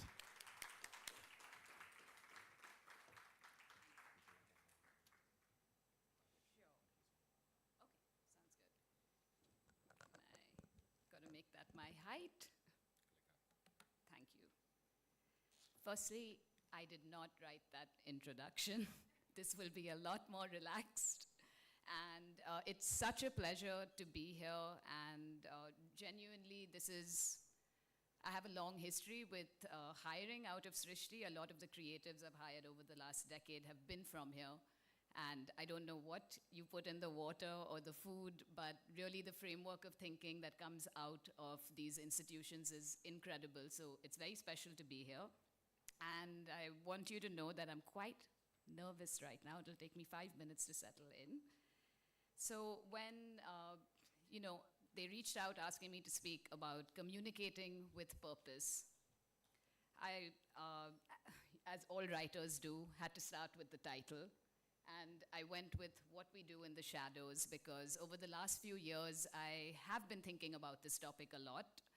And I find that when you are diving into what really drives you, what motivates you, it is largely unseen. You have moments of kind of revelations, but purpose never really reveals itself in its entirety. So what we do in the shadows is our title. I'm hoping this was actually meant to be a little bit more interactive, and we had some tech failures. So now I invite you, there will be questions that I kind of pose to the audience throughout, but perhaps you can just make note of them, reflect on them in your own time, and I'm hoping that this does provide some kind of framework in the future for you to think about arriving at your own purpose, whatever your practice may be. So number one, I really did want to get to know who is in the audience. So I had two questions, and we can just do this by a simple show of hands. Number one was, how many of you over here see yourself as an artist or a creator of some kind? As expected, that's really wonderful to see. And how many of you feel connected to your purpose? Smaller show of hands, but really amazing. Okay. So that's still a more top-line way of getting to know one another. I really think that care is a really good starting point when you are genuinely trying to get to know someone. So I'm going to start with sharing some of the things that I deeply care about. And I would love to know, maybe after, since we can't do this as the interaction that we intended. But these are some of the things that really I've found drive me at both a personal, professional, social level. People are at the core of absolutely everything that I do. It's been the thing that sort of motivates me. I like to kind of understand what the emotional landscape of people's experiences are and how they navigate life, work, etc. Language is also, as I've put it over here, as a threshold between the known and the unknown. It's very much the tool of my craft, but I've also found language to contain a lot of magic that we're yet to tap into. And coming from a country like India, where so many of us are bilingual, multilingual, it is an exploration that continues, and I hope to speak about that some more as we carry on. I also find language and people to be, I think, the fabric of most of the work that I've done, and also what I care about is how are we connecting people? What is the way in which we're connecting people? Questions that are always worth asking, places and ideas that are going extinct or exist on the margins somehow, and culture and its role in creating communities that will come up quite a lot. So my next question for you all, and this is the point where maybe you can start sort of reflecting if you want to take pictures and note it down for later. What do you deeply care about at a personal level and then a professional or a social level? So here we just wanted to do a little bit of a word cloud. Of course, it takes time to kind of come up with a long list like I just shared, but just what is the first word that comes to mind for each of these? And so what I thought I would do, I'll be very honest. I started planning for this talk very late, as most people our age do. And I was discussing it with a very dear friend and wondering what should I really speak about when it comes to purpose. I was thinking about a lot of the different projects that I've worked on, what my takeaways were, and she asked me a very simple question. She asked what the common denominator, the common motivation was across all of these very diverse kinds of projects in some way. And for a little while I was stumped until I really started to reflect on the chronology of things and what revealed itself as I did that. So this is a little timeline of some of the projects, and we're going to get into them a little bit more. So it started with what I call the passion, and this was the first media company that I built. I'm going to say it's a decade now. I'm revealing my age. And I was very, very, very young when it started. And the real motivation at the time was I had spent a few years as a journalist and writing for several publications, moonlighting for arts and cultures publications. And more I was discovering that the kind of storytelling that I really wanted to delve into, there wasn't really space for that. Had enough of a community of creatives around me to realize that that was a shared sentiment. And so we did the youthful, reckless thing of just, we'll make a space of our own. I don't think we had any sense of what it might turn out to become. Homegrown was a youth media company which had an editorial platform which really did the foundational work of building the community that continues to grow. There was a creative agency as well and an events arm. And really the thing that developed the reputation in its early years was creating space for the kinds of narratives that hadn't existed before, especially about young Indians. It changed the way that we speak to and about young Indians is what I used to like to say about it. And we really did, we made a lot of efforts to tackle topics that had largely been taboo in Indian culture. So, it could be sex and sexuality and juvenile justice and women's rights, but told through the lens of how young Indians were feeling. And it really struck a chord. So there were a few milestone moments. I think quite early on, it became a wonderful space for discovery. More and more kind of young creatives and youthful ideas were kind of coming to the forefront. And it was amazing to discover so much talent. And because of my experience having, multiple editors before I had the chance to create a platform, there was a lot of rules-based thinking around how we write about young people, how we write about arts, how we write about ideas, how we write about identity. And it was something that I wanted to shift in that framework and really encourage creatives to find their own voice and what is that authenticity that they can uncover when given the space to do so and to explore and arrive at those things themselves. So that was, a beginning of exploration of mentorship in a way, which continues to be a large, large part of my practice and something that I learn and grow from as much as the other way, I imagine. And then there was realizing the offline impact for the first time of digital stories. This was really the time when we thought digital was it. We'll come to how that has shifted a little bit later. But I'll never forget, maybe a year and a half into building this editorial, there was a young boy from Bihar who wrote to us and and he had basically read a piece about what bisexual Indians in tier 1 cities, kind of expressing their experience of how they navigate within their own communities. And he wrote to us saying that he had never had the language to describe how he felt before.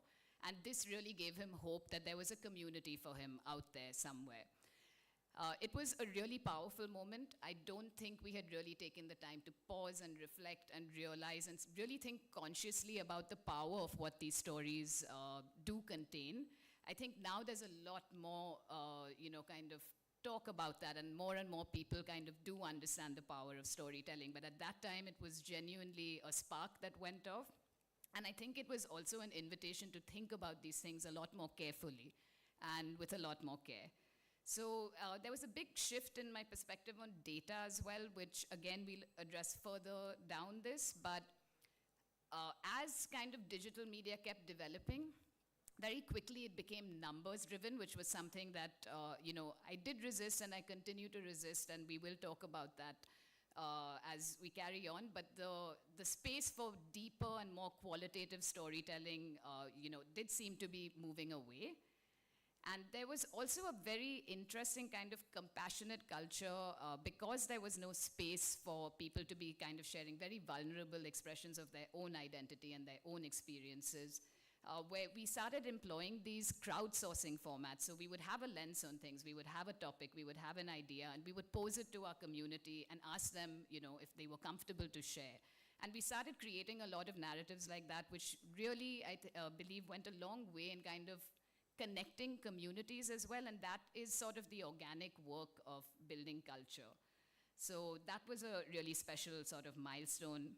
Again, in terms of offline impact, a few years into it, we, as part of the creative agency work, HDFC Life approached us, and with the intent of selling life insurance to young people, which is quite a challenge, as you might imagine.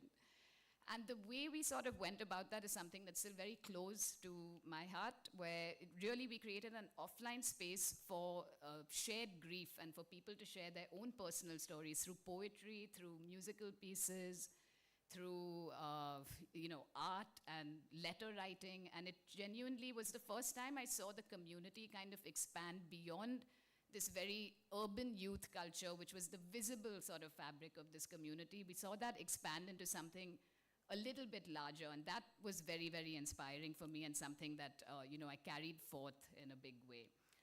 And finally, this, the actual point of departure when, after about 6 years of running the company, I decided to leave. There were some incidents catalyzing it, but it was a very important moment in my life where I had to reflect on my own values and what I wanted to create, what I wanted to nurture, the kind of voice and the values that I really wanted to see more of in the world. And I think there was a departure over there because of a difference in that.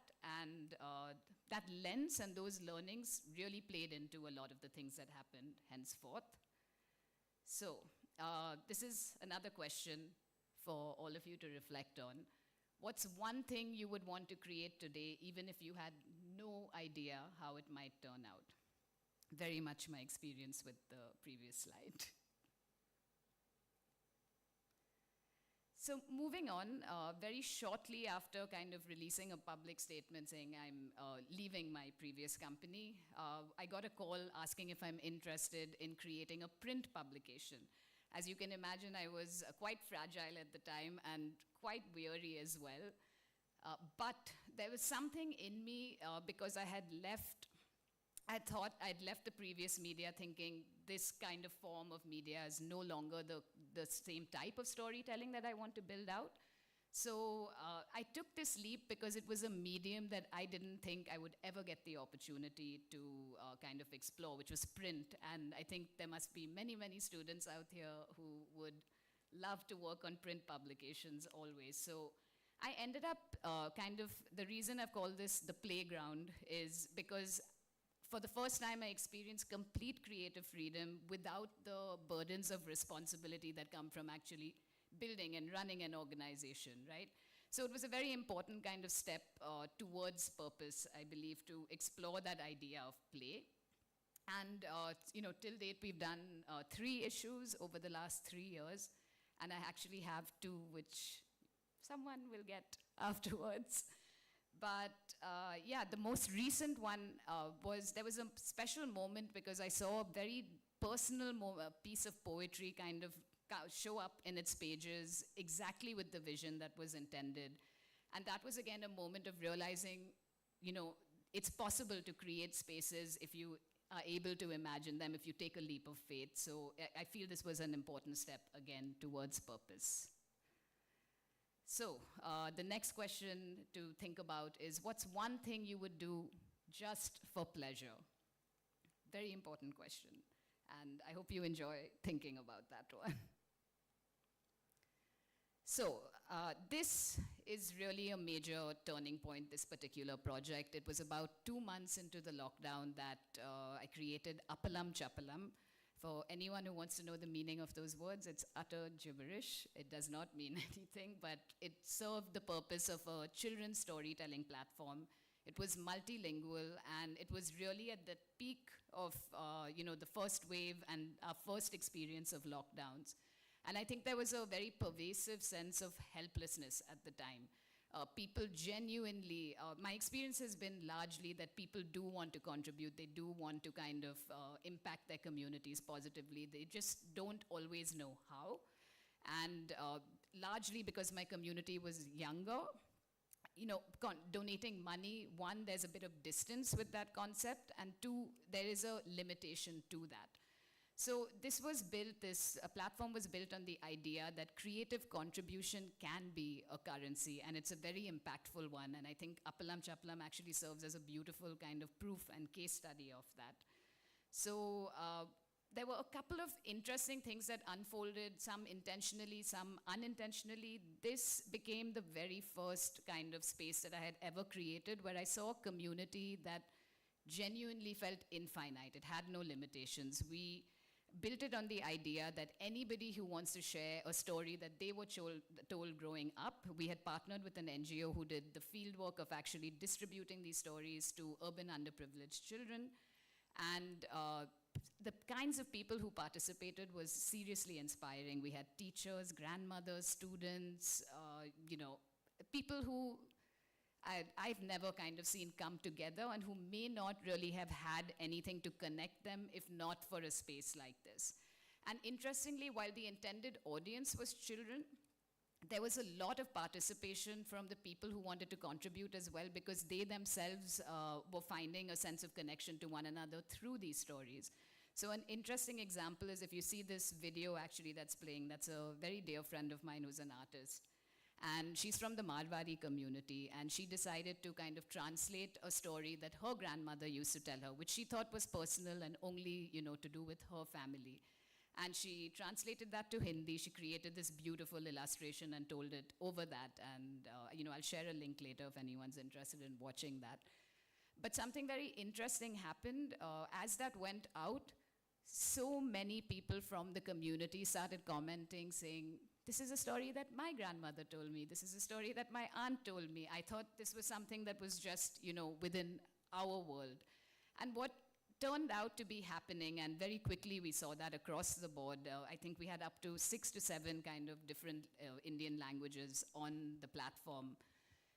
What we saw happening was this is really serving as a repository of regional literature in a culture that has largely had an oral tradition. So there are so many stories that really have been passed on that have never been recorded.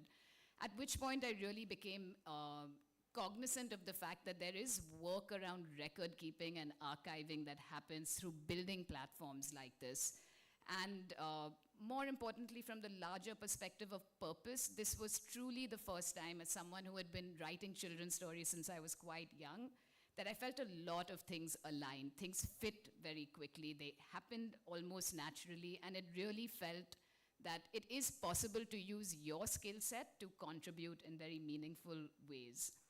So this is the story of my first glimpse of purpose really kind of coming together. So this is another question that I would love for you all to think about, which is, what is one currency of contribution you believe in that isn't money? I hope you enjoy all these videos. The team has worked very hard to make sure that the videos play. So, Appalam Chappalam led to a really incredible opportunity. UNICEF saw our work with that and reached out to say, same NGO that we had partnered with, Leher, UNICEF and Leher then asked us if we would be interested in creating a public dialogue initiative that strives to make Indians between the ages of 18 to 35 engage with the issues of child rights, specifically child sexual abuse, corporal punishment, and intimate partner violence. And they wanted to kind of create a space where people can have real dialogue around these issues. It was a challenge because there is quite a bit of distance between this age group that we're speaking to and children's issues. It's easier to get us to kind of think about women's rights and queer rights, etc., because they are closer to our lived experience. So this project, the reason why I've put it here and I have called it The Proof, is because this was the first time that purpose was able to kind of align with someone who was really supporting us with the right resources, the right intent, the first time that numbers wasn't really the be-all and end-all, while of course they mattered. Their interest was really in the quality of the dialogue, the quality of the engagement. So that made this a very interesting partnership and also kind of gave us the space. It's a place where a lot of the creative communities that I'd been able to work with over the years were activated.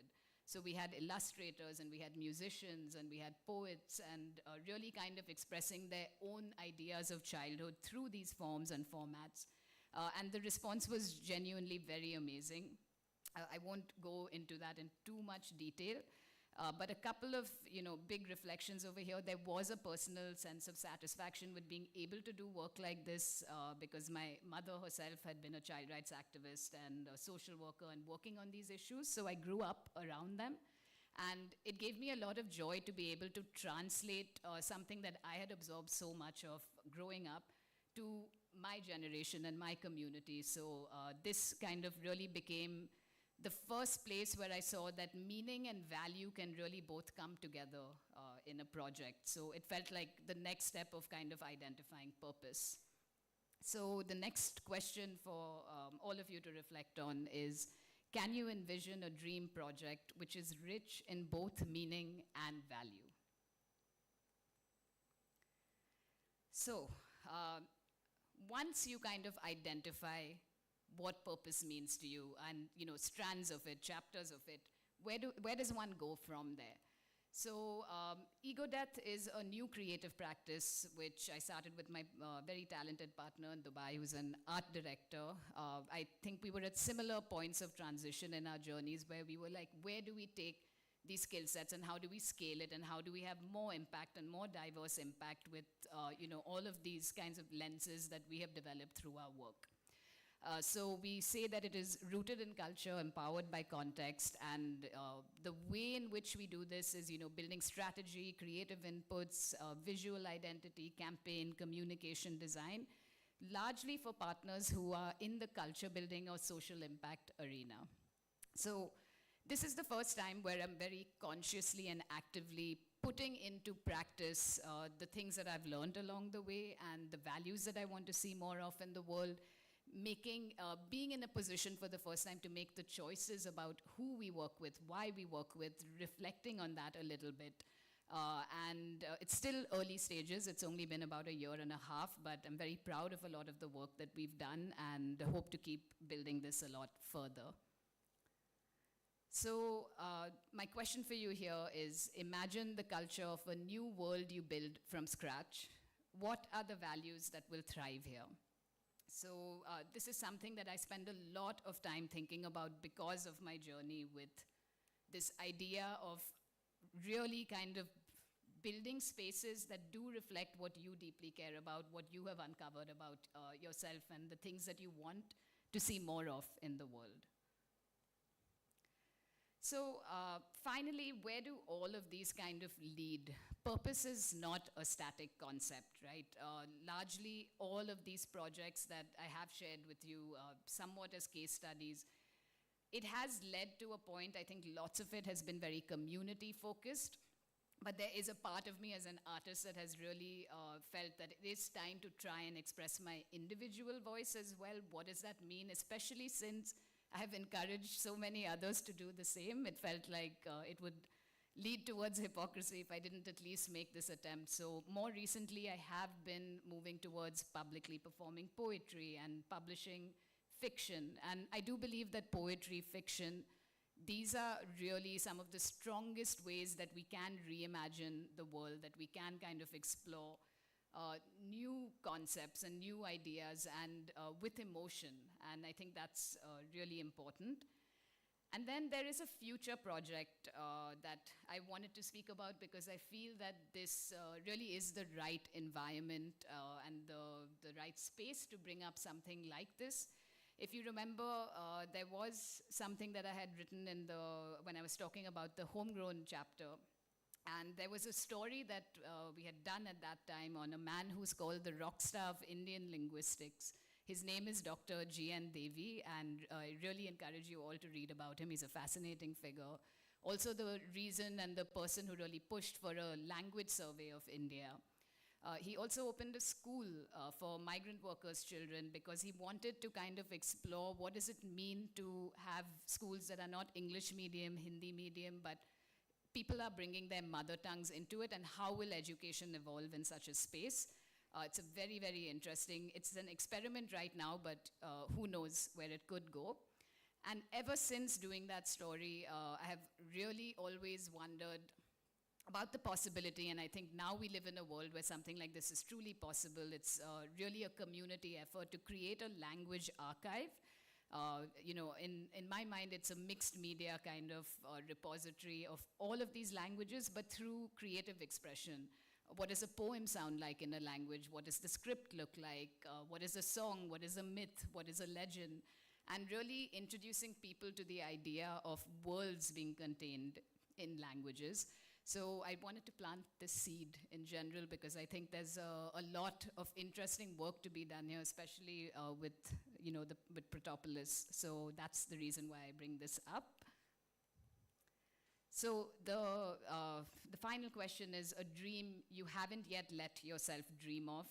That for me is the language archive, and it's interesting to kind of think about that because it does give you a framework towards what you care about, what your purpose might be, through whatever your creative practice is.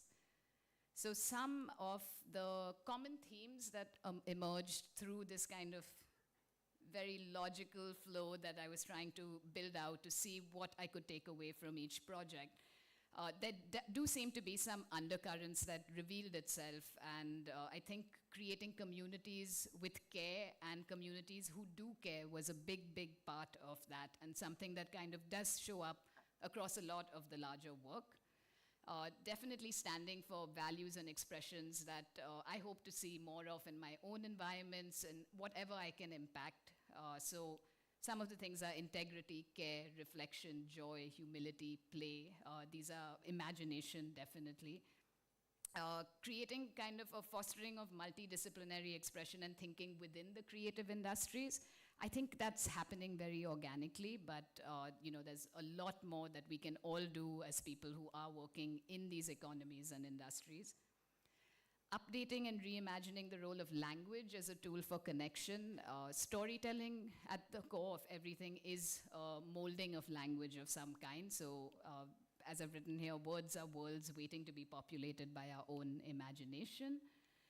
And finally, I think this is one of the most important things that I personally get a lot of joy from, and I think that it's what the human experience also kind of relates to this. It's bringing unexpected ideas, worlds, people together. That is the magic of living, and it is something that I believe those intersections are where we feel the most alive. So finally, I want to leave you with this thought that purpose is ever evolving. The whole reason that we even strive to ask this question, it doesn't truly lead to a finite conclusion. It can't. But having the framework and always kind of having your questions that you're asking, which are worth asking towards a life that leans towards purpose, right? I didn't necessarily want to share what my own questions are. I think we've covered a lot of interesting ones that do come up.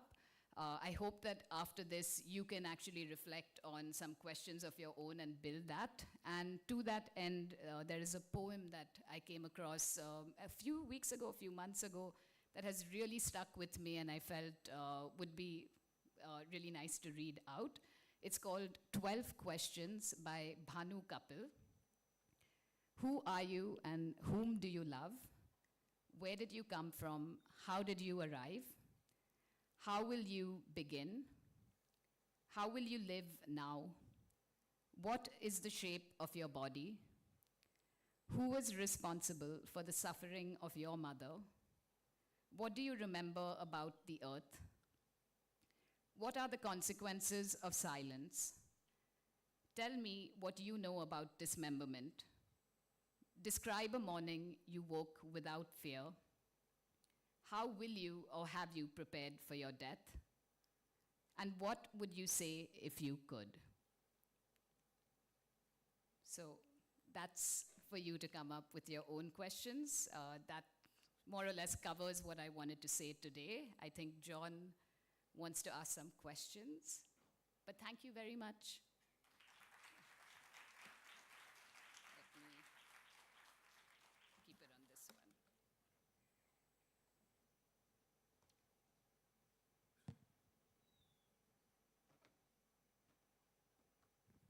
Thank you. Thank you for sharing, and thank you for that timeline. So I think there are many questions that we would like to ask, but I think I'm just going to cover some of the things that you shared that stood out. Care as a starting point. I mean, you chose to start with care as a starting point. But why care?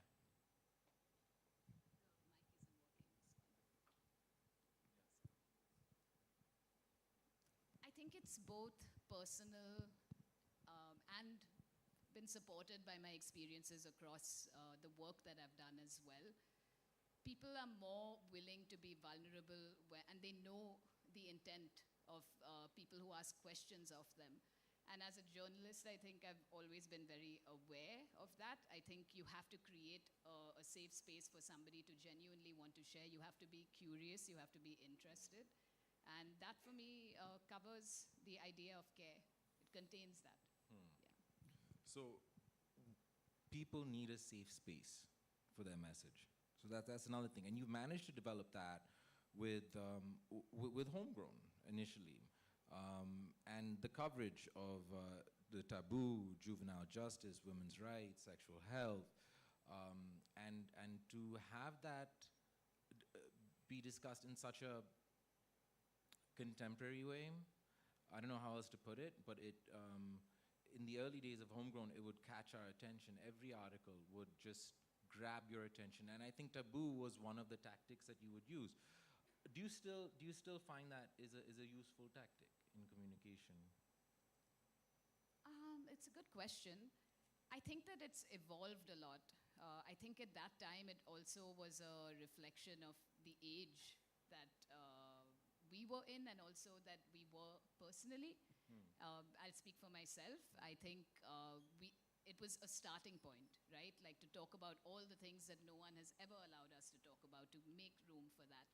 I think I've reached a point where I want to go a lot deeper. So I never looked at it as a tactic then, but now I think I'm much more interested in depth and slowness and taking the time to develop stories that take its time, that force you to remember it and savor it rather than, click and it's gone, which digital media very quickly became. speaking about depth, your latest issue of Dirty Magazine covers a very deep topic. I think the title of the issue is just Death. Death, issue 3. Death and dying. Death and dying, issue 3. And what was the response from that? Choosing such a topic, having that be your cover image. Tell us a bit more about your choice in art direction and other things like that. With such a taboo, I wouldn't say taboo here, but it might not be the coffee table cover that we might choose first. No, I will say that every cover of Dirty Magazine, every time I give it to my family, they say they'll put it upside down because they don't want to see the image all the time. I think it's a choice. It's not meant to sensationalize. If you actually go through the stories in this issue, it's an exploration of the most fundamental question that everybody is walking around with, the idea of exploring mortality at all. There's a lot of playfulness in the issue, actually. It's not just it's not as morbid as it sounds, in fact. The hope is actually that once you go through the whole thing, you may be even happier to be alive with all its shapes and forms. I think there's a wide variety of styles of storytelling covered in there, very unusual choices, much more experimental than you really can do when it comes to, again, digital explorations of storytelling. Especially because I will say that when you know your readership is smaller, you can take more risks quite often. So I think that has been quite interesting to experience through the print medium as well. Is print dead? Definitely not. Definitely not. Don't let anyone tell you that. What do you make of the statement, every company should see themselves as a media company today? I mean, I could be biased, Yeah. but I absolutely agree because that is, it's taking lived reality into account to say that your voice is not important in the way that society is structured right now. And a brand, I think we're seeing that shift towards purpose again.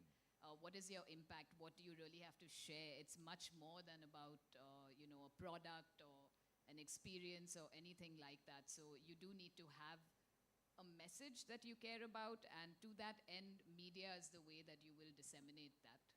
So if you had, the language archive, which you ended with, which is it's a great idea, would you position that as a media company, or would it be something else?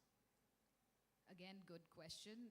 No, I don't think I would position that as a media company, only because I hope for that to be a community project, as more and more people kind of contributing to that. Definitely with perhaps some leadership to ensure that the quality and the way in which these things are expressed remains inspiring and beautiful so that more people want to participate in it. But I definitely hope to see that grow into something that's not about an individual or a single community or anything like that, but rather something that people have the ability to participate in as a societal project. I think we're just about ready to take some questions from the floor. Are there any questions in the audience? If you raise your hand, we'll get a mic to you. There's one there.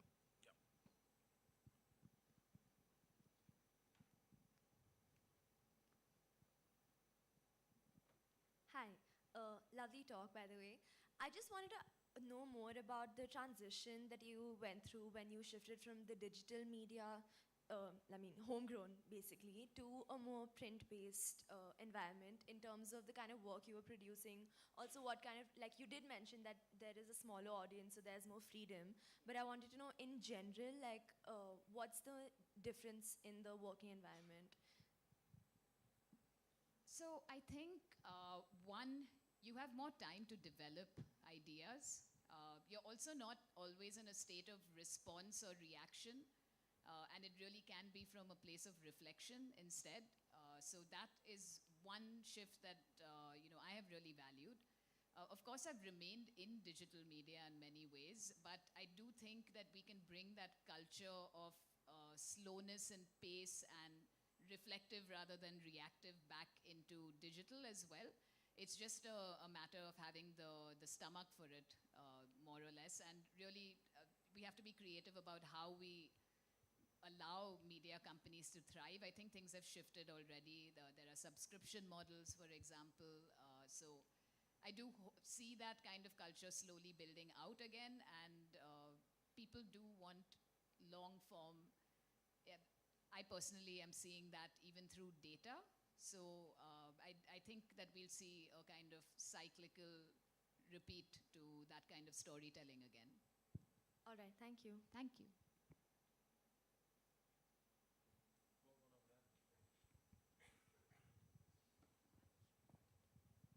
Hello. Yes, for starters, thank you so much for your beautiful prompts. I think it's given us a lot to think about. I had a question along similar lines that you were just talking about. You spoke about sharing some of your art or some of your expression in order to navigate what your purpose could be as a part of that process. So I think along the lines of what you were saying, living in this fast-paced digital world, a lot of sharing your expression or expressing publicly comes with reactions. So at least for myself, as a young practitioner, what advice would you have when I'm trying to navigate what my purpose is while also navigating response from a wider audience? It's such a relevant question. Also, thank you for that. I would say something that I've spoken about with many of my younger kind of writers and creatives that I've worked with is to look at, and I'll primarily speak about social media, perhaps over here, is to actually look at these spaces not as a place of reaction. It's about our lens and our mindset towards them. So instead, if we use it as a place where we can practice our craft and develop it, it really does become a powerful tool to develop consistency. I've actually done a workshop about this at MICA several years ago, and it's something that I've continued to think about because we're not getting away from that world and that culture. It has become, sort of woven into the fabric of life. So how can we better wield it to serve not just ourselves, but the kind of culture that we want to see? You don't owe anyone pace. You don't serve the algorithm, so to speak. And I think that there will always be a community out there for that. And yeah, I would say it's about how we kind of use the platform to our own advantage, as practitioners at least. Definitely, definitely. I hope all of us find that community for ourselves. You will, 100%. Thank you.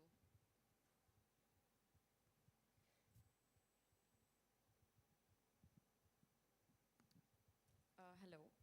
Hi, thank you so much for coming.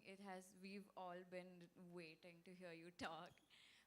But personally, I think I have always had a great love for print media, and I love what's happening with the Dirty Mag, and I follow it religiously. But coming to my question about just basically we're all learning to hone our craft, and we are practitioners in the making. And I just wanted to ask, there is a certain amount of difference between believing in something and making it your purpose. And I don't know, where is the shift that comes in where you are able to identify your purpose and then stay true to it? Because I think I struggle with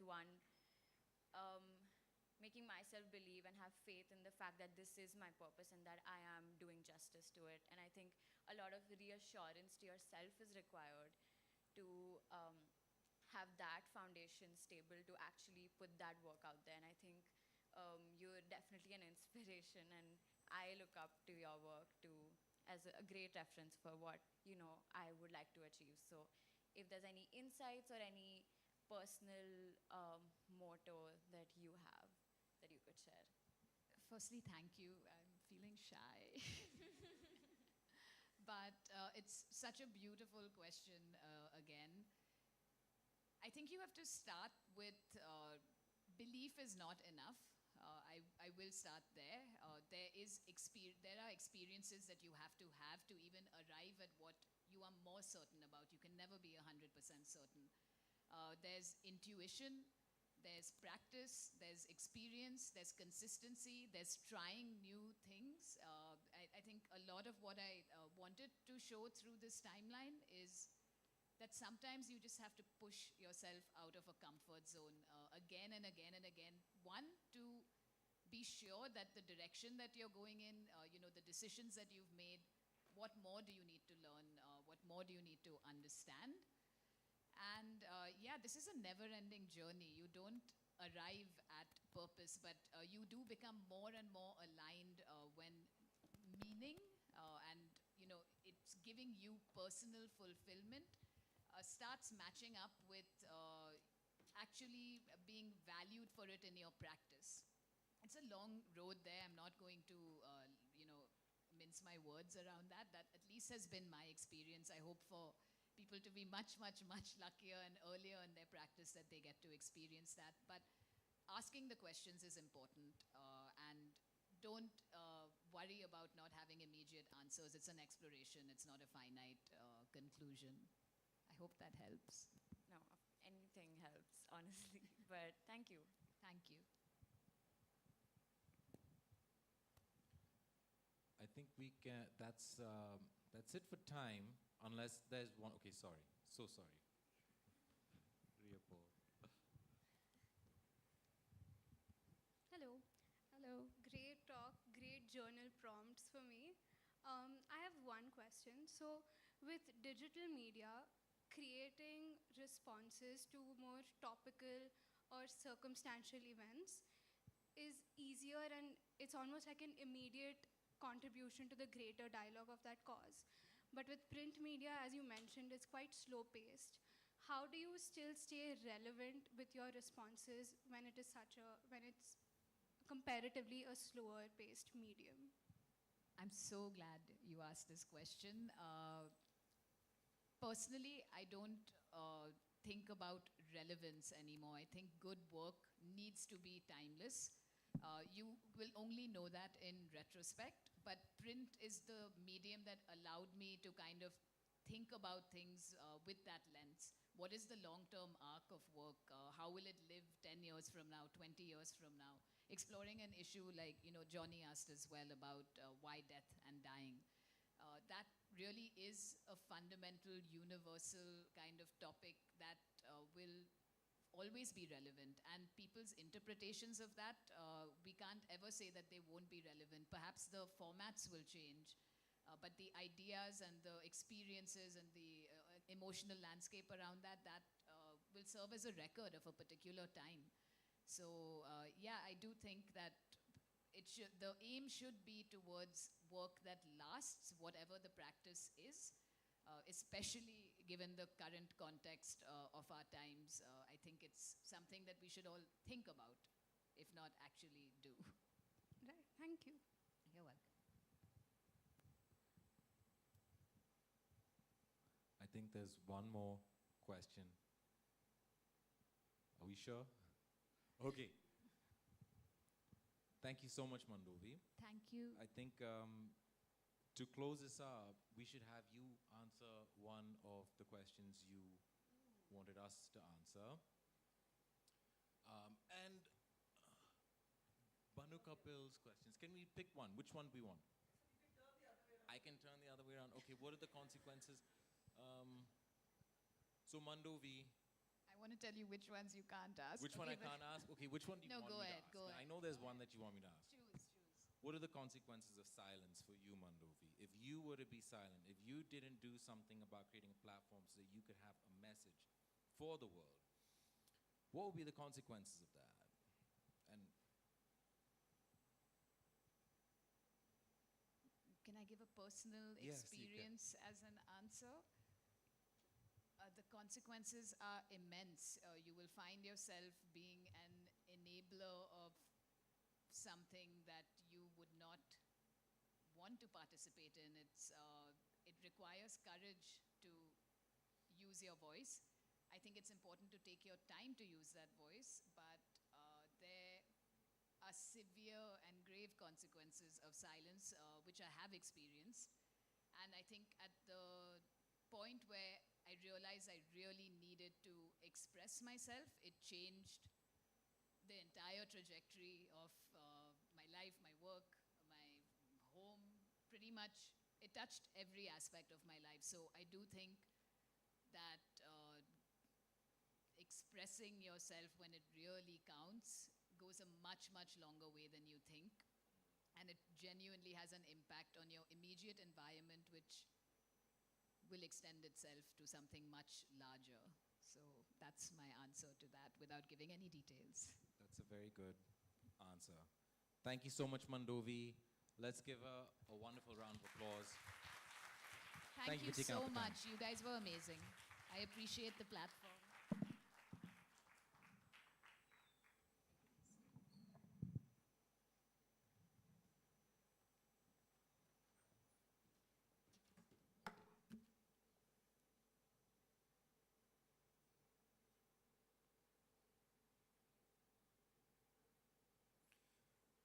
So starting in the next 10 minutes, we have the World Design Protopolis launch that'll be happening in this hall. We're going to give you more details on that in a minute. Thank you for being here. That's it.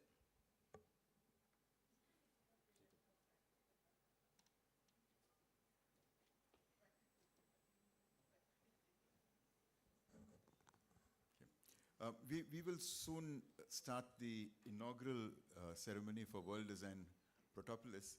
But while we wait, we're expecting the Chief Commissioner of BBMP to be here, hopefully in about 15 minutes.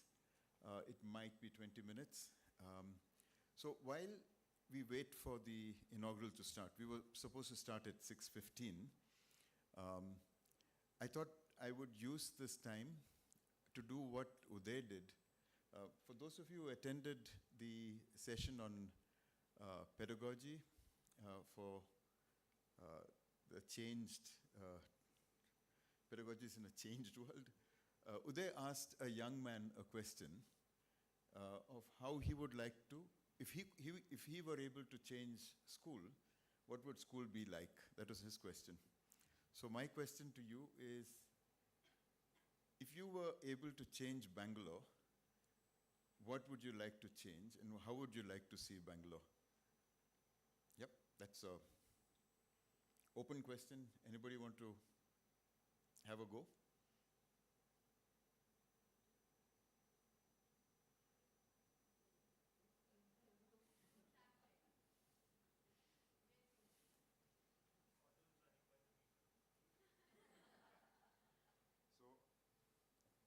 So I hear no traffic. One change that you'd like to see is no traffic. But if there is no traffic, how will you move around?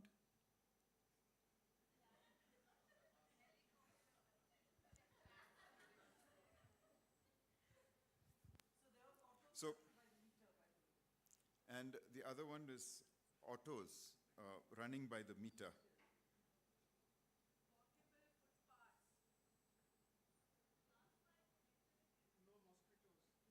Walkable footpaths.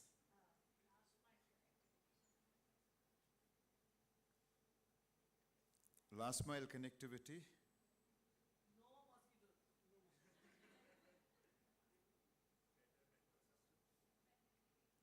No mosquitoes. I think I heard better metro system. Huh? Metro connectivity. Any more?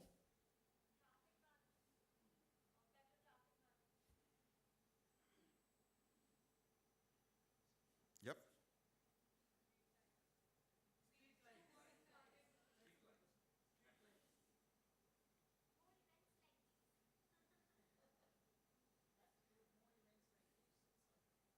Yep.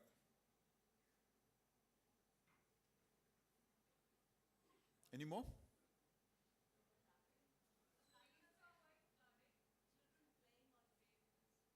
You would like more children playing on pavements?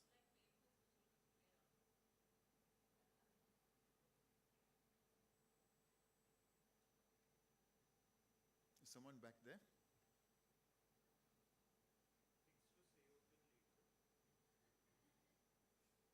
I mean, the city stays open later? I mean, or? Like how late?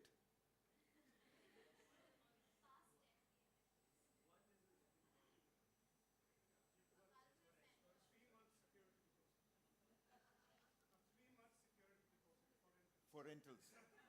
That.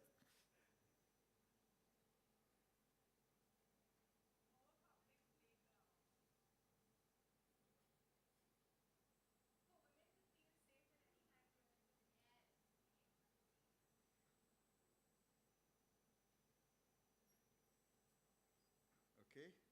Any more?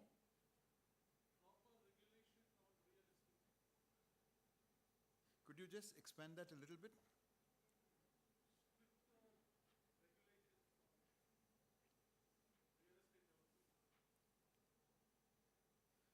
Is it? Ah. Abide by the law.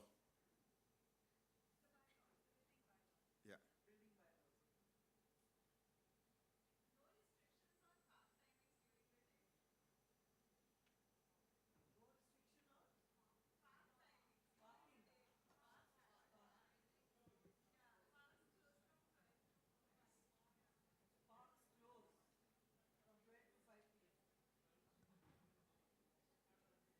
Those of you who are leaving right now, do you have any suggestions for the city before you leave?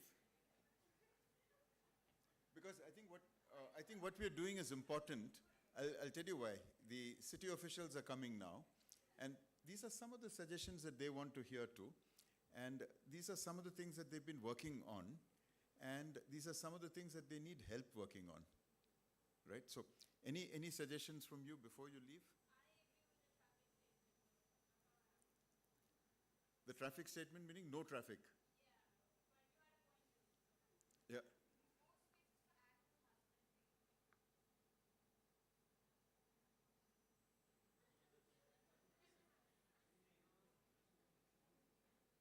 Any more?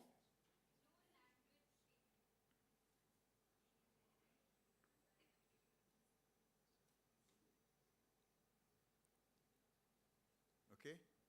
Any more?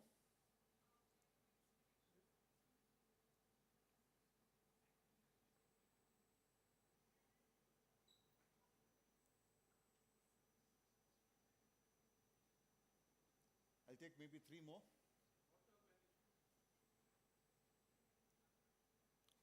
Better water management.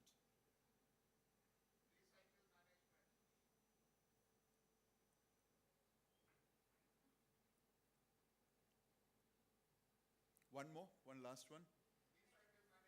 Yeah, I got that. We had better street lighting some time back.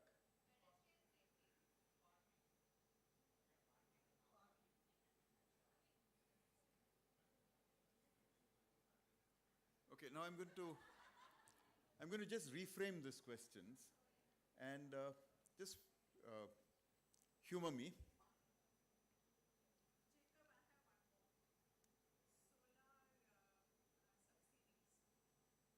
Solar subsidies. Okay, I'm going to ask a question back now. What would you do to enable this to happen? So let's start with no traffic. What would you do to ensure that there is no traffic? And I'm taking no traffic in its broadest sense. Yes?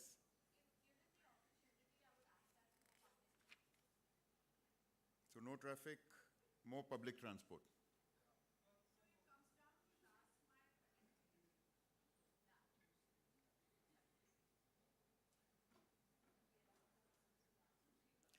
My question is, the question is, what will you do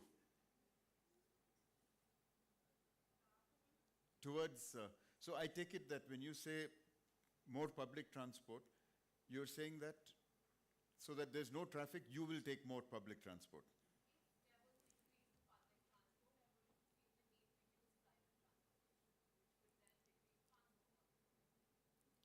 Okay. Any idea how much public transport there is in the city? Might be worth exploring a little bit, because what the officials say is that they introduce a lot of new routes and there are no takers, nobody using those routes. Right? So there seems to be a communication issue as well. Autos running by meter, what is it that you will do?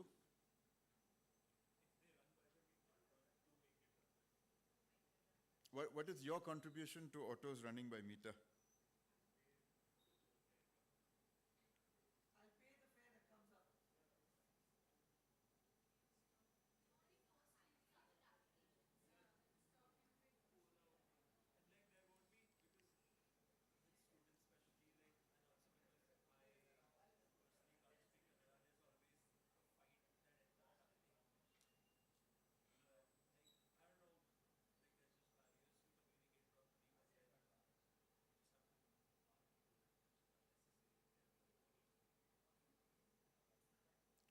So do I take the answer as that you learn the language so that you can argue in the language? Is that the, is that the solution? Sorry, I missed that. Sorry? Basically, I think what they're saying is that they wouldn't take Ola and Uber and they would go directly with the auto guys if they stuck to meter. Okay. And that way they earn more.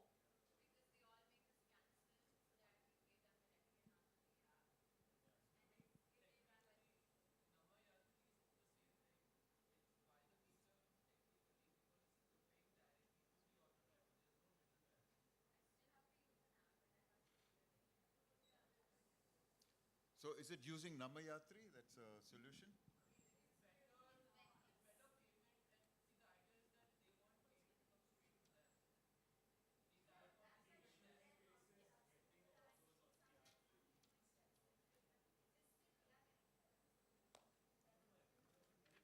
Anyway, I'm going to move to the next one, which is walkable footpaths. What would you do to make footpaths more walkable?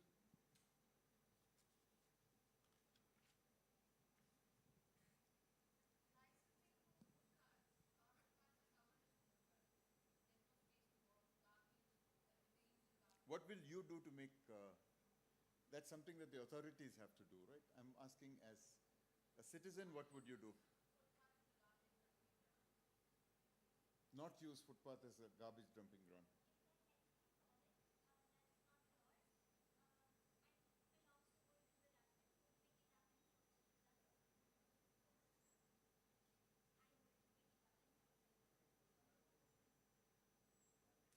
Right, thanks. How many of you know of this organization called Sensing Local? They do walkability audits in localities, and usually on weekends they do a walkability audit, and then they take it up to the government for action. They actually examine how walkable a certain stretch of road is. They identify exactly what the, the issues there are. They document it, and then they create a document very often for, let's say, a 2-3 kilometer stretch of road in a space of about 2.5 hours with a set of maybe 10 to 12 volunteers. And then they actually submit that to the government for action.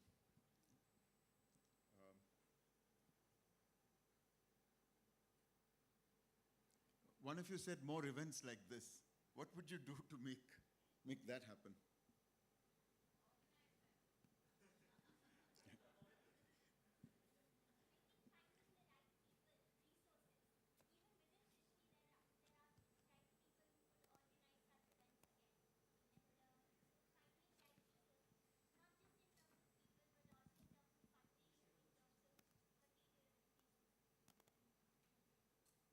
So it sounds to me almost like creating a community of people who organize these kind of events, right?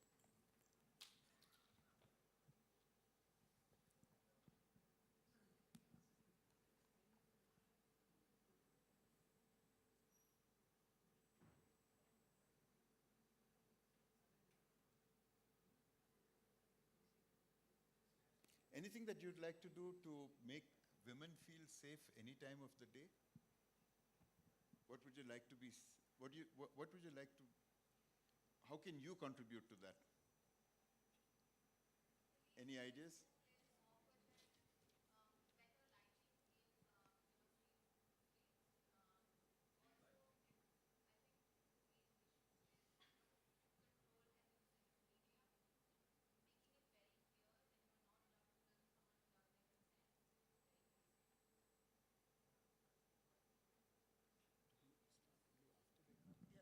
Sorry, he is talking to the person who's coming, coordinating the arrival of the VIP.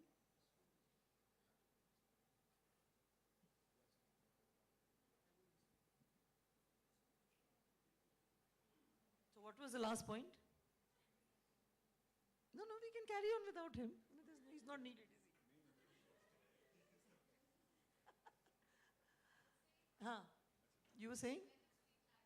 Huh? Huh?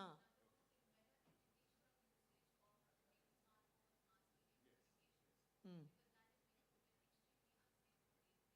Hmm. Ah. So yeah, yeah, cool. I think data privacy laws and all work at the national level, but definitely Bangalore can take a lead in looking at how that's, it's, I don't know what, huh? You were saying?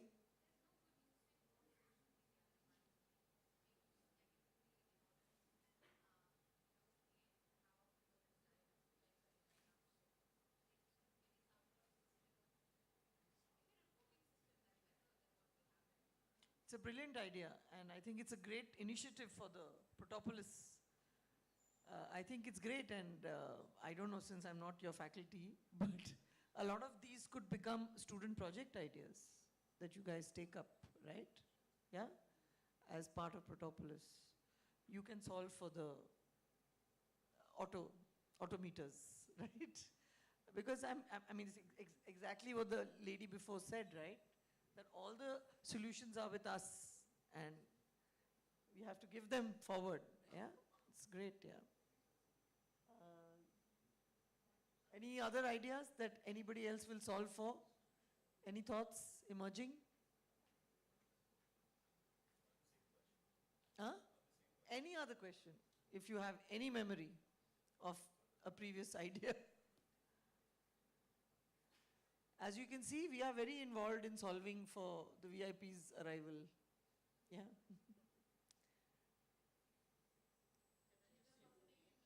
Yeah. Yeah, sure. Okay, just thank you guys for hanging around first. You know, I think otherwise we'd have an empty hall. So first, thank you very much. Give yourselves a hand of applause. Yeah. Secondly, just so that everybody knows why we're waiting, the person who's coming is a man called Tushar Girinath. He's head of, and it's called the Special Commissioner, the highest ranking officer for the city of Bangalore, the BBMP. And he therefore controls the entire city of Bangalore in all the aspects that you were talking about. Whether it was waste, or whether it's water, or whether it's mobility, these are all things he really does care about. And this agreement that I talked about in the morning between WDO is with the city of Bangalore. And it is Mr. Girinath who signed the actual, what is called the host city agreement. And it is therefore really an honor for all of us that he is coming all this way, so that he and Bertrand can today say, with today and with effect of today, we launched the Protopolis. And many of the things that all of you people talked about are things that we will work together to do it. He can't do it. It's the citizens and the college students and the young people. I'm at the end of the road, you're at the beginning, right? You're gonna have to make it happen to make it better for you. So we're all waiting, don't run away, but thank you for being here. He's already left it about 45 minutes ago, so I think give or take another 5 or 10 minutes he should be here. Okay. Given the traffic.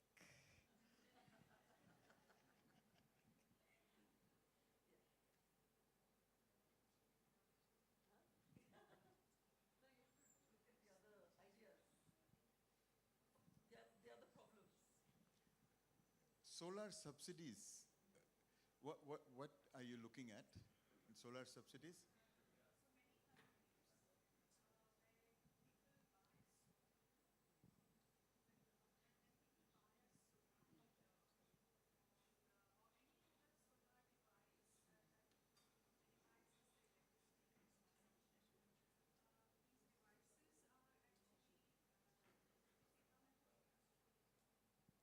Devices that work on solar energy come at a reduced rate.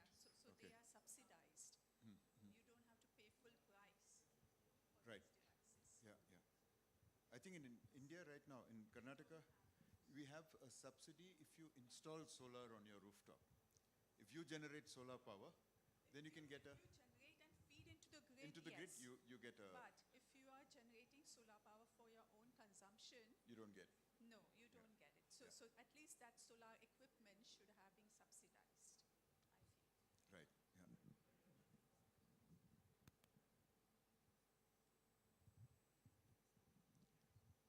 One of the points that came up was better waste collection. And better waste collection also depends on better segregation. Any thoughts on that at a household level?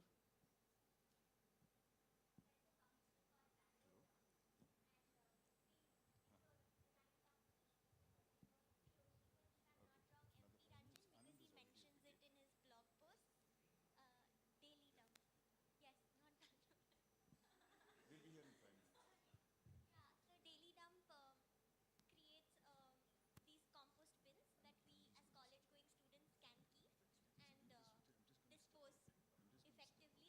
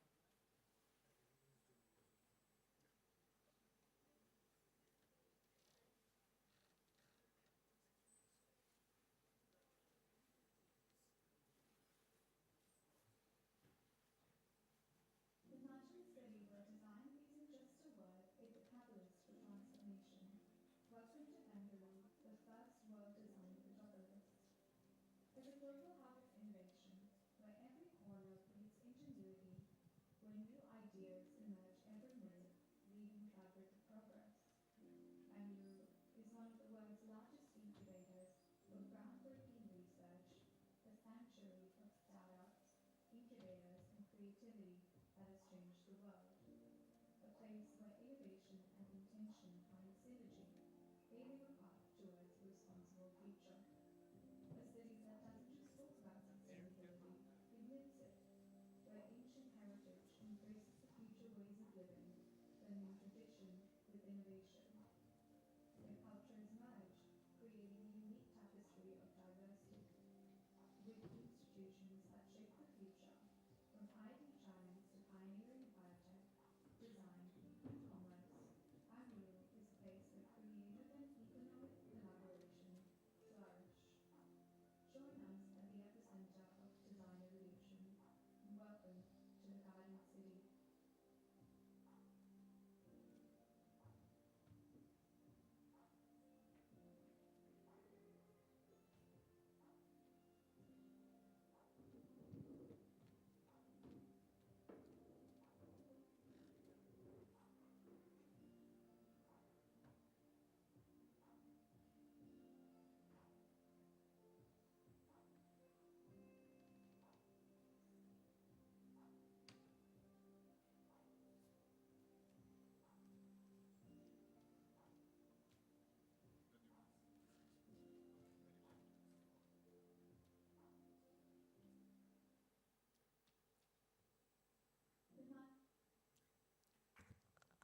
We now have a message from the president-elect of WDO, Pradyumna Vyas. He wasn't able to be here in person, so he sent us a recorded message. We'll just play that, and then this one, the video.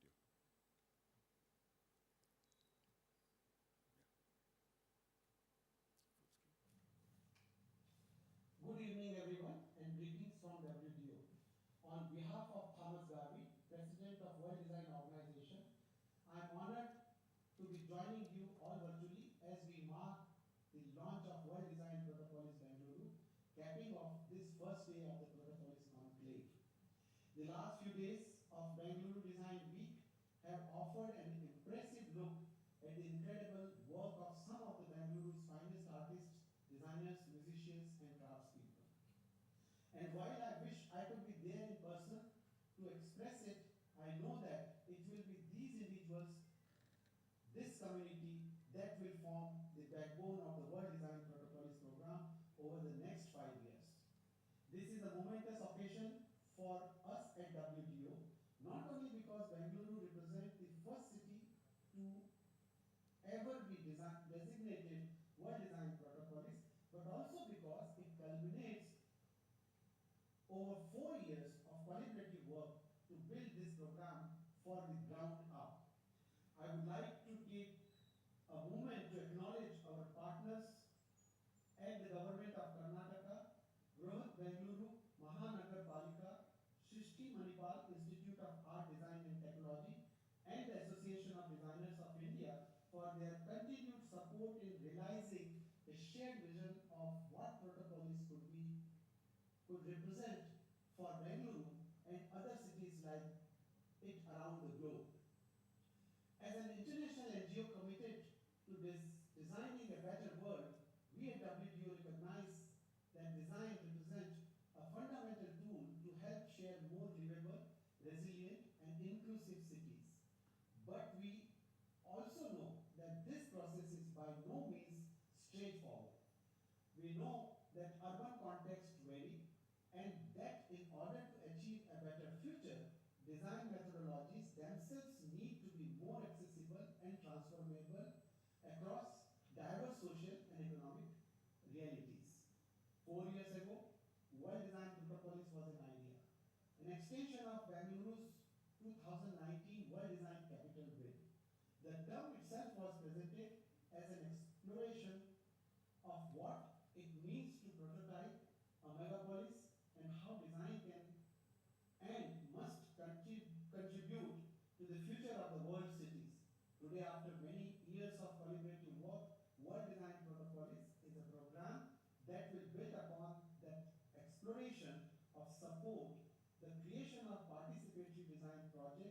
that can address key development issues, first in Bengaluru and gradually across other communities.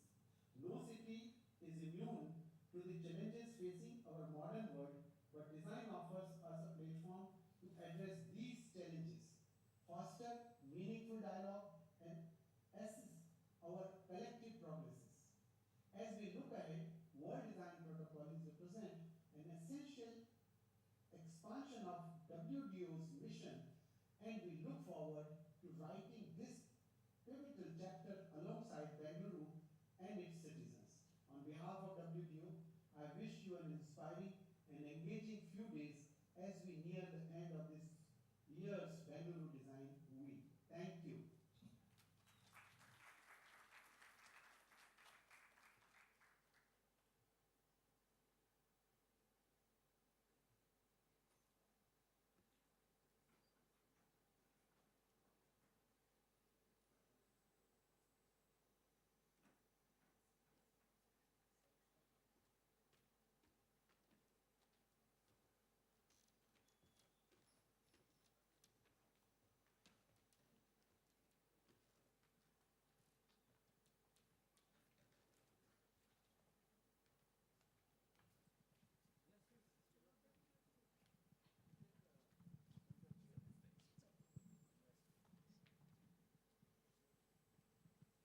Yeah, I would like to welcome the Chief Commissioner of BBMP, Shri Tushar Girinath.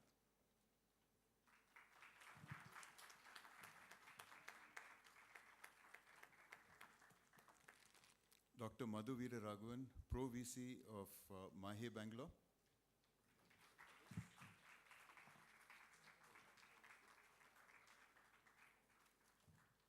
Dr. Geeta Narayanan, WDO Regional Representative.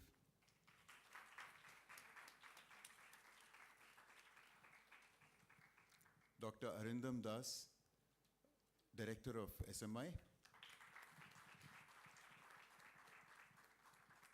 And Bertrand Derome, Managing Director of WDO, who I'll now invite to the stage to make a presentation.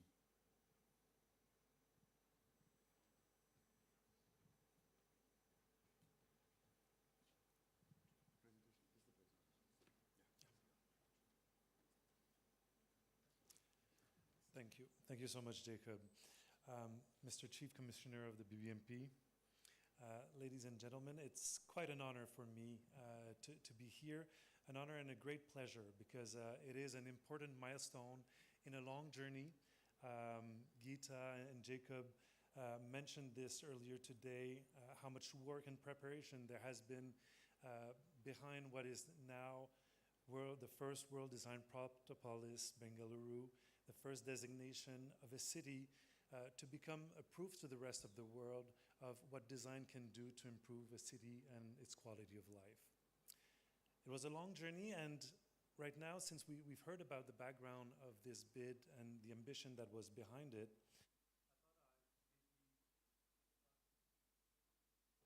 I thought I would maybe now give you a little bit of background about the community you're joining. Because this is something we say to new members joining WDO. It's even worse when they join as a board member, then their DNA is stuck with the organization, and we are a great family thanks to the strong link that designers have together. Designers that don't take the status quo for reality. They want to change, they want to improve the world and to transform it. And this is what links this community together and makes it so very much powerful. So I'll give you a little bit of background on what is this community you're joining, because by becoming World Design Protopolis, you're joining a network of cities that have engaged also design to explore how it could transform the public services, the infrastructure, the lives of their citizens, because the city in itself is probably the best level of governance to have influence on citizens, on how citizens live, how they move around the city, where they will access businesses, where they will eat, dress, etc. It's the fabric of our quality of life is the city. And so if designers want to use the impact that they can have, the city level is one of the best ones. So to start with WDO and maybe its mission, the organization was founded 67 years ago, 1957, by design organizations from around the world that wanted to learn from each other on how to develop better design policy, how to develop the design culture within their community, how to promote design within industry. We were at a time where it was more about industrializing our products and making industrial production available to more. So our DNA is founded by this mission of promoting and advocating for the power of design, but it evolved a lot in time. Things have changed a lot since the 1950s to nowadays, and this is part of the reason why ICSID, the International Council of Societies of Design, also changed name in 2017 to become the World Design Organization. Our DNA has evolved, and we're not only ADI's association from around the world, we also have more than 80 design schools that are part of the community. We have corporate members. We now have cities as well, and other organizations that want to engage with the design community and understand its impact. Also, the design process has been used in many different fields now. Industrial designers that are trained in many countries, government are becoming some of the best hirers of industrial designers, because out of all the different fields, the knowledge designers learn from the user-centered approach that we teach, and the process they learn in engaging stakeholders and the expert to find the best solutions to problem is quite unique to designers. And so more and more government nowadays are hiring designers to help them develop better public services, to better understand what are the needs of their communities and how they can implement it. So this evolution from being designers of chairs, tables, and cars to now being designers of services, experiences, system, infrastructures is more and more part of what we want to promote and part of what we want to bring as a contribution to the community. So we're much more process-driven, as user-centered as we've ever been, but for us, what counts more is the capacity designers have to understand the issue, find the right people to work on that topic, and bring a solution to the table, whether it's physical, whether it's digital, whether it's a service. There's no boundaries to the solution we can bring to the table, because we have the right process, we have the right mindset, and this is what we want to bring to the table. The WDO community, it's now 218 members from around the world, regrouping over 400,000 designers like you. You are hundreds here in Sri Manipal Institute of Art, Design, and Technology, which I love the connection between all of them, because they connect the culture, the design process, and the technology that we'll need to implement the solution. So over 400,000 designers around the world through those member organizations that are connected, and I hope at the end of this Protopolis Conclave, you will all feel part of that family, all feel part that you can contribute to some of those programs, some of those objectives, and part of that mission. We have a set of programs. Some of them are driven by our community, going from World Design Talks. We celebrate World Industrial Design Day. Institutions like yours are some of the best celebrators of this yearly reminder of our foundation on 29th of June, but also of the impact design can have for sustainability, because sustainability is part of the DNA of every single one of the programs that we have, because it's part of the role of WDO to promote better practices and the evolution of the practice of design within the design community, but also to promote this inside of the design community. With a United Nations consultative status on design, our role is to promote how design can be used by UN women when they're working on their mission to end violence against women and girls. How can they better leverage design to have more impactful programs for their own communities. So this is our role throughout the United Nations and with other international bodies, as well as with nation. I'll come back on a little bit on design policies and better designing policies, but it is also the role we want to play with all level of governance. Now, coming back to cities. Every city has its own problems, their own issues. We were talking earlier today about those wicked problems, and certainly Bengaluru has some of those wicked problems we need to address. And this is part of the reason why for WDO the importance of the city level programs is so important. So I'll go over, Geeta mentioned some of the World Design Capitals she had been through the years. I'll comment on some of them, but our most recent one that is now just collecting the impact that the program has had on its city is Valencia. Valencia now transferred from organizing the program, since World Design Capital is only a one-year program. It does not have the same level of ambition that World Design Protopolis has to drive during a 5-year time, designing projects, implementing, measuring the impact and the success to be able to scale out those projects. So we're aspiring to much more impact with a program like World Design Protopolis, but already just coming out of their year of designation, Valencia is starting to measure the impact the program has had on many different factors of its community. Social impact, community impact, environmental impact, and the economic impact. I want to say the economic impact is the easiest to measure because there's data, quantitative, easy to capture and to report on. So this is what we have right now. They're completing their work. They have a couple of PhDs working on the work to report on the social and community impact as well as the environmental side. But already some of the results that we see coming out of this one-year program is the level and the leverage that the investment the city has had on its community, both in terms of direct impact, indirect impact, employment. At all levels, they studied what were the outcome, and basically for every euro invested in the program, they got 5.8 euro of impact for their own community. This is in wealth return, direct impact. On top of that, there are tax revenues and advertisement value, and the indirect impacts are much higher as well. Now, going back to 2014, Cape Town was our World Design Capital with a very inspiring program and approach of their own.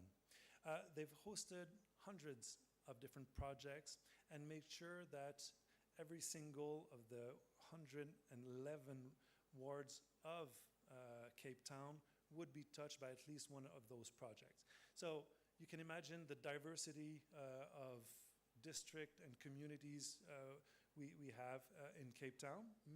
Could mirror in a certain way the situation in Bengaluru, where we have some privileged community and some underserved community as well. Each of them was touched with one of the programs. And also in their case, they've seen a lot of economic impact for their communities. And one of them, and I know attending Folkluru last weekend, seeing the work of designers working with craft people in leveraging the potential that the craft know-how and culture has and trying to make it sustainable by either improving the alignment with market expectation or techniques that would allow them to access more market, made me think of some of the work that was done in Cape Town. One of the projects was the arts and craft market in Cape Town, which was initiated back with that designation, which is now one of the main tourist destination in Cape Town. So just thinking that Folkluru, that had a nice attendance last time, could become one of the major spotlight for the city in the future, allowing hundreds, if not thousands, of craft people to expose and share their work to the rest of the community. I saw definitely some links, and there are definitely direct economic impact to an activity like this, but also a lot of cultural and social benefits coming out of developing such a program. So the social impact was also great, and the social engagement that they've created, and this is another thing that I would create a parallel with, seeing how much the Bengaluru design community wants to engage with the stakeholders, the local stakeholders and the communities and people, and this is something that really got into the DNA of Cape Town throughout the work with design community. They now have a program in which the government makes sure there is a budget for every ward to have community projects initiated locally, work within the community. They identify their own project they want to work on. They've got experts coming in to help them work on and identify some solutions, and they're then supported for the implementation. So this program is still ongoing now in Cape Town, and it's part of the DNA of the city when public administrators talk about how they work with the people and how they do it. It's this co-design approach that they've initiated and that is now implemented in every single of the 111 wards in the city. So design is then we can see is starting to be part of the culture, the DNA of an institution. So it's nice to have good design students, but when good design community can work with a city that develops an understanding of what design can bring and the value it has for its different infrastructure is even better. And we see in Cape Town how they're applying a design strategy throughout a set of sub-strategies implemented. They've got 11 targets that they're working on with a design mindset behind. Also, another point, we were talking a lot just before our Chief Commissioner arrived. The room was discussing some of the improvement that were expected, and certainly traffic came as an issue, and the accessibility to public transport was one as well. The city of Cape Town, by adopting a co-design approach in their infrastructure project, also made it easier to implement some major infrastructure transformation. When we're talking about public transit, sometimes you have shops along a street that don't want to see a reserved bus lane come onto their street because they feel it will prevent cars from coming and parking in front of their shops. You have citizens unhappy to see the line not on their next street, but they don't want it on their own street. And although those issues through a co-design process has allowed the city of Cape Town first to get much more adoption, an easier adoption of their project, but also better usage also of their line, because I've heard that there might be some issues where the city currently of Bengaluru is implementing more lines, but maybe they're not used. So there could be a nice reflection on what is the current grid, how is it established, and what are the tools that are used to establish those lines and to promote those lines afterwards. Finally, a last example that is more related maybe to the design culture itself, but with now more than 10 years of history and background since Helsinki 2012, it's interesting to see the impact and how the program rolled out for them. In their case as well, it started by a lot of community-based initiatives and projects that were driven throughout the city. But now they see how this initial World Design Capital designation spurred into a constellation of different committees, mandates, working groups that they can all link into the same DNA of design-driven innovation. And I wish we could have any municipal employee from the city of Helsinki to understand how design culture is embedded in what they do. Whatever service an employee might be in, they all have some training in the design process and how to become more efficient, how to better understand the issue they'll address, and how to better use the resources they have to have more impact and more outcome. And so whether it's a urban infrastructure, culture, education, social services, central administration, they all have, thanks to the lead of the chief design officer at the city, but they spread out this culture because it is not just a single point of contact they've built to address this development of this culture of design that allows them to have now so many projects that are user-centered and design-driven.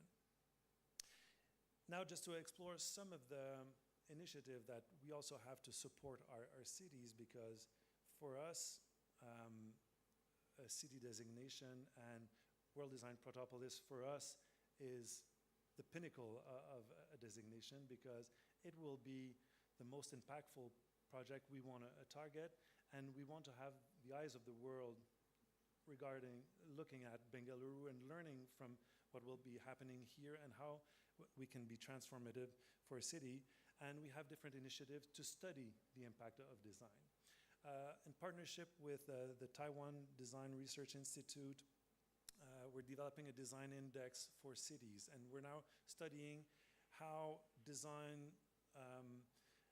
is leveraged at different levels of the city, the public service, private sector, to understand what design activities are taking place and what impact they have. And we want to be able to conduct this design index in all of our city network to better understand and benchmark how we can continue to improve those cities.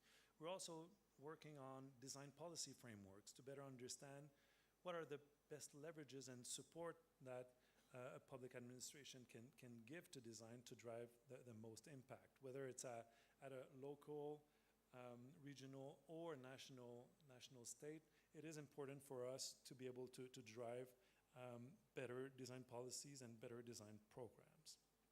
So those are initiatives that we have that will provide and support your initiative.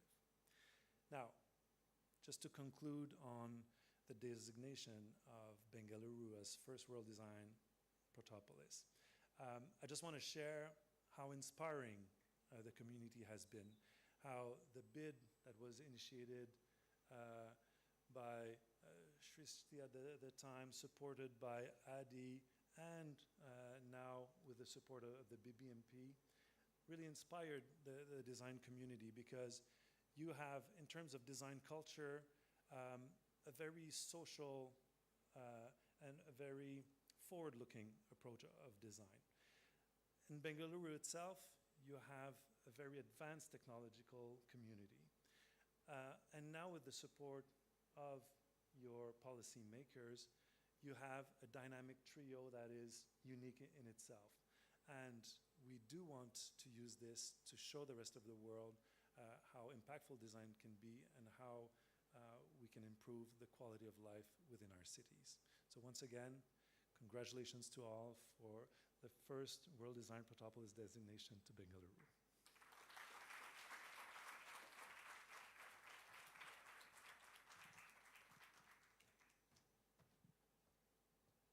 Could I request Pro-VC Dr. Madhu Veeraraghavan to address us and tell us a little bit about what MAHE and WDP are going to do together.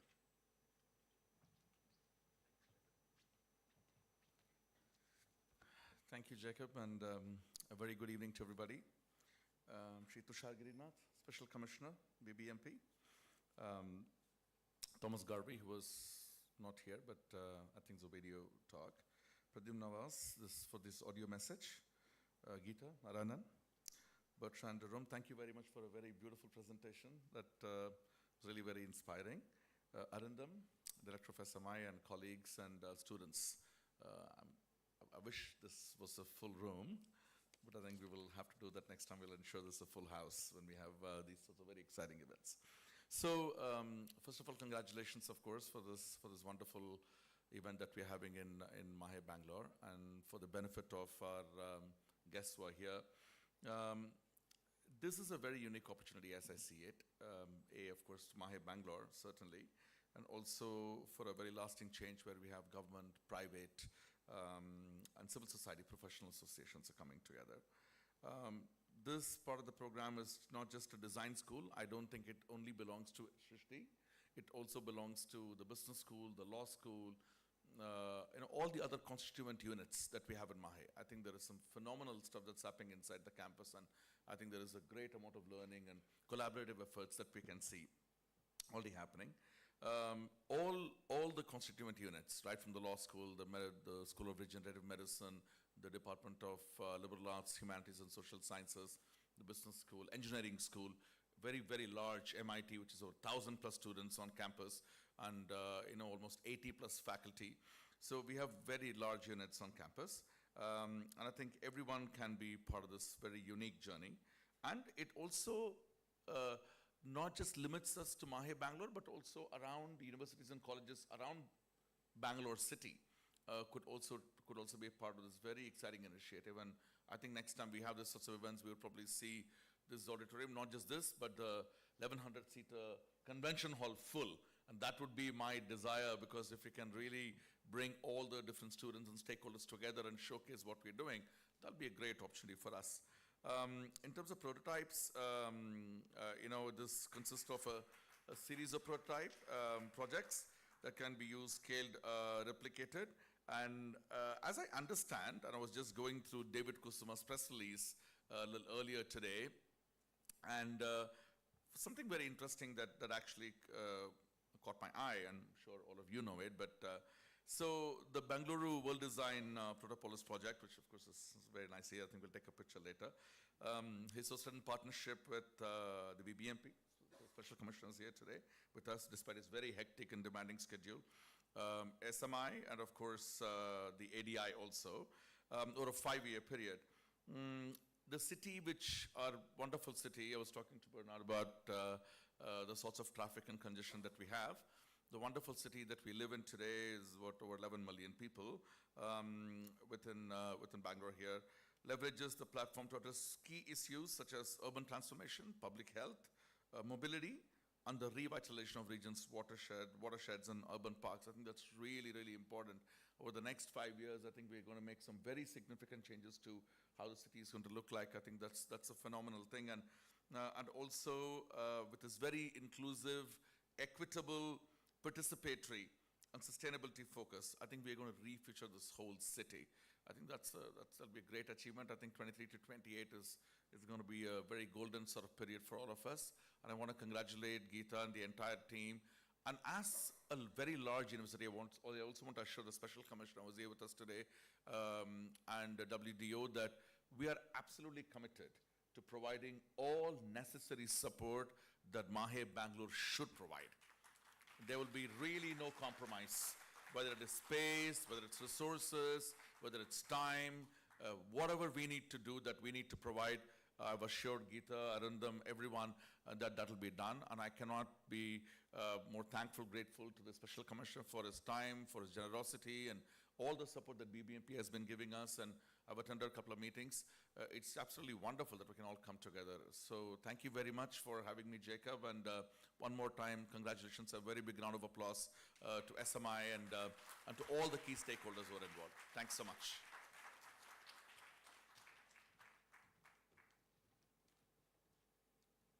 As Bertrand mentioned, while we were waiting for this inauguration ceremony to start, we did a little exercise of asking people if they had a chance to change Bangalore, what they would change.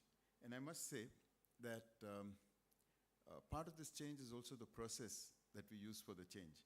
And we had a session earlier in the morning where some of the key top electric vehicle manufacturers of Bangalore who design and build in Bangalore were here. And we were trying to make a parallel between the process that they use and what the city needs. And I'm just going to read out something. I thought it would be difficult to make the connection, but it was direct. One of them said, ecosystem thinking, looking at this city as a complete ecosystem, vertical integration of all departments, deep understanding of, they said consumer, but I would say citizen, building a community of citizens, and very interestingly said, move fast, but don't break things, right? So, I mean, these are some of the insights that we're gathering from a conclave like this. So, this is a dynamic thing. The conclave is really a way of getting ideas, getting inspiration for the next year's projects that we will do. And we've had several sessions during the day.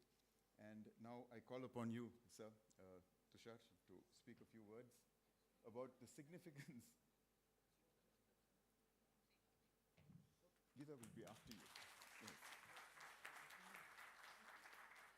Thank God, one person is remaining after me.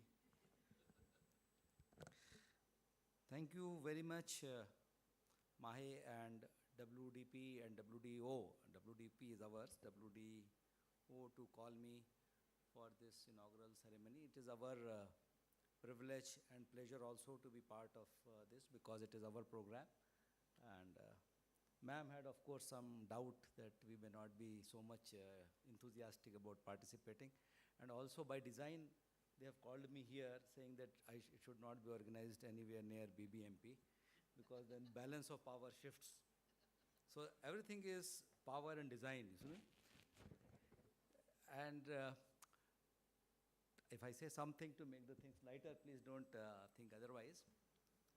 See, we Homo sapiens are around 1,60,000 years old, 1,50,000 for sake of easy understanding. But for 4.5 billion years back, life has evolved on this planet. And we appeared in the modern form, not in archaic Homo sapien is around 3 lakh years back, but let us say 150,000. And nature was there, it has designed everything for us. And for very, very many years, except last 2,000 years or so, the design was perfect. Nature had designed the things. It was taking care of all our waste which we were creating. It was getting within its capacity to see that everything is taken care of. And all the species, including human beings, were trying to adjust to the nature. So we were in that mode. Slowly we evolved from egalitarian, everybody would have been similar, and then the social and then anthropological development which has happened. And we started having more and more unequal society. There were kings and there were tribesmen and there were ruler of the tribe. So the design, whosoever was designing, they were organizing the first design of the society. So a king designs in his own ways that my kin should be all protected, and then below the service is happening. If you design for that type of system, you will get palaces.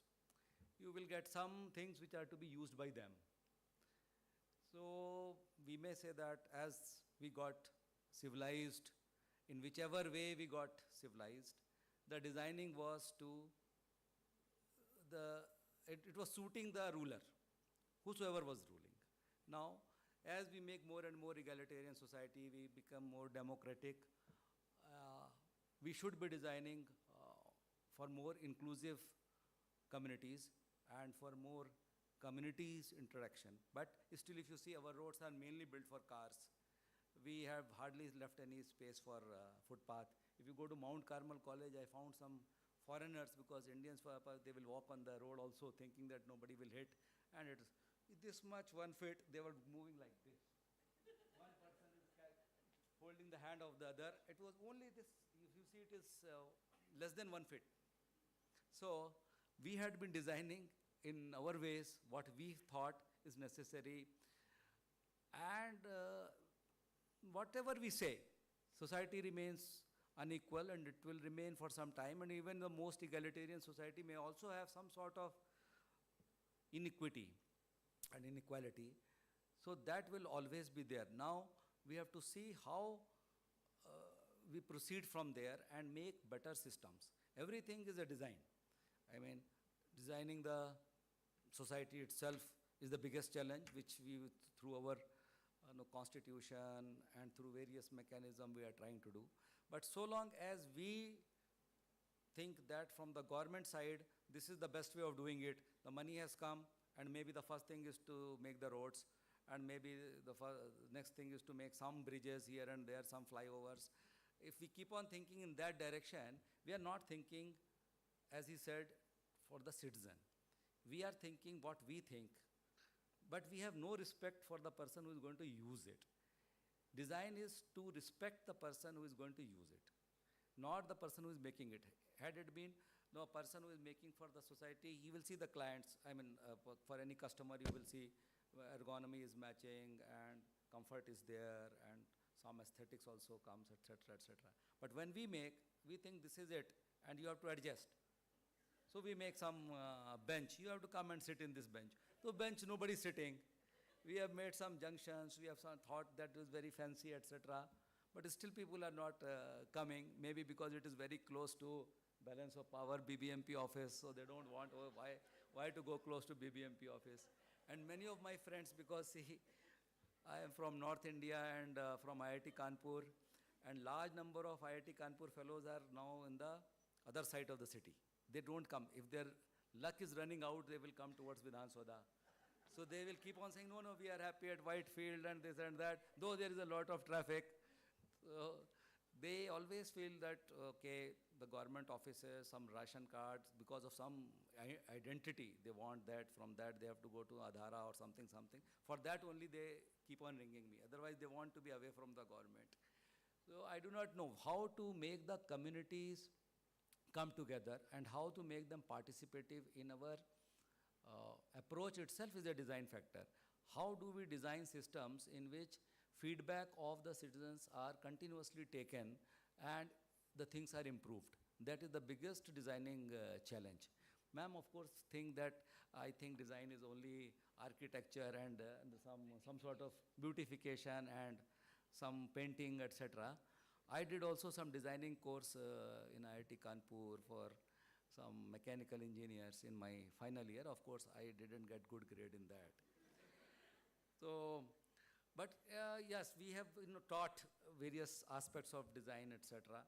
But the biggest challenge is how to involve a very organic design culture, where unlike, say, where my wife goes for a sofa, 100 times she goes. I think the person who is making it gets fed up.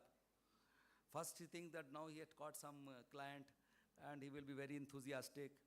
But then she keeps on saying, no, this is not there, that is not there, this should be more cushion and this is slightly harder, but there is 100 times she has interacted, but that person allowed 100 interactions. How long we will allow? We don't even allow one feedback.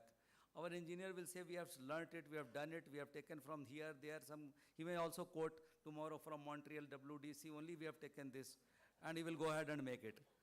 So, we have a crisis of creating that trust and also making systems where we can be more interactive. I hope our designing will now, as we also learn and become more sensitive, our culture will also change, and that will be the biggest challenge for every one of us who are partnering this, how to change this culture and get involved on an equal footing where the citizen is the primary concern, and we hope that with small steps we start this journey of 1,000 miles and see how it goes. Thank you very much for inviting me.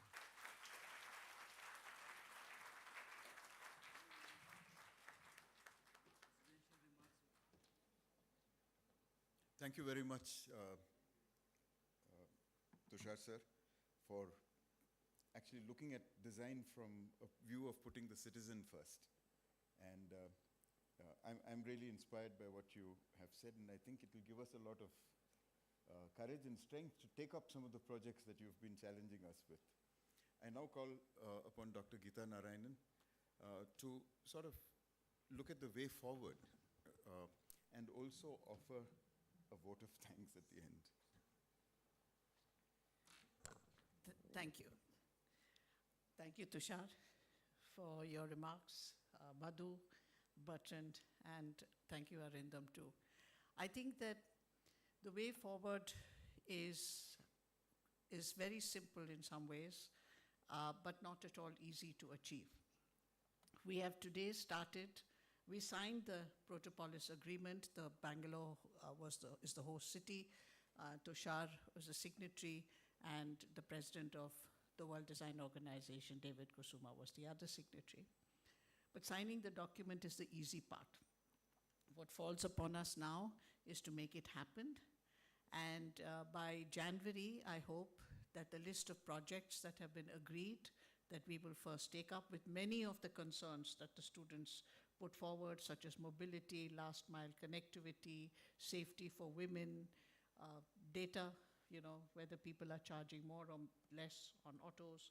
All these things are part of the things that have come from last year's World Design Week, from the meetings that we had to create the Protopolis program, and also from Art in Transit, who ran, as you know, spectacularly at the Cubbon Park Metro Station, many festivals of propositions. I don't know whether some of you were there. I think some of you were there. And so we can't neglect that the fact that the citizens of Bangalore at the Cubbon Park met many times and wrote down on Post-its, and we collected them, and we know what people want. To do it, we can't do everything. But we hope, and with thanks to Madhu and thanks to Arindam, there is the 5th floor of Rizak, which is now the center where the WDO secretariat will start working, but also where the studios, collaborative studios. I loved Johnny's words this morning when he said to co-create is the weapon, right? I love that word, weapon. So that's what we're all going to do. We're going to co-create with the city, for the city, and by the city. And we're going to do it not just up here in this building, but in different places, in different offices, in different studios, working across the city in order to make it happen. By January, first stepping stone, the projects will be out. People can, then it is like a call for proposals, and we'll get started. We have some projects for a year, some for 3 years, some for 5 years, and we hope to have an impact study at the end of every year. What we have promised the city is every year we will have an impact study that will enable us to get the feedback. So when you said the iterative feedback on the sofas, I think we need a lot of iterative feedback on what we're doing to take it forward. Coming to saying thank you, I don't know where to start. Do I start thinking about the Protopolis, or do I start thinking about this week? I have to do both, right? So let's start with the Protopolis. The Protopolis vote of thanks goes first and foremost to ADI, because it is ADI that has held all the meetings, that has facilitated all the conversations, created all the documents through 3 presidents.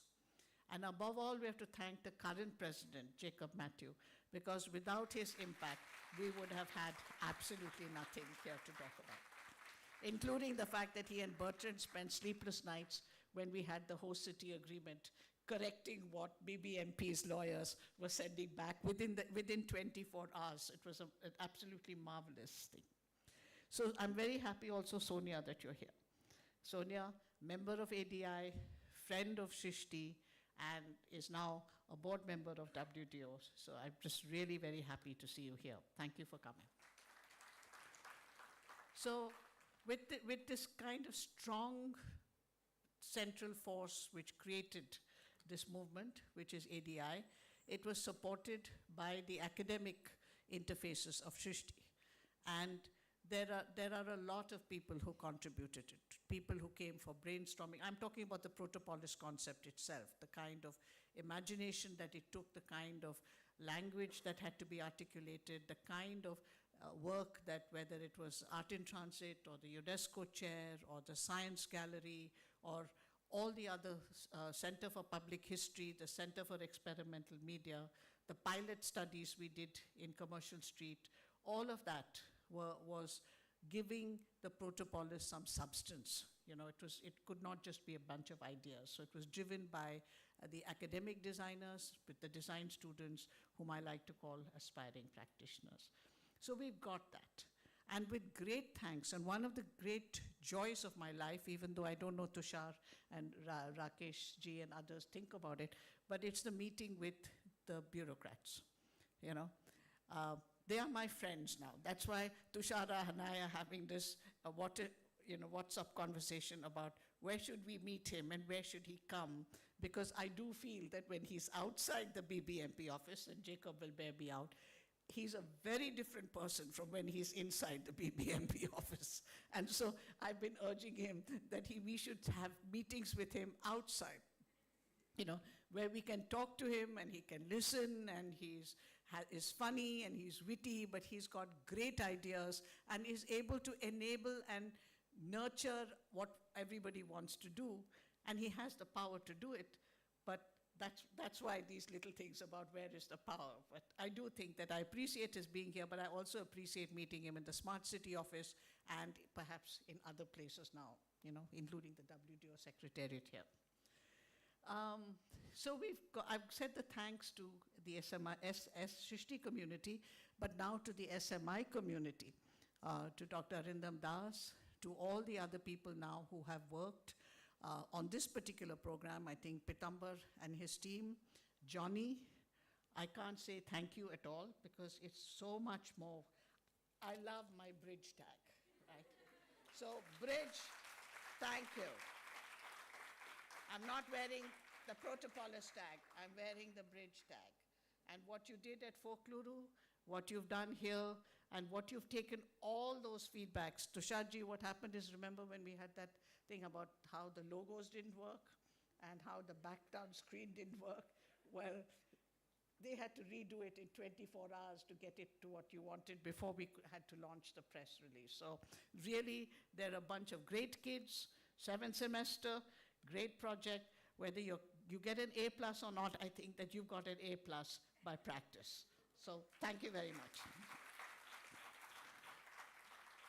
The last but not least is that the back end of everything that we do, whether it is Folkluru or whether it's giving out invitations to late in the night, whether it's getting police clearances, or whether it is putting the furniture out and wondering whether it's going to rain, whether it's finding missing tags or answering phone calls and asking for lunches and dinners at the drop of a hat.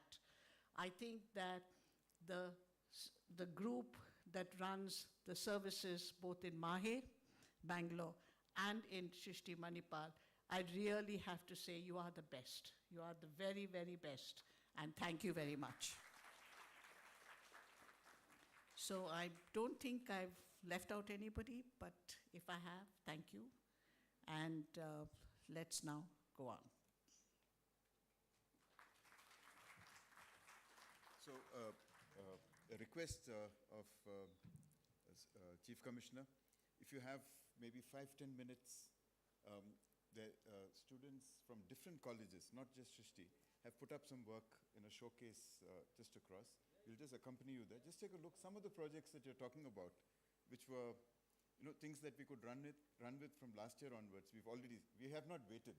We've just started. So, and post that, invite everybody to dinner across the lawn from the showcase area. So maybe we could all go across to the showcase area now. Thank you. Yes, yes. We'll just take a photograph.